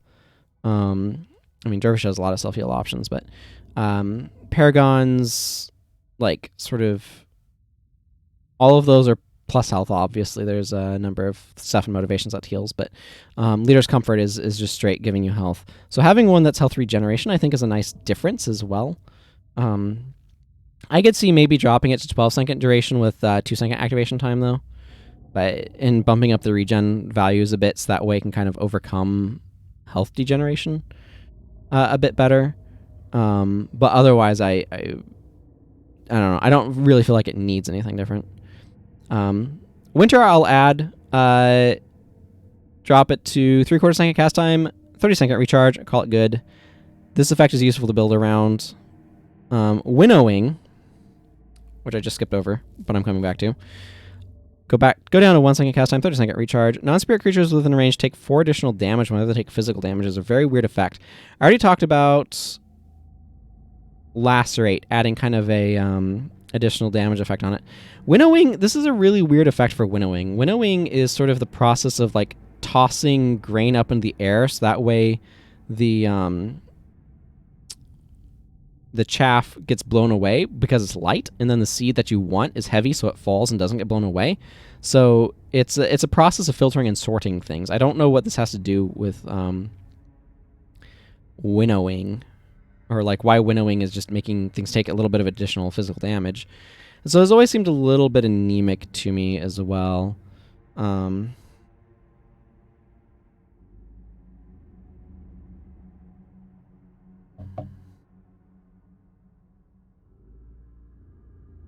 I feel like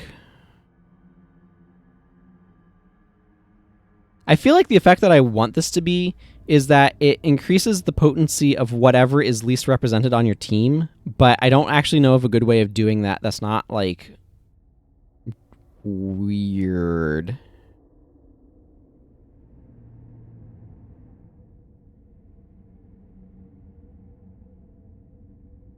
It should have been called threshing. Yeah. Because that's the process of breaking everything up before trying to winnow, right? As I understand it. I'm not the biggest expert on it.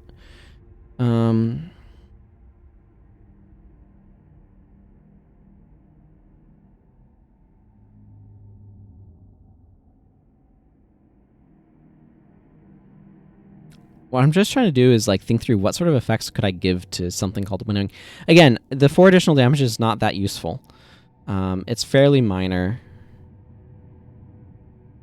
I guess not nothing, but it is fairly minor.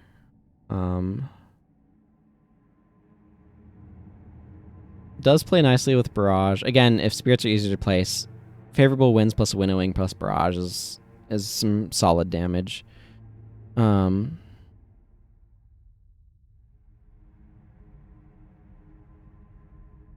know what would be kind of interesting, actually, would be whenever a creature is struck for physical damage and another adjacent creature loses some health, which my first instinct is like 10 health or whatever. But that would be kind of that would be an interesting way of I don't know how much that feels like winnowing or not, but I feel like kind of the randomness of like, oh, these are the things that fall and these are the things that get blown away, can be kind of represented in that like random other creature, right? And so that sort of effect of like, hey, let's... And it's also an interesting alternative AoE option that helps boost the power of physical teams some, which, I don't know. In my perception, they need help because E-Surge Mesmers are just so good at dealing damage right now as the game currently is. So, and the other thing too is that like it punishes stuff for stacking up. So you kind of want to like spread out. I don't know how much that has to do with winnowing. But there's not a lot that really plays well to the name. Yeah, that as well. But Edge of Extinction kind of plays in that territory as well. I don't know. I like the idea of whenever something is dealt physical damage, another adjacent, so it can't be itself, but another adjacent creature loses 10 HP, something like that. I would try that effect, see how it actually plays and how it actually feels. Because there's not a whole lot of... Actually, you know what? I'm going to switch them over to Dervish Secondary. Dervish has even fewer skills and they stand out better. There's not a whole lot of effects necessarily with winnowing, and something like that where it's like, if you are building around doing a lot of physical damage, like on an orders team, if you're adding that, then enemies are stacking up, you could get a lot of additional damage that way. So, but one random foe helps also keep it from being super powerful. I don't know. That's what I would try first anyway, and just like I said, see how it feels. Antidote Signet is a very solid skill that I would not change. Called Shot. 5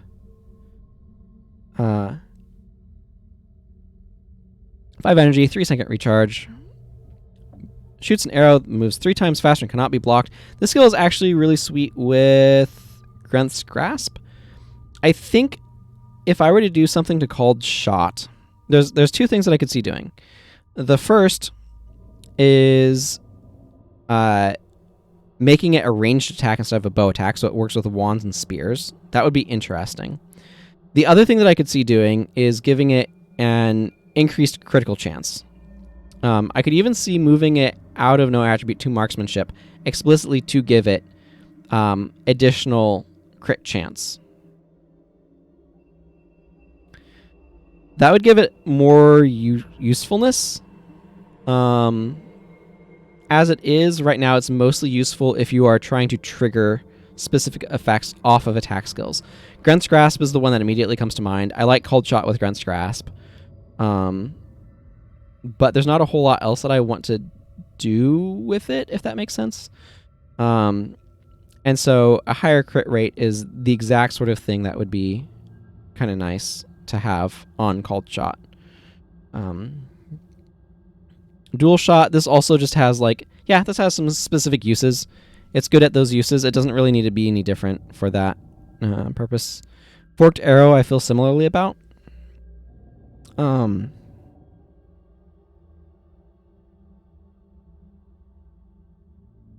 My main issue with Forked Arrow is it's extremely unreliable. If you are under the effects of an enchantment or hex, you shoot only 1 arrow. Means that most of the time I don't actually want to use this skill. Just because most of the time Dual Shot is reliable. Forked Arrow isn't.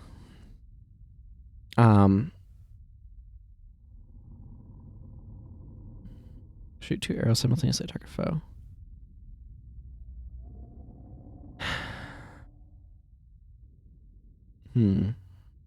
What I'd actually do with Forked Arrow is I would drop it to 5 energy and like a 2-3-second recharge, and I would just have it be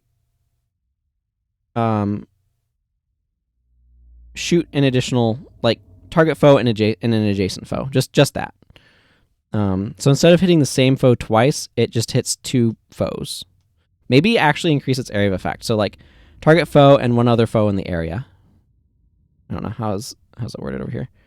Shoot arrows at target foe and up to 1 additional foe in the area of your target. I think I'd change Forked Arrow to be that, to where it's kind of like a very broad attack rather than a very instead of stacking up on the same target in an unreliable way, have it go wide and hit multiple targets, but have a big AoE but only 1 additional target. I think that's the direction that I prefer with Forked Arrow. I don't feel like we need another dual shot option that's as unreliable as Forked Arrow is, so kind of like that. Mage Bane Shot, I think the skill is actually decent where it is. I think for PvE purposes, it could easily be 5 energy, though, and I think I would do that. I think I would change Mage Bane Shot for PvE to be 5 energy. I don't think it needs to be 10. Quick Shot. Let's brainstorm Quick Shot in a moment. Storm's Embrace. I want to end with Quick Shot. Boy, this is taking even longer than Necromancer, isn't it? I was not expecting that when I came into this today. Storm's Embrace. So this is a run speed buff that renews itself whenever you take elemental damage, which is really odd. I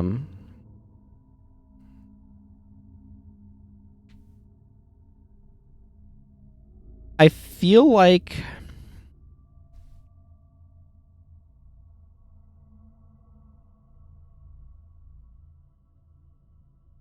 I want this to do...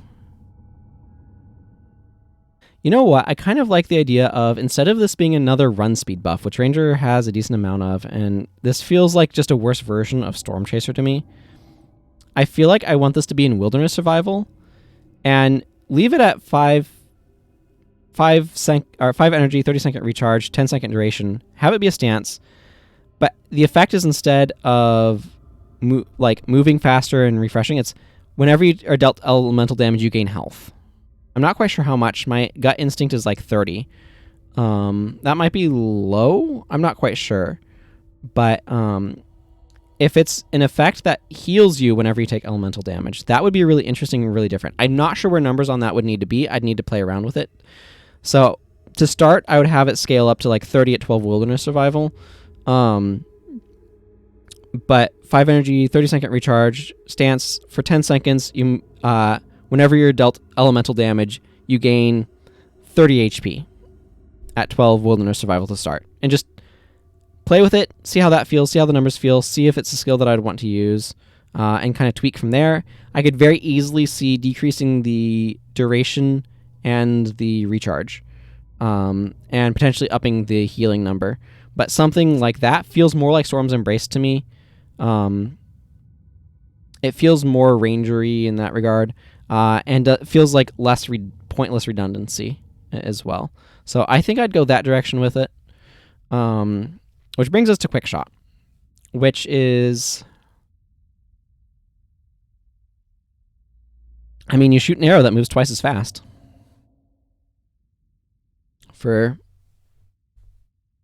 in 1 second, so it's a little bit of a quicker shot. Like, it is exactly what it says on the tin. This, have you not seen? I looked at Quick Shot, Korangar. Is that what you're reacting to? It's such a bad skill. Like, my understanding is that, because I think this is affected by the aftercast, the quick ranger attack aftercast. And so at one point in time when it wasn't affected by that, it was like you could slot it in every other bow attack. So like auto attack, quick shot, and like actually speed up your attack rate that way and stuff. But at this point, the skill is very bad.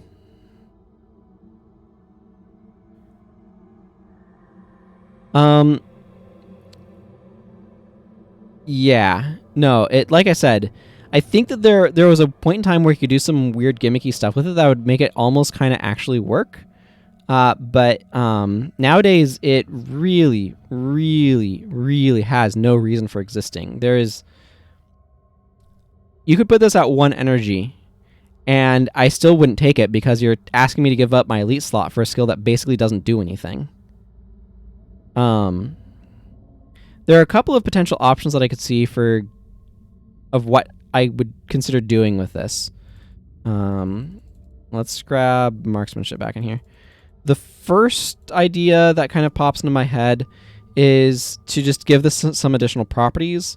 I liked the idea of shoot an arrow, like half-second activation time instead of 1 second. Shoot an arrow that moves twice as fast and interrupts the foe if it's a critical hit. So kind of stapling and disrupting accuracy to it. I don't think that's quite enough, but with a low recharge, it could be decent. I could also see the idea of making it kind of an elite version of needling shot. So have it be something where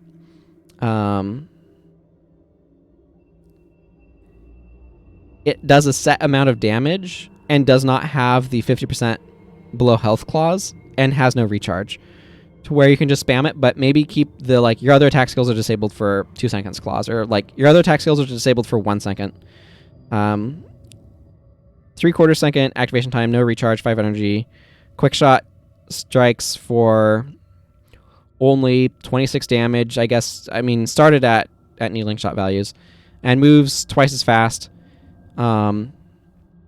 Your other attack skills are disabled for 1 second, and just make it play like needling shot, to where, okay, you can just spam quick shot at stuff. That might be what I try first, and just see how that plays. Quick shot needs something, is kind of the point. I could also just see raw giving it like plus damage. Like if quick shot just straight up had like plus 20 damage on it, that would be usable, but maybe I'm not sure if that would be good or not. I don't know. I prefer taking it in like an elite version of Needling Shot direction. I could also see more of an elite version of Called Shot, to where it's it moves 3 times as fast and can't be blocked and has some sort of useful properties.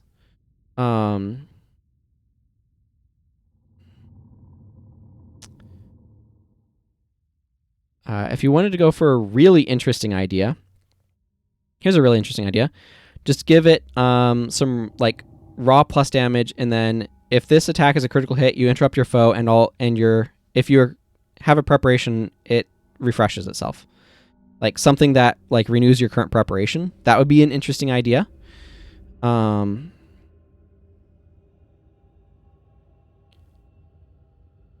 a lot of different directions that you could take a quick shot, but I really feel like it needs something. So that's a couple of different ideas of things that I might try with it. I would like the needling, like elite version of Needling Shot idea the best of any of those. Having it have no recharge and just add, like, get rid of the recharge, make sure it doesn't have an aftercast, and make it unblockable. That could be, like, that's not quite elite worthy, but that's almost elite worthy. I don't know. A couple different directions there. I feel like it's at the point, or at the like stage where I have like, I got enough ideas that I can't really winnow them down to the ones that I actually like. Not meaning to use winnow there, but just accidentally using it, without actually doing some playtesting though. So, I like the idea of either taking it in a direction where it's an elite version of Needling Shot, an elite version of Called Shot, or does something useful with preparations. And I like the idea of it having, like, if it's a critical hit, your current preparation is renewed or something like that. As being like some sort of additional potential clause on it. So those are some thoughts from me about things that I might try for a quick shot, but I don't know what I'd actually want to settle on without doing some testing to see how things play. Because that's just how it works sometimes. So my voice, I don't know if you can tell or not, but my voice is getting real sore. But that's it for Ranger. We've finished Ranger now. There's PvE only skills that we'll talk about separately at some other time. We'll see we'll have to see how things go next week. I am imagining Elementalist won't go much faster than Ranger did, because there's a lot that I'd want to do to Elementalist, and it's going to be a lot of thinky about how to try to accomplish those goals. So Elementalist is what I'll talk about tomorrow. And then this project will be getting finished up next week as far as I'm aware. Those are my plans anyway. So I'm probably going to do Assassin first and then Ritualist. We'll see how that goes. My thought was that maybe I'll try to combine them. I'm glad you enjoyed it, Chicken Pie. Thank you for dropping by. My plan is, or my initial thought was maybe I could combine them in the same day, because they have fewer skills than the other professions. But I also feel like Assassin, I'd want to do a lot of work to, if I was in charge, to try to like really think about how I'm setting up skill combo chains. Because in my mind, like, the Assassin skill combo system is a really cool system. That is deeply hampered by like balance problems, meaning that you're not really incentivized to explore the depth and breadth of what it can be. But I feel like there's less overall that I'd probably want to change with it than with the Ritualist. So we'll probably start with the Assassin. See where we're at time-wise next week. So tomorrow's going to be the Elementalist. Start with Assassin in a week, on Tuesday next week. And then if that goes reasonably smooth, like duration-wise, there's a good chunk of time, we'll talk about PvE-only skills. And then starting with the Eye of the North PvE-only skills, rather than ones that are profession specific. Depending upon how much time goes at that point, I might do like ritualist and profession specific PvE only skills, or it might be different that I approach things. But yeah, I'm intending to wrap this up next week. I'll get PvE only skills thrown in there somewhere. I'm not quite sure how that's going to exactly play out. But that is the plans for the future. Like I said, the next stream is tomorrow. You can follow the channel to get notified when I go live, or you can go hang out in my Discord. I also mentioned there when I'm going to go live and also what it is that I'm going to be doing. Yeah, schedule down below, all that good stuff. I don't know. I feel like there's probably something that I'm forgetting, but you can check the About page. There's stuff there too. Thank you all very much for watching. I need to go give my voice. I need to go give my voice a break. And I look forward to talking at length about the Elementalist tomorrow. I have many, many thoughts about the Elementalist. But until then, everyone, thank you very much for watching. Thank you to all who chatted. It was nice to have you in chat. And thank you for all who lurked, because it was nice to have you watching. And until next time, everyone, take care. Goodbye.